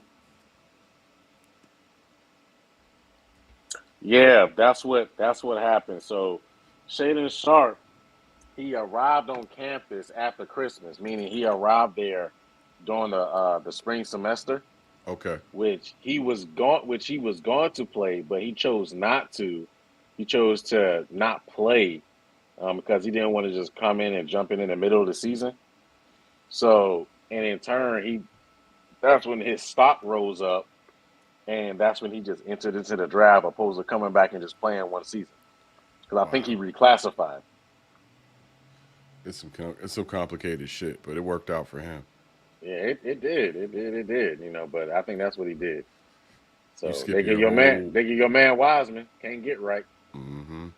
I think what messes him up is the hair, man. The hair look crazy, man. He ain't doing that with. Yeah, it did look kind of crazy, but I try to get the young boys leeway on the hair, and I don't know if you noticed, but the longer they're in the NBA, the shorter their hair gets. Literally. Every year, it gets a little shorter. Yeah, it might be his hair holding him back. Mm-hmm. Now, he just got I hate to say it, he just got a dumbass look on his face all the time. Oh, shit! Wiseman is showing improvement. Lord. All right, James Wiseman. You gonna see. James Wiseman showing up, y'all. Dante DiVincenzo. Oh, Lord. Goodness. Yeah, you see that. Oh, goodness, man. He just straight moved Nurkic out the way. Hey, y'all, the Warriors might be scarier this year than last year. Man, I'm telling you, man, they never had oh, Lord, still? They never had a big like this. They never had a big man. And And what I'm seeing right now, be afraid. Be very afraid.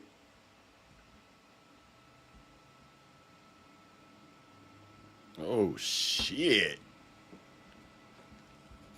I guess sitting on the bench all that time paid off. What was his issue anyway? Was he hurt?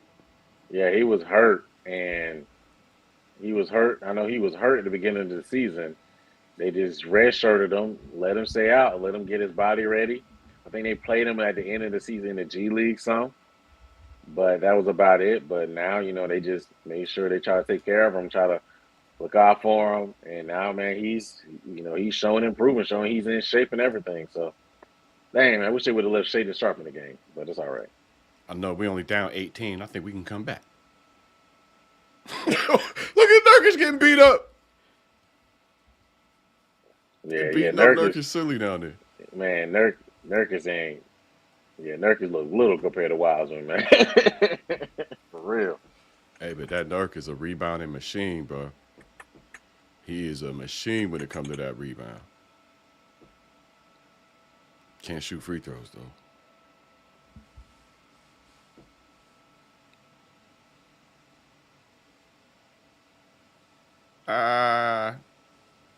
Your boy, I ain't never seen, what's his name in street clothes before.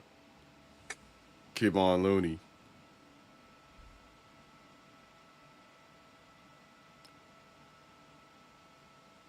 Oh, shit.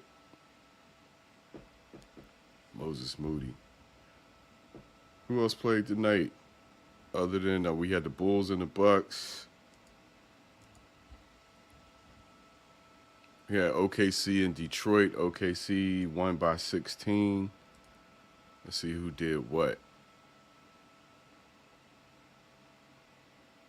Lou Dort had 16 points. Lugans Dort.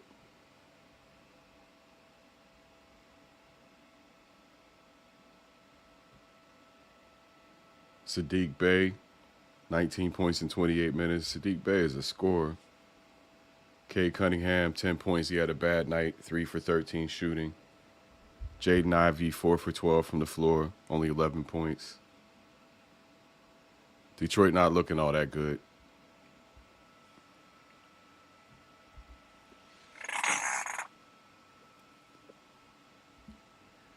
Jeremy Grant with a nice defensive play over Moses Moody.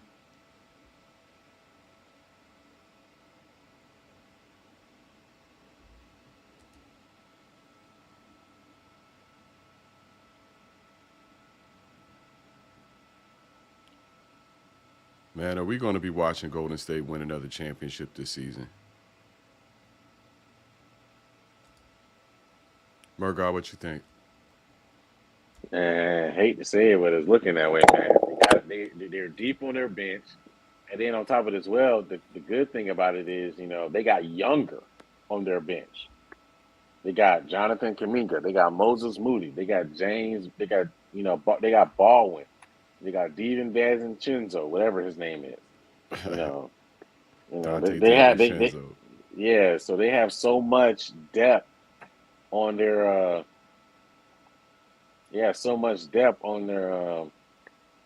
on the team, man. It's ridiculous, man. Then they got James Wiseman back. Mm-hmm.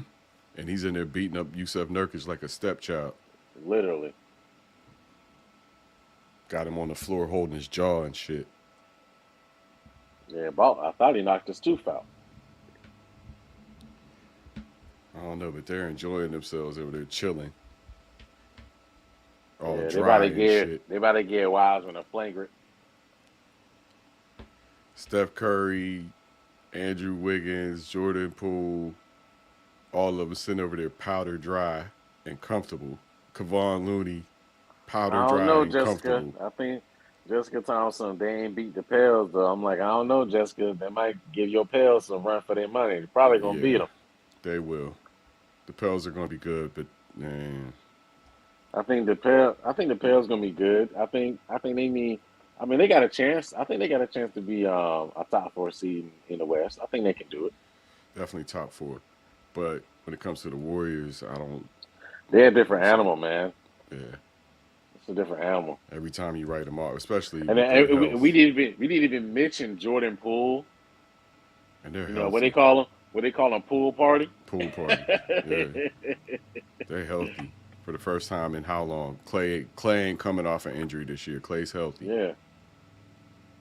So you might see the old Klay Thompson back, and how scary would that shit be? He got a flagrant foul. Did he get thrown? Did Wiseman get thrown out of the game? I don't know if that's I don't know if they called it flagrant or not. I think they It gave should a definitely flagrant. be a technical, but I don't think that was a flagrant. Yeah, I think they gave a flagrant one. I don't think he meant to elbow him in the face twice. But give it up to Nurkic for standing in there and taking it. Yeah, he definitely took it on the chin. All right, I thought a two came out. Literally. Well, I got to cover the Blazers game tonight anyway. We just got to do it here, which is all right with me.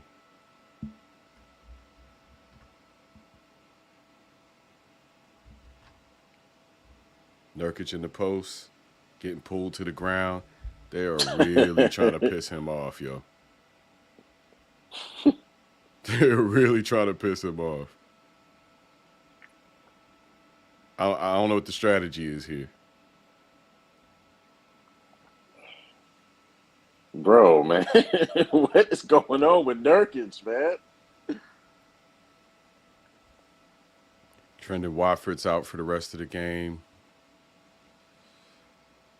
Checking out the chat on that. Oh yeah, man, that new Battlefield event, man, that joint was fire. What's that, bro? Nah, I was looking at something popped up in my feed. That's called that new Battlefield event. And I played it, a video game, and I was like, yeah, that joint fire. You know what? I'm so stuck on 2K. That's pretty much all I play. I played GTA 4 instead of 5. I haven't played 2K in so long, man. Gosh, I haven't played 2K in so long. I haven't played Madden in so long. The new 2K is fire. 2K23 is pretty good. 22 was like, you could tell it was time for a refresher on 22. It was getting bad. But 23 is pretty dope. I mean, what's different about it? What's different about it? Is the gameplay more fluid? Is it physics? Yeah, the gameplay is more fluid. It's not so incredibly difficult to make a shot anymore.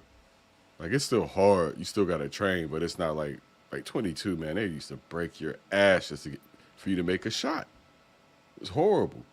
There was a lot about 22 I didn't like. The physics were clunky. It just, I liked it better at 17 than I liked it at 22. I got you. Hey, I want to see this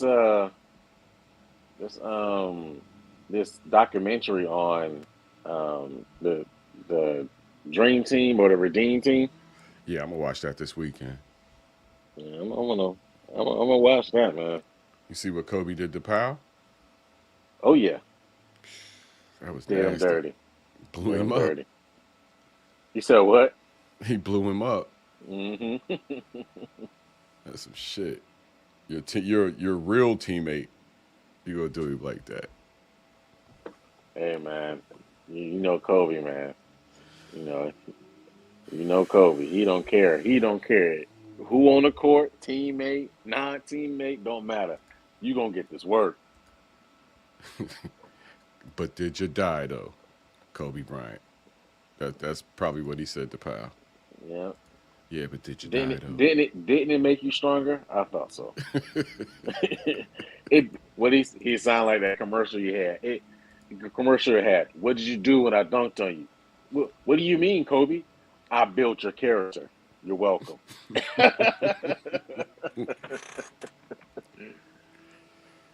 I think it was Chris Webber, when Chris Webber was trying to rap or something. He had a song talking about how dudes was bragging about being dunked on by Chris Webber.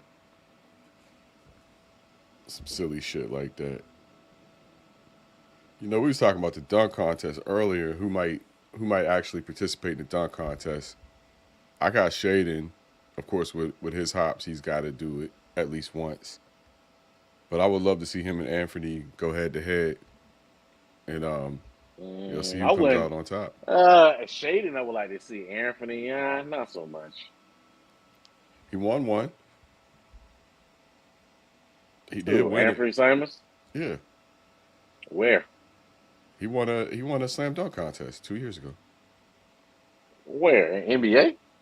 Yeah. Did he? Yeah. That's crazy. The dunk contest is everybody's like nobody's paying dunking any attention anymore. It's all about the three. It's a lost art.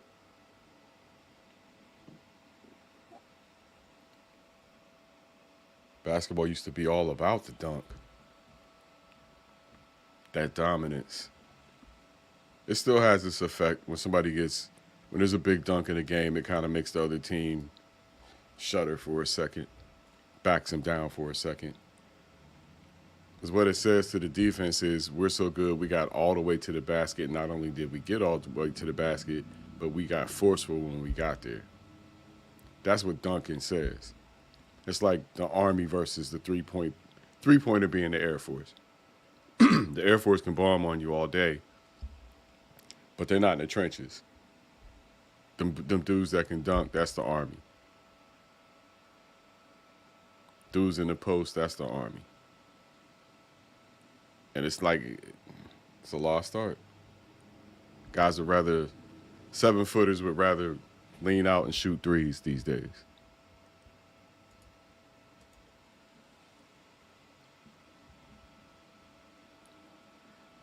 Looks like Kuminga got back some of what they've been giving Nurkic.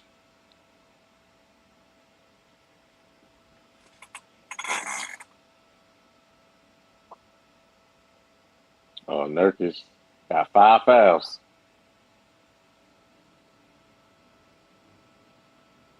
Uh-oh, Jeremy Grant hits the floor. He's all right.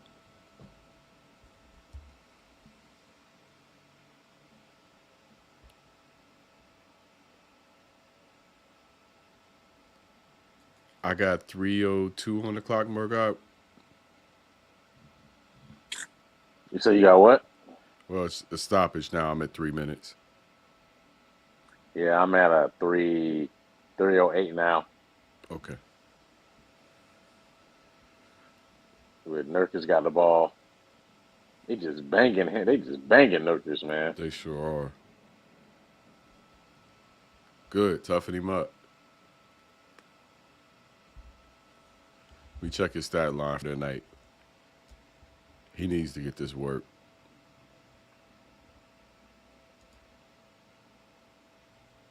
Nurk's only 1 for 4. 8 for 10 from the stripe, so he's hitting them free throws. It's a bad idea, I guess, to foul him. They putting him on the stripe and he's scoring.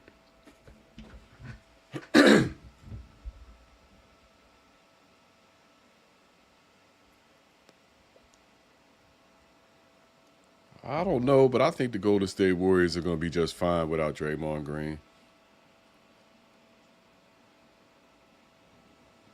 Do you think he's that critical, Murdoch, or do you think that they can move on at this point and not miss a beat? I think they can move on, man. I think they got enough talent. Does look like it. See old man Iguodala still out there.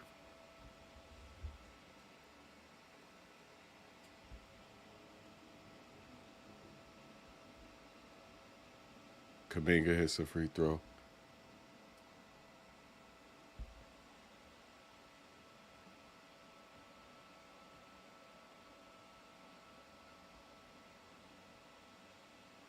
Wonder if Iguodala is going to make this his last season. He should. Shit. If I'm him, I'm looking at old boy in Miami. And I'm like, well, maybe we can work something like that out. Udonis Haslem. Because he don't play at all. I wish he retired too, taking up space. That's what I said. Why don't you let somebody else get that money? But I guess they ain't paying him but league minimum. I mean, that's all they are playing him. Still, let some kid get that money, man. You got enough. Plenty of them, man. He done played in the league like 30 years. Something like that. He done been in the league just as long as LeBron been in there. Shit, I was a kid when he came into the league, and I'm 50. Probably.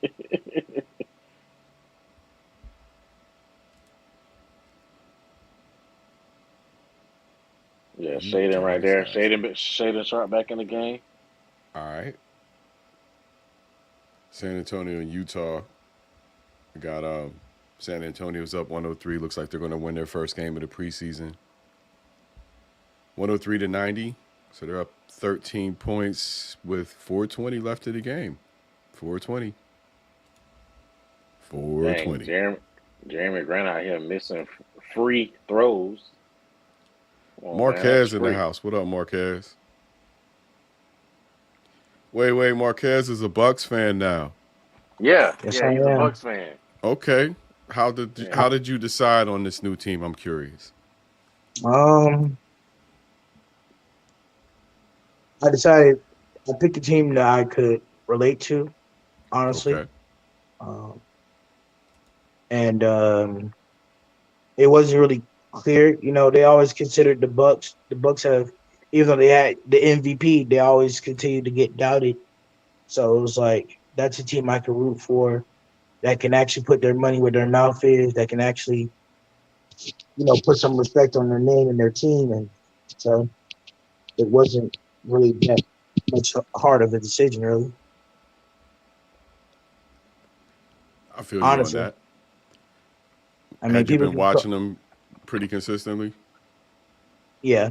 And like I say, I've been watching Giannis on and off for about and the Bucks team for about a good 3 years. Okay. I watch all the East teams. You know what I'm saying? So when I picked the Bucks, I picked the Bucks because I've been watching them for 3 or 4 years. Mm-hmm. So I actually know what moves they made, what transactions that made them become champions, the build up, the impact, the research. I did the research. I delved all the way in for the Milwaukee Bucks team. So I mean, that's kind of how I fell into liking the Celtics that way too. But I didn't sacrifice Portland for the sake of Boston. I'm a whole two teams. But you talk about two Eastern Conference teams, which were going to face each other sooner or later.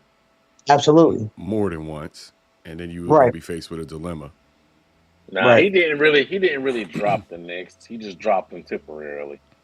No, Murgod, he keeps saying that, but I'm telling you, Murgod, I don't normally do this, but I'm telling you this now. I put this on everything. If I was become rich and famous, I would put it on my entire fortune that no matter what, I will never come back to the New York Knicks ever. Oh, my mama. I am done. I'm done with the fan base. I'm done with the trash organization. I'm done with the players. I'm done with everything. That team can sit here. That team can sit here and do what they want to do. But me, I ain't doing it. I feel you. I gave it this fan base 10, 20 years of my life. I'm not giving it another 20 more. And nobody knows how it feels to be a Knicks fan. It's like believing in Kyrie Irving. It's like being a Cowboys fan, being delusional and expecting something to change every year when they don't care about nothing but their money and their sales. Right, Cowboys and Lakers fans. But it's okay. And then I'm probably gonna get hassled and wrecked the whole season. And if the Bucks don't win the championship, or if the Bucks lose in familiar fashion, of course I'm gonna get the bulk of the hate. But I knew what I signed up for when I picked that team. I'm not running away from smoke this season. And to all the Chicago Bulls fans who are hype about a preseason victory, we'll see when playoffs come around.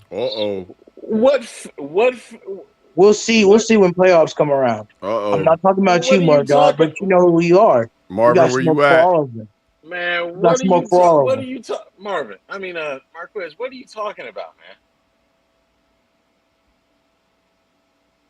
Man, when did the Bulls come in this conversation? I mean, we played them tonight. And I've been hearing a lot of rah-rah in the So, comment section, so especially I when mean, Giannis only dropped 2 points. So guess what? We played y'all tonight, so it's preseason. Hey, but we all know who's the better team. All right, and your point? It's the Bucks. It's not even close. All right, and your But point? it's because y'all have so much energy and get back that when you lose in epic, disappointing fashion that you'll lose to, I'm gonna call another. Hey Zen, call me a psychic. I call it again this year, gentleman sweep. All right, then it's just Okay, gentleman psychic. sweep. Gentleman If you sweep. say that, That's what you do. If you say so, man. Gentleman sweep. I don't believe in DeRozan. I don't believe in Zach LaVine. I don't know, but Golden State's doing some ugly shit out here right now. Portland's catching up to them. But aren't you a Portland fan? You should be happy. Yeah, I'm You're not happy. gonna win. You're not gonna win. You're not gonna beat them in the regular season. Take Hey, your dub man. when you can get them. I've seen them beat him. I've seen him beat him in person.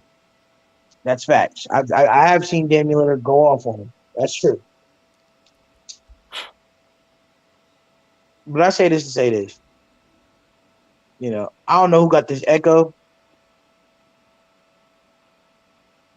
But You got an echo? did y'all hear it echo? No.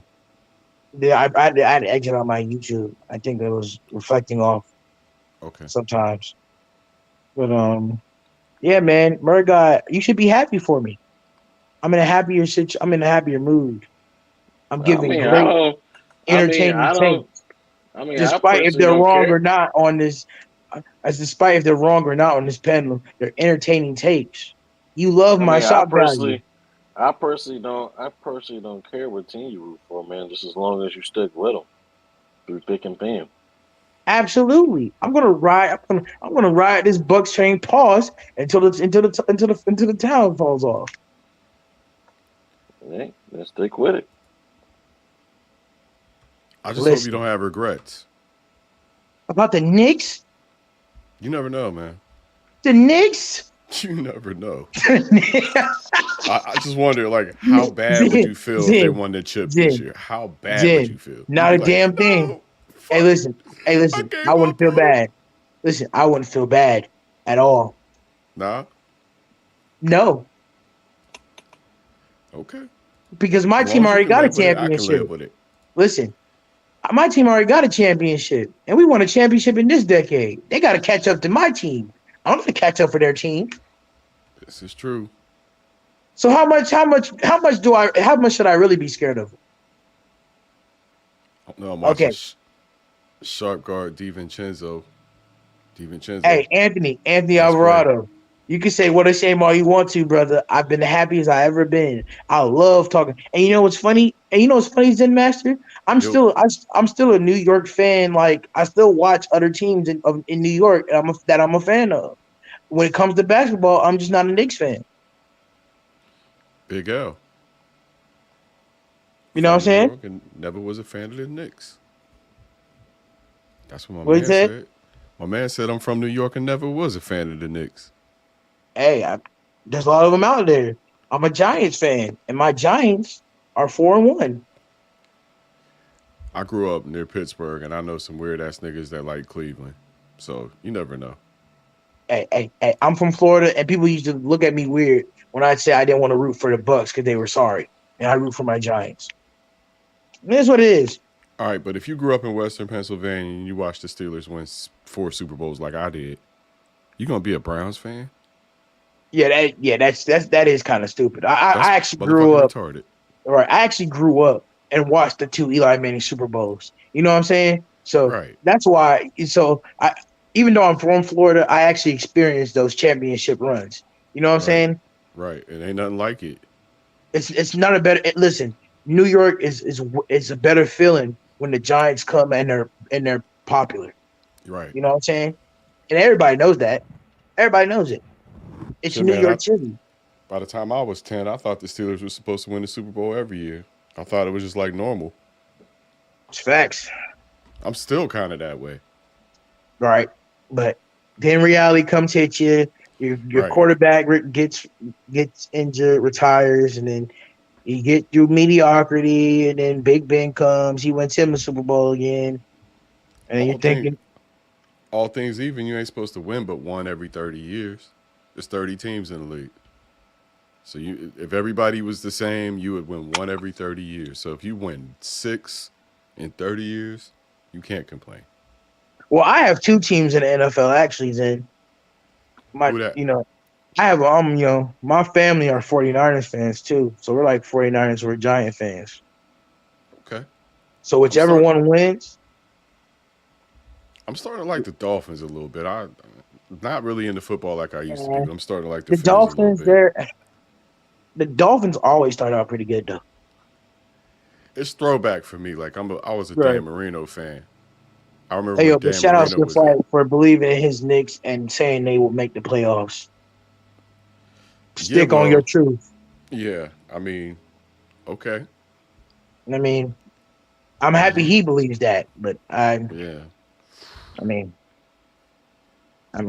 you're getting hyped. I'm not hyped to see Jalen Brunson score 16 points. Okay, they're better than Detroit. Let's give them that much. I never said they was better than that. They're better than Detroit. They're better than the Magic. They're better than the Wizards. I will give them that, but they're not better than the top half of the conference. Jalen Brunson's not going to move the needle. But I will say this, Zen Master. Are they better than Indiana? Oh yeah, it's not even close. So now that's.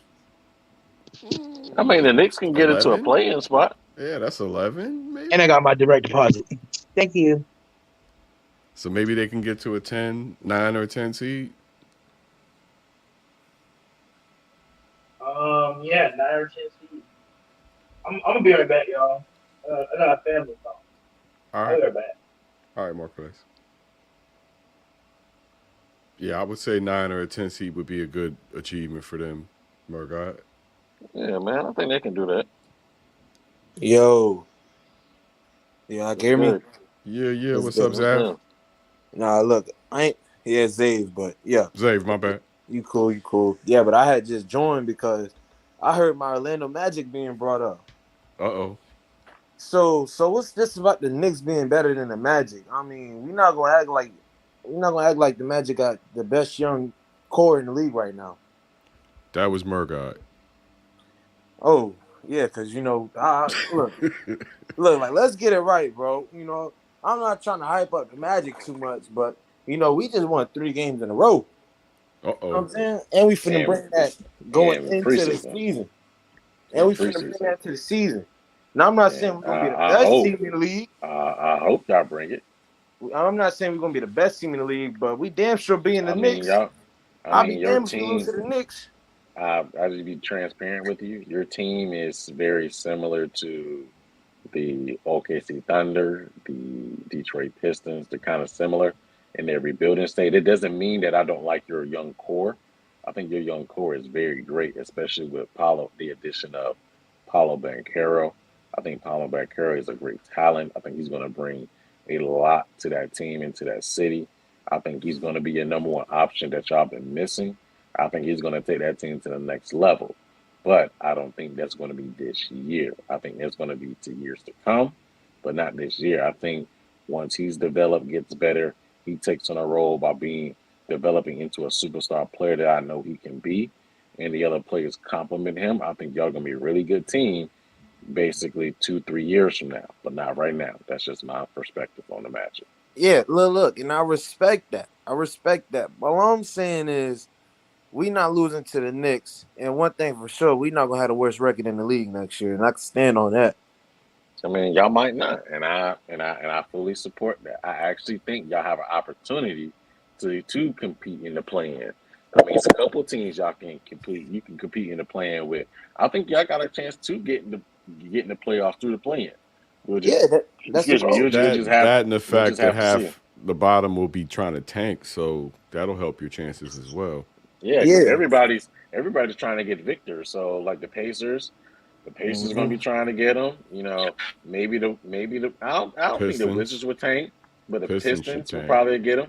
Yep. Pistons would probably get him, especially if they don't like Jalen Duren. So I think if they do. Yeah. I mean, it's Victor, man. It don't matter. Yep. Even with Charlotte picked up Mark Williams. F on Mark Williams, it's Victor Wembanyama, man. Yep. Oh yeah. He nice. Yeah, but look.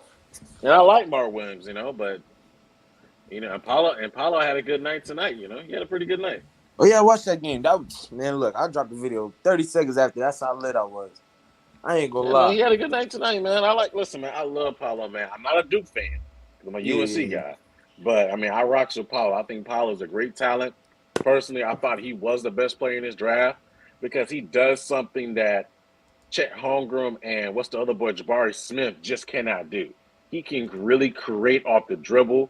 He can command an offense. You can run an offense through him. You can't do that with any other player in this draft besides him. You can't even really do that with what's his name? What's the boy that went to Detroit, the point guard?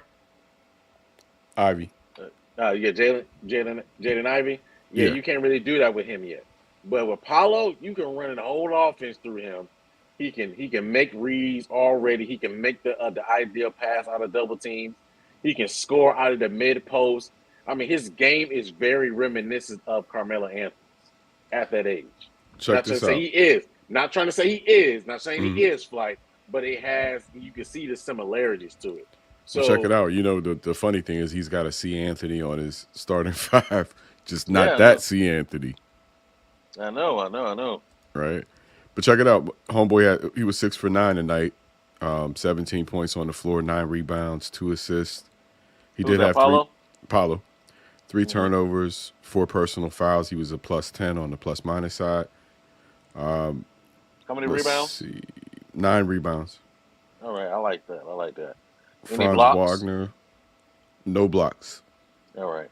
Wagner had 14 points, 10 rebounds, 7 assists, 2 steals, and a partridge in a pear tree.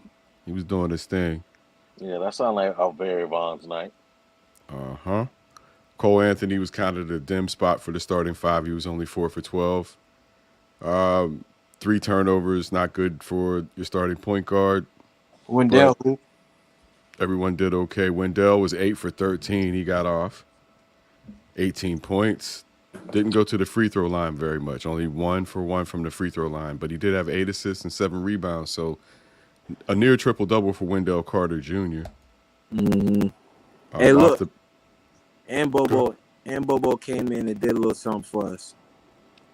I was going to say, I see off the bench, is it Houston? Or I see Bobo. Caleb Houston. Caleb Houston is pretty good. I like his 3-point shot. Yeah. He was 5 for 6. He shot 3 for 4 tonight from 3. Oh yeah, he can light that thing up now. That's why we picked him. If he get hot, he gonna stroke it. Okay, he on the radar. And Bobo was 4 for 7 for 14 points. That's my guy. 9 rebounds, 1 assist, 2 steals, 1 block. I don't care about the points. I just want to hear about the rebounds. Yeah. Look, I was 20 minutes, 9 rebounds. Yes, I was the main person. My fault. I was the main person telling people this whole offseason, like, yo, we did a great job signing Bobo for another 2 years. He's not your average player. He got injured in college, and that's why he was a late second-round pick. If he would have never got injured in college and played throughout that whole season, in my opinion, he would have probably been a lottery. You know what I'm saying? He plays so much similar to Chet Holmgren when it comes to, dribbling and shooting, like they say. You know what I'm saying? It's just he's very injury prone. That's the only reason why I see, why he wouldn't be able to go be a lottery pick. And also, he's stopping himself. He's getting the minutes now. You know what I'm saying? Okay. He just needs to get comfortable. I'm gonna be honest. But he did all right. He wasn't bad at all. On the Memphis side, you had Ja Morant stinking to join up. He was 8 for 24, 0 for 6 from 3. Only 4 assists, only 4 rebounds. Like I said, he stunk to join up. He had the highest minus on the Grizzlies at -21 in a 4-point loss. So Ja Morant shot them out of this game. Desmond Bane was 11 for 18 and had 33 points. So Morant wears this one 100%. Yeah. Desmond Bane's nice. I'm gonna be honest. Listen, fellas, I'm gonna go ahead and jet out for the night. Y'all take it easy. All right, man. Have a All good right. one. No doubt, man. Y'all take it easy, man. You too. Peace, Murgot. Peace. Yeah, but yeah, the whole thing about the whole Knicks though versus Magic. I'm not gonna say we're gonna dog walk them out the park, but I feel like we can most likely catch us a dub if we all playing up to par. Because we got so much. Look, and this is why I be telling people. Like a lot of people think I'm crazy when I talk about my Magic. Maybe I'm just a fan. You know what I'm saying? That got high hopes for his team. As you should. But this team right here is so look. We're so versatile, man. Like we all got. But look, we got 6'10" players, multiple people 6'10" plus that can create and dribble and create plays for themselves. Literally almost every player on this team. Bobo, we got Wendell, Paulo, Franz. We got Whoa. Jonathan Isaac. We got so much power forwards, that's 6'10" and above that can literally do whatever they want to do with the rock, bro. Mo And Wagner. yeah, Mo Wagner, he's cool, but when I say he don't really create plays for himself, I like him though. I really feel like he should get more minutes. Yeah, he only played 8 minutes tonight. Yeah, last game, what was it? The last game of the game before, he got us back in the game. He's Okay. actually nice. I'm gonna be honest. I wouldn't mind him getting a little bit more minutes than Mo Bamba. Okay. That might sound crazy, but when he's in the game, you can definitely see a difference with Mo. Like Mo, definitely, he's actually a very underrated center coming off the bench. Now he's the older of the Wagner brothers, right? Mm-hmm. But Yeah, Franz is obviously the better of the two. yeah. He was a lottery pick, all that. Yeah. That's what I'm He saying. had Franz is 14. nice. 5 Look. for 10 tonight. Yeah. Yes, and if you watch the game, he did win the game for us. He had a clutch 3. We was going neck to neck to the end, and he took the ball and he did what he had to do, pulled up from deep. Well, scored John a 3 at the Morant end. won the game for you tonight. Yeah, but see, that's our whoever was defense. guarding John Morant should take the credit. I was going to say, yeah, your defense takes the credit for that. Yeah, because our coach, and this is why I like our coach. He's dealing with a young squad, and he's telling them first, that's why people expect Paulo to come out there and drop 20-something a night. He can. But that's not what coach wants him to do. Coach is basically telling Paulo, we're not focusing on ISO and we're not focusing on getting in your bag or nothing like that. He's telling that to Paulo, friends, everybody. It's not about scoring.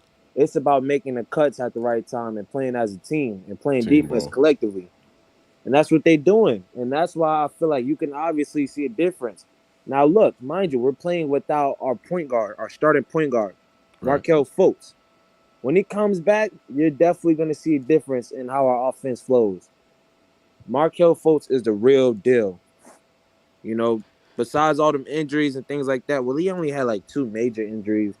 And then he just hurt his, big toe. He's going to be back. But, I just want to see him do well, man. Nobody's had a harder start to his career than Markelle Fultz. Mm-hmm. Injury after injury and everything. And crazy thing is when he came back last year, it was yo, Markelle Fultz, this is him, you know what I'm saying? Because I started getting into the NBA 2 years ago, but the main thing I'm hearing about Markelle is he's a bust. But that's because I didn't know his whole backstory. Dude got injured before the season started, and he never said anything, and it messed with his shooting, from what I heard. Chronic shoulder issue. Yeah, so it messed with his shooting, because I think it was a bike accident, something. I don't know.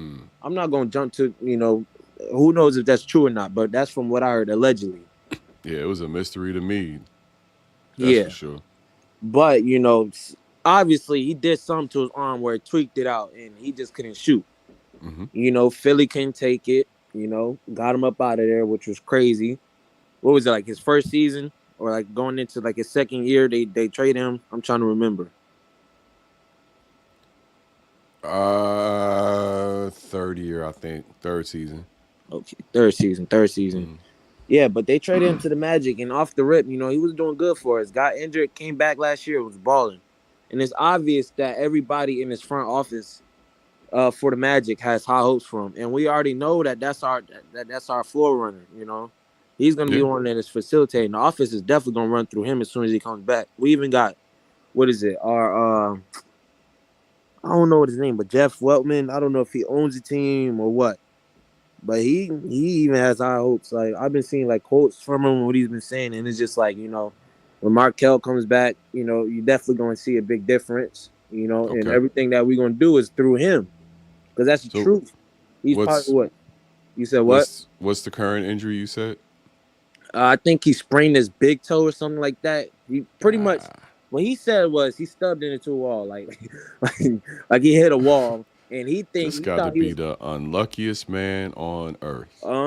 He was like, what he had said. He said something like, "I would have still played if they let me play." I mean, I didn't even know it was hurting. I just felt like a little pain because I hit into the wall, and they told me to do a scan, and it says that I fractured it or something. I'm like, damn, off of hitting into a wall, like. What was you doing? Like, did you get mad at kicking or something? Because I don't know. Like, you know what I'm saying? Like, yeah. But Markel that's Klutz. pretty much. Yeah, he got bad luck, man. But Markel Klutz. Yeah, but pretty much that's what he said. What happened? But he said that he would play right now. They just not letting him, so it isn't like it's bad. He just getting a little rest. Oh, please! They always say that shit. I'd play if I could. Yeah, right. Yeah, if you could, you would have just shut up and kept playing. Yeah. And when he comes back, though, we'll see. Though Jalen Suggs too. He just got injured in the preseason game. I mean, come on now. Yeah, he got hurt bad too, right? Yeah, it was something with his knee. It's something I don't know. Out for the season, bad. Oh no, not out for the season. I'll be damned. Okay. I mean, I know even Gallinari's out for the season. Who else is out for the season? Chet Hogan. Yeah, he's out for the season. Off of a pro-am game, which is crazy. He tried to guard LeBron. He couldn't handle LeBron. Jason Tatum lit that pro-am up too. I'm so mad that game couldn't finish. Moody on the baseline. Yeah, I like what I see out of Moses Moody, man. He got a solid basketball player. He got some moves on him. A rookie that I'm really like in Keegan Murray. Every time I see Keegan Murray, I just can't he's talented. I don't know if he played 1 year in college or if he's like a 2-3 year college player where he stayed longer, but his game is crazy, bro. I wanted Portland to draft him. I was hoping we got him at 7. But Sacramento snapped him up, and then I'm sitting here praying for Shaden Sharp, and we got him. But I definitely wanted Keegan Murray at 7. Yeah, he averaged like 22 in college, something like that. Oh, he was just a rock. Yeah. One of those constantly putting up the same numbers type of dude. And then he steps in the summer league, and he does the exact same thing. And then he steps in the preseason, and he does the exact same thing. And that's what he's going to be. Yeah. If you're that consistent, if you're that consistent, even off the rip, you know what I'm saying? Yep. And I mean that, look, matter of fact, how's Shaden Sharp doing? Because you're a Blazers fan, right? I want to know how they doing. He had a breakout game against that team from Israel, so we got to, temper it with it was the team from Israel. But he had 27 points in 23 minutes in every kind of way you could imagine. See, that's so that was that. Yeah. Every time. If you want to go check, if you want to see some highlights, that's the one to go check out. And you'll see the athleticism, you'll see the blocks. He can, with his vertical, he can block just about anybody in the league. Yeah. With 2 steps, he's up that high. Yeah. So like John Morant, like how John Morant be getting up there or not even close. John Morant's not even close. This guy has a 48 or a 49-inch vertical. That's Michael Jordan. Yeah. Record. Yeah. Yeah, because I wasn't following him out of college or anything. I don't even know if he went to UK, but he didn't play. We had talked about it earlier with Murcott. He's in the game now, as a matter of fact. But he went late and didn't. I guess he decided not to get thrown in late into the season and sat. And then just declared for the draft. So he never did play at UK. Yeah, so pretty much he was like a gamble. 7. Yeah, but he still went 7 because he was the consensus number 1 the year before that. Mm-hmm. So he didn't really hurt himself too bad, but had he played, he could have been a number 1 pick. Could have. How you feel about Jabari Smith Jr.? Do you feel like, he was worth that number 3? I don't know much about him, to be honest. So I gotta learn about him. What do you think? I wanted us to draft him. You guys fight. I mean, I don't know if he was here at draft night, but I was up here live on flight waiting to see my number 1 pick, who we was going to draft. I'm saying Jabari. They picked Paulo. I was pissed for like the whole night. But Until then you saw Paulo in summer league. But then he was like, never mind. It's cool. Actually, after the first hour, I had to, just be like, man, it is what it is. We picked them. Obviously, if they picked them, they see something in them. Because, I'm just a fan from home. These are top scouts. These are, front office. And yeah, but they fuck it up all the time. So you could be just as right as them. Mm-hmm. Yeah, but, I was like, ain't nothing that I can do. I can't go back in time and, run up to the stadium or wherever they at and try to tell them, please pick. It is what it is. So then I had to force myself to start liking Paulo. I'm going to be honest. Bro, I'm a That's how it Blazers was. fan. We passed on Michael Jordan and Kevin Durant in Portland. And I will never forgive the organization for that shit. Never. Y'all pass up on Kevin Durant? And Michael Jordan. That's crazy.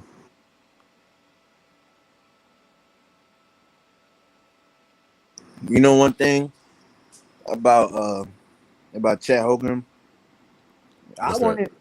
Look, my whole thing was I didn't care if we drafted Chet or Jabari. Mm-hmm. It was either one of them.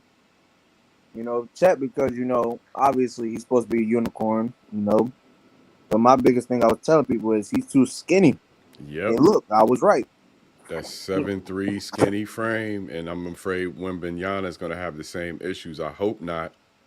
But 7'3" guys don't tend to do well, man. Porzingis. Everybody 7'3" does not do well, it seems. Yao Ming, it might have been the exception.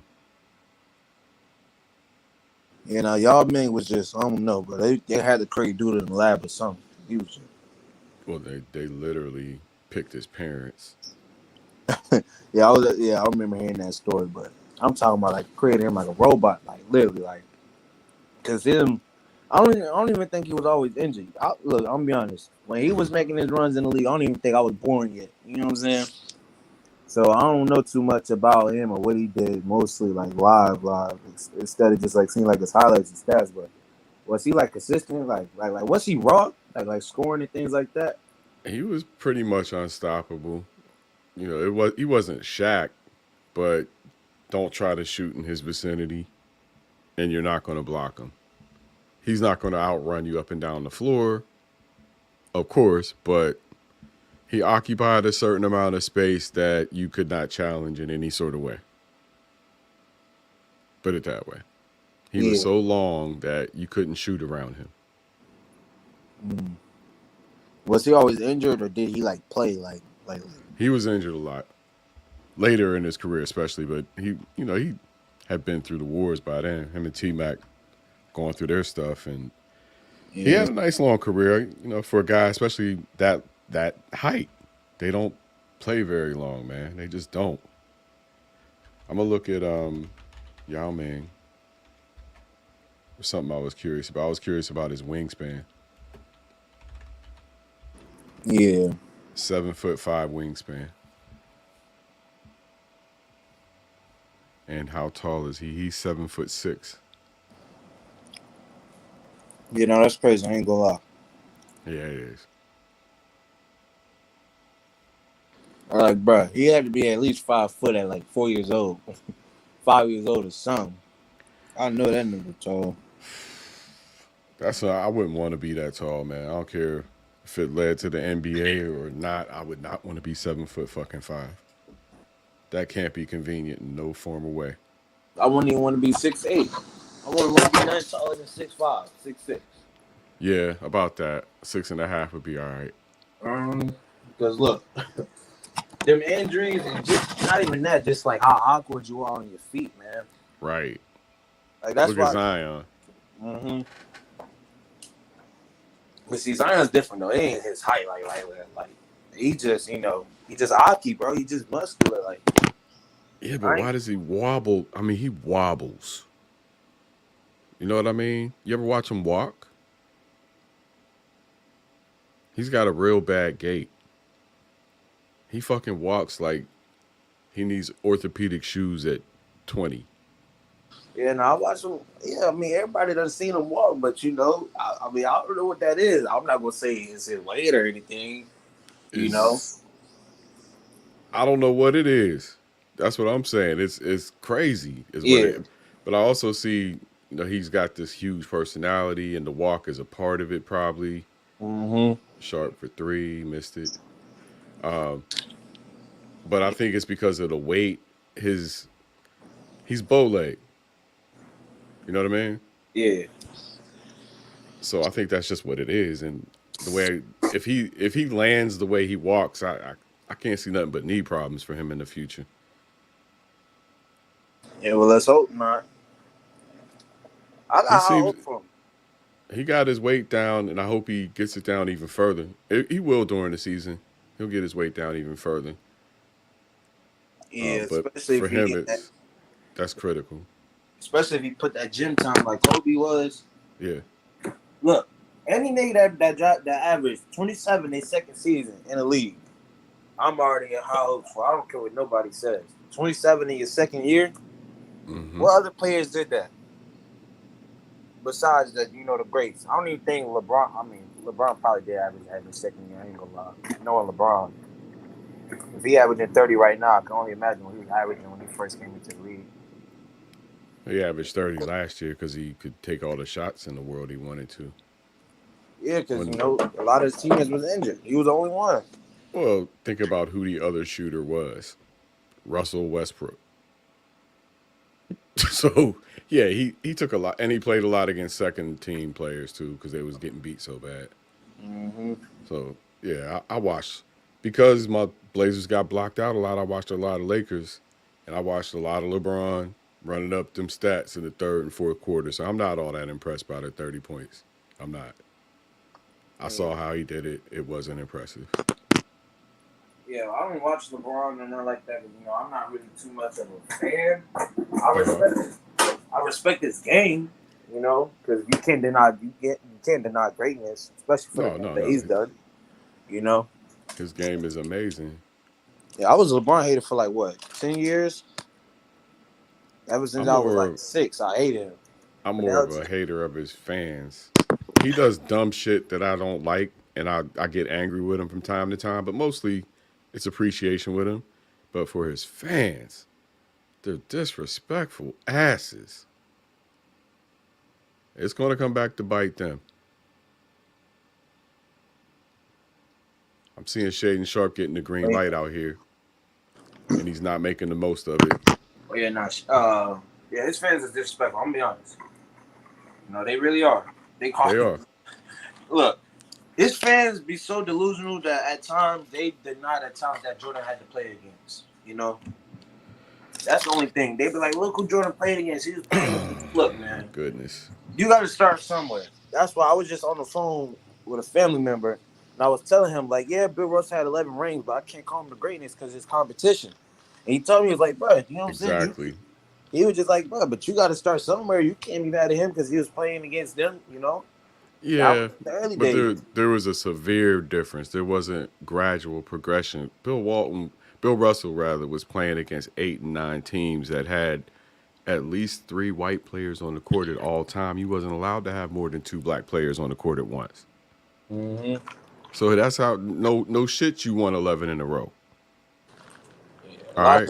So that's not to take away from Russ. Mm-hmm. It's just an acknowledgement of the truth. Now, by the time the 90s came around, we wasn't no joke. I was in my 20s in the 90s. You're talking to somebody who was in his 20s. We was, high caliber athletes. The shit they talk about us now, it's like, are you kidding me? Again, Michael Jordan had the highest vertical at 48 inches. That was one of the highest 2 ever recorded. He was supposed to have had a 4.38 40. Dean Smith swore by. unofficial 4.3840. Yeah. So when did this huge athletic leap happen? Mm-hmm. LeBron fans would deny talent. They would say that he was playing against school teachers and all that, all Yeah, kinds of junk. sure, That's sure he was. like Jordan had to play against Shaq. I mean, you name them, Shaq, Magic. I mean, Yeah. all these people in the beginning of his career, Magic, Larry, and then in the middle of his career in his prime, you had Isaiah Thomas, Well, it's Hakeem, I'll tell you all what these it people. is. I'll tell you what it is. Honestly, what it is. It's hard for younger people who didn't see it to imagine anybody better than LeBron James. It's hard for them, almost impossible for them to imagine it, because LeBron is so good that for anybody to say somebody is better than him, for them it's like, fuck out of here. No, Uh, no, sir. No. I've been waiting for somebody better than Michael Jordan. Ain't seen it yet. all right, so look, right. So you telling me if LeBron and Michael Jordan both in their prime, Yeah. 1v1, how much you got Jordan being about? Because you saying that, you know what I'm saying? 1-on-1? Yeah, 1-on-1. I don't think 1-on-1 is the greatest measure of how they would compete in the NBA, but I know who has the biggest killer instinct of those two. So it would be close 1-on-1. LeBron has a size advantage, but Jordan's speed and killer instinct and shooting ultimately would be the difference. LeBron's not going to bully ball Jordan because Jordan's going to let him drive. And when he goes up, he's going to meet him up there because he can. Yeah. See you at the basket because you can't shoot with me. Mm-hmm. Yeah. Look, Kobe and Jordan would be a great 1-on-1. LeBron and Jordan, not so much. Yeah, Kobe and Jordan, of course, because they similarities. Yeah, same position, same height. Not the same vertical though. But look though, Kobe did have more of a killer instinct, in my opinion. Nah. Mike was the ultimate stare you in the face and tell you I'm getting ready to cut your head off right this minute and I'm gonna do it type of dude. He was just Kobe got his mentality from Michael. It's that simple. He studied Michael Jordan. He tried to be Michael Jordan and this is why we still love Kobe as much as we do, and why Kobe never caused the conflict in the NBA that LeBron did. He could have easily been declaring himself the greatest of all time. He could have easily been doing the chest thumping that LeBron does. He didn't. He didn't disrespect Michael Jordan. Yeah. LeBron did. When he disrespect Jordan? Coming into the league talking about how he's chasing the ghost of Chicago and how, what he sat there in his shop talking about once he beat the Warriors that made him the greatest of all time. And oh my God, LeBron, the shit that comes out your mouth. Look, the only reason why I can't call him my GOAT, because I do it off of eras, right? I do it by decades. You can't really say who the GOAT because they played in two different eras. You can't say, oh, if LeBron played in Jordan era, you know what I'm saying, he wouldn't survive. You can't say LeBron doesn't have the. I'm talking about if team versus team, and we can't really say because LeBron's a team jumper, but team versus team, mentality versus mentality, Jordan beats him every time because Jordan's mentality was just that fucking dogmatic. It was that he never took a night off, bro. Never. The reason he didn't play 20 years is because he never took a night off. He ran himself into the ground for our entertainment 79, 80, 82 nights a year. That's what made him the greatest. Never took a night off. All right, so look, do you think he retired too early? And if he did, he would have beat the all-time scoring list if he would have played. Nah. He was about winning them trophies. He gave up money. Jordan didn't get a big paycheck until his last contract with the Bulls. He sacrificed money so he could have a team that he could win with because he was all about winning. And he wasn't about stretching his career out for 20 something years for the sake of money. He was about winning. Period. Now LeBron's made $1 billion over 20 years. That's great. But you got 4 championships to speak of in 20 years. And one of them is very questionable. That's not the track record of a GOAT. It's not. 20 years, 4 chips, and you had to team up with number 3 and number 5 in your own draft class to get 2 of them. And then you teamed up with another number 1 draft pick in Kyrie Irving in Cleveland to get another one. Yeah. And then you teamed up with another number 1 draft pick in LA, Anthony Davis, to get another one. Fuck out of here. That's a dumbass debate. And it never should have started, and it's LeBron's fault that it ever started. He'd have been better off letting his career speak for itself than to challenge Michael Jordan.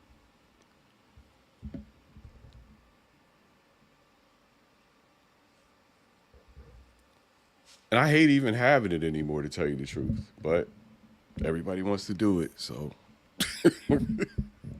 I'm just glad when I can have the conversation without getting pissed off.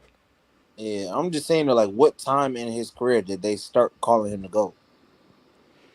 Like, was it like after he won that first championship? Retired. No, Jordan. It was after he retired. No, I'm talking about LeBron. Oh, LeBron. Yeah. Probably, I would say after the Cleveland chip, because Cleveland hadn't won anything in 50 years. That was a hell of an accomplishment, even if Kyrie was a number 1 pick and Kyrie Irving. That's a big accomplishment. Not as big as if he stayed there and didn't run from the grind and built the team from the inside, like Michael did, like Giannis did, like Steph did, like Magic did, like Bird did, like Kobe did. LeBron has never built a dynasty. Everybody I named just now did. Well, look though. All right. Well, look. Wasn't Kobe finna create a super team too when he was about to get that trade with Chris Paul, but the NBA vetoed it, something like that. Shit, when he had Shaq, he had a super team. That's a super team by itself. All right, so look, would you say that LeBron started the super teams, or would you say it was Kevin? Who started? I think any championship team should be looked at as a super team. But if you talk about big free agents getting together, probably the Celtics with the big 3 in Boston. Yeah. I don't remember that. I was too young for that. They got KG, Ray Allen, and Paul Pierce together in Boston and won 1 championship. Yeah. I know who they had on. I just can't remember that live.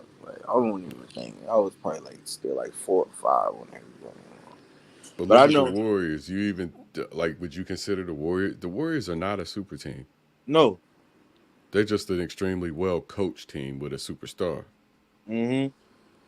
And they know how to draft. They know how to draft and they know how to build up their players. Right. So if LeBron James would have been drafted to an organization like the Warriors, who knows what his fate would have been, but he didn't. I thought he should have stayed in Miami once he left. Stay there, stick it out. Good organization, Pat Riley. I know he's a dickhead, but they got a system that works. If he'd have spent the rest of his career in Miami, he'd probably have 6 championships. Oh, yeah, because that Miami team. I'm saying they'd have built around him. Once things fell with Wade, they'd have built around him. But you kind of fell out there for a second, bro. Yeah, my fault. Yeah, no, that Miami team, they was too good. I'm not gonna say they was raw, but I mean they was raw. I'm not gonna lie. They had what 3 superstars? Would you consider Chris Bosh a superstar? He was a number one on the Toronto on the Raptors. So superstar no, but definitely an all-star. Yeah. Dwayne Wade was definitely a superstar. And I like when superstars get together. I ain't got no problem with it, but I don't know. I just felt like going back to Cleveland, I understood. Again, I understood it. I even understood going to LA. So to some degree, I understand most of his moves, but the first one out of Cleveland, to me, was kind of like this was your greatest opportunity was to flip Cleveland into a perennial champion. Yeah. That would have been his greatest legacy. Chicago ain't been shit since Jordan left, and they weren't shit before he got there. So we're gonna forget about Derrick Rose and his little run over there. Did they win anything? I mean, they could have, but they didn't. But they didn't win nothing. They haven't won since '98. Yeah, but we can't look though. The thing about Derrick Rose is, bro, oh my goodness, bro. Derrick Rose is one of those players where him and Boogie Cousins, but mostly him is like if you just think like if he would have never got injured, bro. Oh man. Like what could he have been, bro? Yeah. I'm telling you, Derrick, him and Boogie Cousins. Look, DeMarcus Cousins was crazy, bro. Yeah, he was. Can you imagine if he just would have never had you see, that's the thing. Some of these players is just so like they curse like a lot. Some of these players they be the most trashiest players that don't get no playing time that is blessed to be the most healthiest. No injury problems, and then it be the best players that just be cursed with just straight injury problems and just bad luck. Yeah, but I guess they gotta still look at their fortune and say, I had this much time in the NBA. Not everybody's gonna get a lengthy career and all the accolades. And yeah, it's disappointing. Penny Hardaway is another one. Grant Hill's another one. You could probably sit here all day and name guys that shoulda, coulda, woulda. But it's just a reality, man. It's just an absolute reality. And what makes Michael Jordan and LeBron James so damn special is they never got hurt. I mean, LeBron gets a little hurt now, just a little. But still, you don't expect him to go down at any given moment. I expect Anthony Davis to go down. I don't expect LeBron James to go down. It's a surprise to me. I never expected Michael Jordan to come up injured. Never expected it. Some of these guys, shit. So that durability is important. And guys like Boogie Cousins might come in at 20, killing the league. But after you put them miles on those tires and you have 1 or 2 nagging injuries, if you don't take care of your body to the fullest, somebody else is going to, and they're going to beat your ass out. Yeah. There's too much money on the line for these dudes not to be getting it. Yeah, max contracts and all that. Shit. Yeah. Look. But see, that's the thing, though. Some of these players don't even really be that hurt, though. They just, But I feel like the team be forcing a lot of these players to sit out, Like, I'm pretty sure if Kawhi was able to come back or if he wanted to, force himself to come back, he probably would. But, these teams, obviously, they're not going to let a lot of these players play. That's like with Anthony Davis. I know he's always injured, but, do you feel like he just wants to just be like, oh, damn, I just can't play? Or do you think that the team is sending him out? I think it's in his head, and I think it's just mostly in his head. He probably feels pressure to disprove that he's fragile and probably does too much to disprove that he's fragile. And then it's his style of play as well. He likes to leave his feet a lot. For a big man, a lot of turnarounds, a lot of he's always hurting his ankles, it seems, from jumping and then coming down awkwardly. And he needs to figure out how to play a little closer to the ground. That's why I kind of want him at center, because I feel like he'd be more centered down in the post, literally centered in the post, and not trying to be so acrobatic. But maybe he'll realize his limitations a little bit more and play a little bit more carefully because Anthony Davis is so good that he can play carefully and still beat your ass. For sure. That's how good he is. If he goes out there and just makes sure, okay, I'm not going to get hurt, he'll still put up 25, 8, and 7 on you. Yeah. See, that's the thing. Anthony Davis, bro, I'm telling you. Matter of fact, look, I got a question. Because, in my opinion, he's more talented than Giannis. When they're both healthy and everything. Do you feel like skill-wise, I'm not saying who's better. I'm saying skill-wise. Do you feel like he has better skill than Giannis?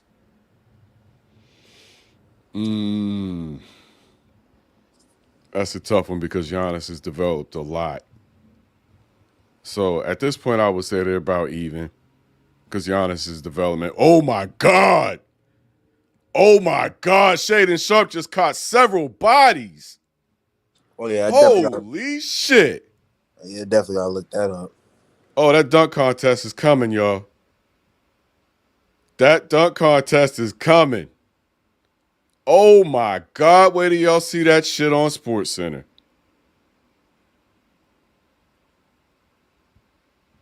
Yeah, y'all. He's not having the best shooting night. I think he's 7 for 17 right now. But holy shit, if you saw what I just saw, you just saw athleticism you haven't seen in a long time in the NBA.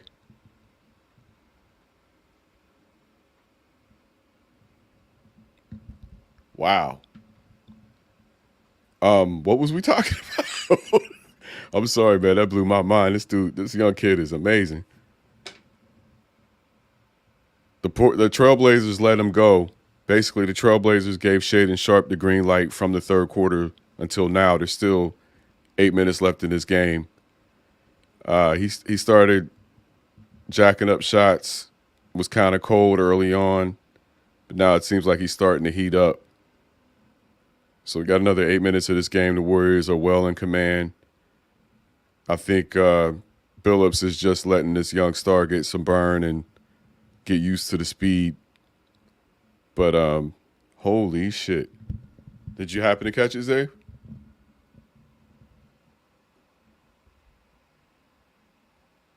Zay, you there? Yeah. Did you happen to catch that dunk? No. I'm trying to look it up right now. Oh, my God. I'm sure it's going to be on Twitter in a second. Mm-hmm. Oh, you couldn't hear me that whole time? No, you was out.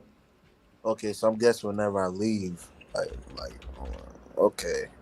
Yeah, no, because I left this screen to go to another app. So I think that's what happened. Okay. Yeah. 19 seconds ago, somebody. Well, yeah, no. Definitely see it after this, but. Not that one.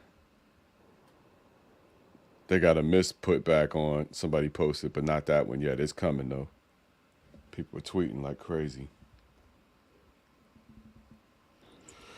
Man. I love this shit, man. I wake up every day and right after I shake off the cobwebs, like the first thing that comes to my mind is basketball. I swear to God, every day. I'm about to try to look it up real quick on my Xbox.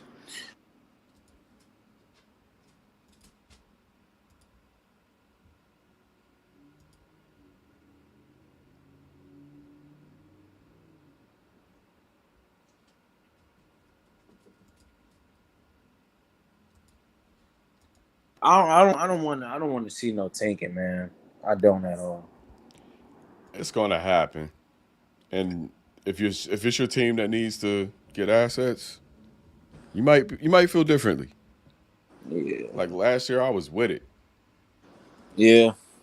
Yep. So last year, nigga, my fault. But they ain't had no hope. I mean, Damian Lillard, wasn't he like injured? I mean, he was injured, and then we traded CJ and Norm. That's when the tank started. Actually, I thought the tank started over the summer. Yeah. I think they made their mind up in the summer that they were going to tank. So I didn't have any expectations last year. I thought they were going to tank. Yeah. I wouldn't be mad though, because like me, the teams I'm expecting to tank, obviously, it should only be 2 teams. I mean, they don't even got to tank. They're going to lose anyways while trying, and that's the Jazz and the Spurs. I mean, if you a lottery pick team, you shouldn't even be trying to tank because, nigga, you're not going to win anyways. You know? So, I just want these teams to try, bro, because if you a lottery team, you going to be a lottery team, bro. The Magic was trying to win. They wasn't trying to tank. You know what I'm saying? And it just, their number 1 pick just came to them. If you a trash team, you don't even got a tank. Well, I don't know. It's like, again, we was talking about with the Steelers. All right. Yeah. Sometimes you go 8-8 for years. You can go 8-8 in the NBA for years, basically, if you don't at some point make a radical change. And tanking is a radical change. It's not the only radical change you can make, but it's definitely one of them. Yeah, I feel you. We got bad contracts. Let's take the Hornets, for example. Gordon Hayward is $62 million on the books we can't get rid of. And ain't going to be able to get rid of this year or next. So what else can we do to get this team out of the gutter within 3 years? If we go into the draft lottery, we got a 17% chance of getting Victor Wembanyama if we're one of the worst 4 teams, or if we get 1 through 4. Yeah. If you're a number, I think if you got 2 balls, you got like a 27. The odds go up at certain points. So if you know you ain't gonna be shit, you might as well develop your younger guys. It's not that you can't try to win games or that you're out there shooting bad shots, but hell, if you play your 12th man on your rotation, you know what's gonna happen. Right? Yeah. Those guys don't see 20 minutes of playing time for no. Like Greg Brown and them was getting 25 minutes, and who else? Somebody else that they was giving everybody ridiculous amounts of playing time. Let's just put it that way. That never saw the court, and that sometimes that's good for a team. They get in and they play against harder competition that's not their teammates, so they're getting different looks. You might be tanking, but the Warriors ain't tanking, so you got to go face Steph Curry now. Have fun. Damian's taking the night off. Have fun. Speaking of Damian, how you think he feels about, you know what I'm saying, the team that they got now? You think he's happy? Because honestly, I feel like a part of him wants to leave, but a part of him is like, no, I'm not going to go the route that all these other players is playing. That's all media story. Damian's never given any indication he's wanted to leave Portland. Never. That's all media talk. The man's filthy, stinking rich. He's going to be $600 million by the time his next contract's over. He don't want to go nowhere.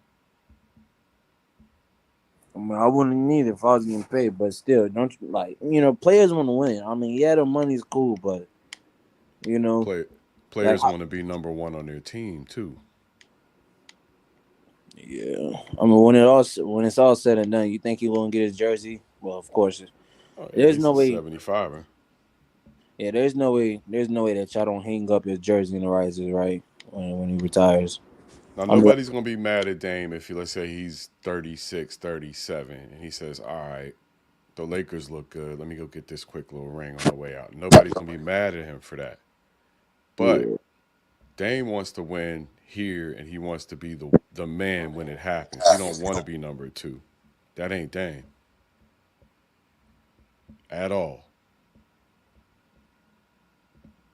If he goes anywhere else to win a chip, he's going to be number 2, maybe even number 3. Take the Clippers, for example. Or the Lakers. Let's say he even went to the Lakers. Let's say Portland was stupid enough to trade him to the Lakers. He'd be number 3 on the Lakers.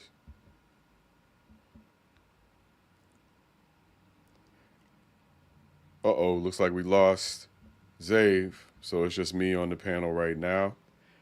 I will call the game for those of you watching. We have the Blazers and the Warriors, fourth quarter.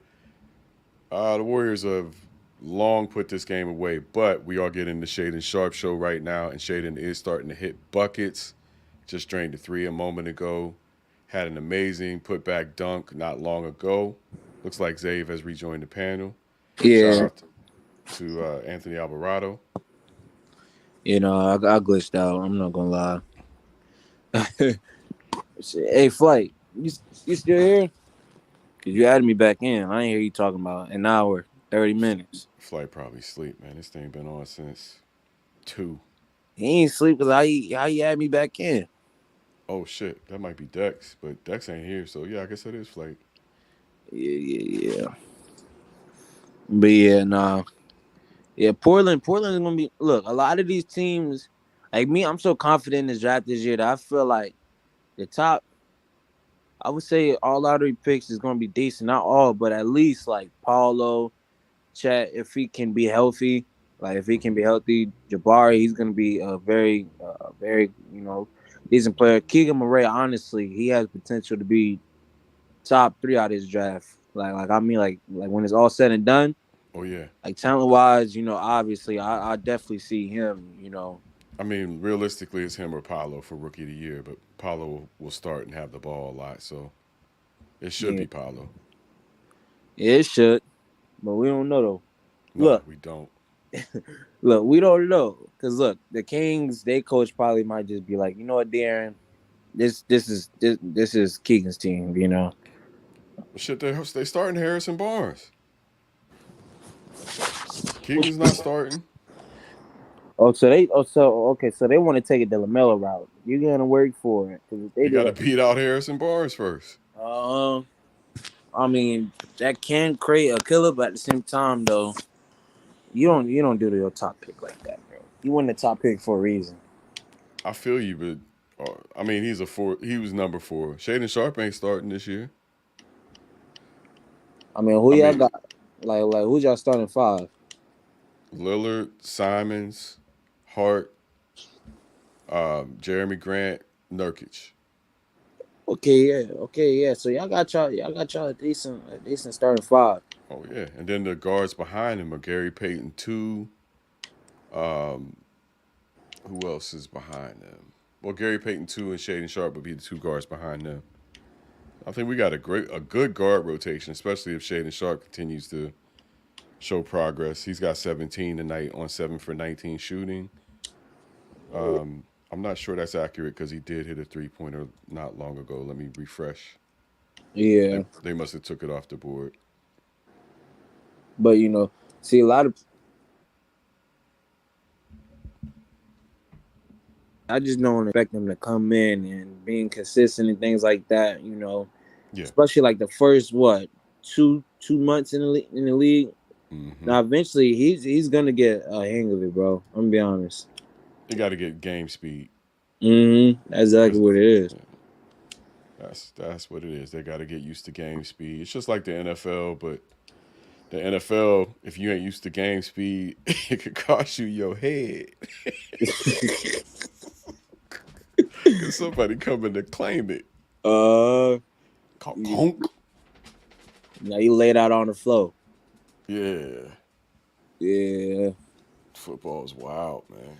Yo, I went to my first NFL game last year, Ravens and Steelers in Pittsburgh, and for some reason, something told me turn around. So I turned around and looked. Man, don't ever do that shit in no football stadium. You will see the scariest faces you have ever seen in your life because people are so into every last second of it. They faces all red and teeth gnashed and just like you don't ever want to turn around and see that shit again. To look at the field. Don't even look. No, don't. Just keep your eyes on the ball and everything will be all right. But man, I turned around, looked at them people. I said, "Shit, is that what we look like?" Oh man, cause I just started getting into football this year. Philly, the Eagles, man, we 5-0 right now. Jalen Hurts. Look, the thing is though, I became a fan before the season even started. Like before people even thought, okay, you know what I'm saying, Eagles, because my family always been Eagles fans growing up. Like it's always been the Eagles. So I was bound to be an Eagles fan. And I was just Yeah, I talking to my get brother. it. Yeah, I was just talking to my brother. He was like, bro, you might as well like don't go and start like in the NFL and then start like in a whole random team. You already know what this fam like you Yeah, already know what we all like. they'll check you at the door. It'll be a Uh-huh. problem. My hometown has been invaded by Eagles fans over the last 20 years. It's pretty disgusting. I'll tell you the truth. It's Yeah. like 80-20 now. It's 80% Steelers fans and like 20% Eagles fans, and that's way too much. I'm not used to that ratio. Especially for come on now, the own like the hometown, like the city. Put the Yeah, team in, you know what I'm saying? yeah. I mean, I'm from a small city outside of Pittsburgh, so you ain't gonna see that in the city of Pittsburgh, but the smaller cities, yeah, Yeah. where they send the Section 8 folks from Philly come Yeah. fuck up our towns. Yes, man. But look though, Jalen Hurts, I'm telling you, bro. Cause look, before the season even started, me and my brother, we was just talking. He was telling me like all like the people that we picked up, like we picked up Jordan Davis from Mm-hmm. Georgia, the defensive lineman, and we already had hella talent, and then we got AJ. Oh, you faded out, Zay. We'll wait for Zabe to All right, come back are in. you hearing Yeah, me? you're back. Yeah, nah, yeah, but we got Jordan Brown from the Titans. You Okay. feel what I'm saying? I mean, not Jordan Brown, AJ Brown. We got AJ Brown, and then we got Smitty. You know what that is? Nah. Who's Our wide Smitty? receiver. They call him the Slim Reaper because he's so damn skinny, but he still be, you know what I'm saying, doing what he got to do on the field. Okay. And then we just got an all around team, man. And Jalen Hurts, bro, the way he's looking right now is just crazy, bro. I'm gonna be honest, like, dude. Like out of the top QBs, I feel like the ones like if a QB were to win MVP this year, it's either him or Lamar Jackson. Yeah, that Lamar is something else. Yeah, he is, you know what I'm saying? But that's why if it ain't him and if it's Lamar, then I'll be all right with that because Lamar's just something crazy, bro. We stopped him on the goal line that game I went to. That game came down to a goal line stop. Oh Got to yeah, see that shit. oh It's yes, funny, man. I grew up, like I said, close to Pittsburgh and grew up with my mother and father and all that shit. And I never thought mm-hmm. about like, damn, Dad, you never take my ass to a Steeler game. I finally asked him last year. I'm like, why in the hell we ain't? Then I thought about it, like, oh, that's right. He's a Vietnam vet. Yo, the Yeah. Warriors got this kid out here shooting the lights out right now. I'm gonna be honest though. I've been in Orlando for like 14 years. I've never been to a Magic game at all. Now that I'm 16, you feel me? I got a job and everything. I can pay for my own tickets. I might just go to a Magic game. The Yeah, you tickets ain't got to. expensive. The tickets No, ain't expensive because like I said, we ain't no winning team. but go early because as soon as they start getting good, and you got this hot rookie right now, as soon as they Uh, start getting good, they'll jack them prices up. yeah, I might try to make it like the first month of the league, first month of the season. That's your best bet. Well, you know what? December is a good month because, or January is actually a good month because the first month of the season is a lot of hype. There's a Yeah. lot of people going. More people are going to games first month of the season. Mm-hmm. Second month of the season, it dies down and the tickets get a little cheaper. Yeah, no, January would be more convenient for me because you feel me. That's like my birthday month, so There you go. I might find some. Last year I was so mad though because my birthday is on the 3rd of January, right? Okay. And my favorite team is the Bulls. Well, it was the Ah, Bulls last year because I'm a Zoe fan, but I'm starting to kind of fade away. You know what I'm saying? I don't okay. want to talk about it too much. You know what I'm saying? But that was my favorite team last year. And then on top of that, my birthday they was playing against the Magic. So I got all lit and I'm like, oh, they coming to Orlando. I'm gonna get some tickets. Nope, they was playing in Chicago. And I'm like, how like come on now. How crazy is that? That they playing on my birthday, but they not in my city, Damn. But Well, yeah. that's what's up. That game is now wrapped up. Golden State 131, Portland 98. Quite a bitter taste, but it is the preseason, so we'll try not to take it too seriously. What can I say? I'll run down the scores tonight. We got OKC 115 versus Detroit 99. Memphis 105 versus Orlando 109. So, Xavier, your team did win. Yes, sir. Milwaukee 104 versus Chicago 127. San Antonio over Utah 111 to 104. And those are the scores for tonight. Flight, you there? Yeah, I'm not gonna lie.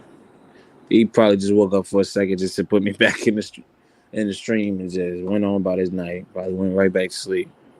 All right. I'm finna punch out myself, but I didn't want to just punch out and leave the stream wide open. So yeah, I don't know if Dex is there or not, but or if you wanna take over and yeah, I'll probably take over for like a few minutes. See if we come back soon. The floor is yours. All right, I'll see you another time. It was good talking to you, bro. You too. Peace. Peace. All right.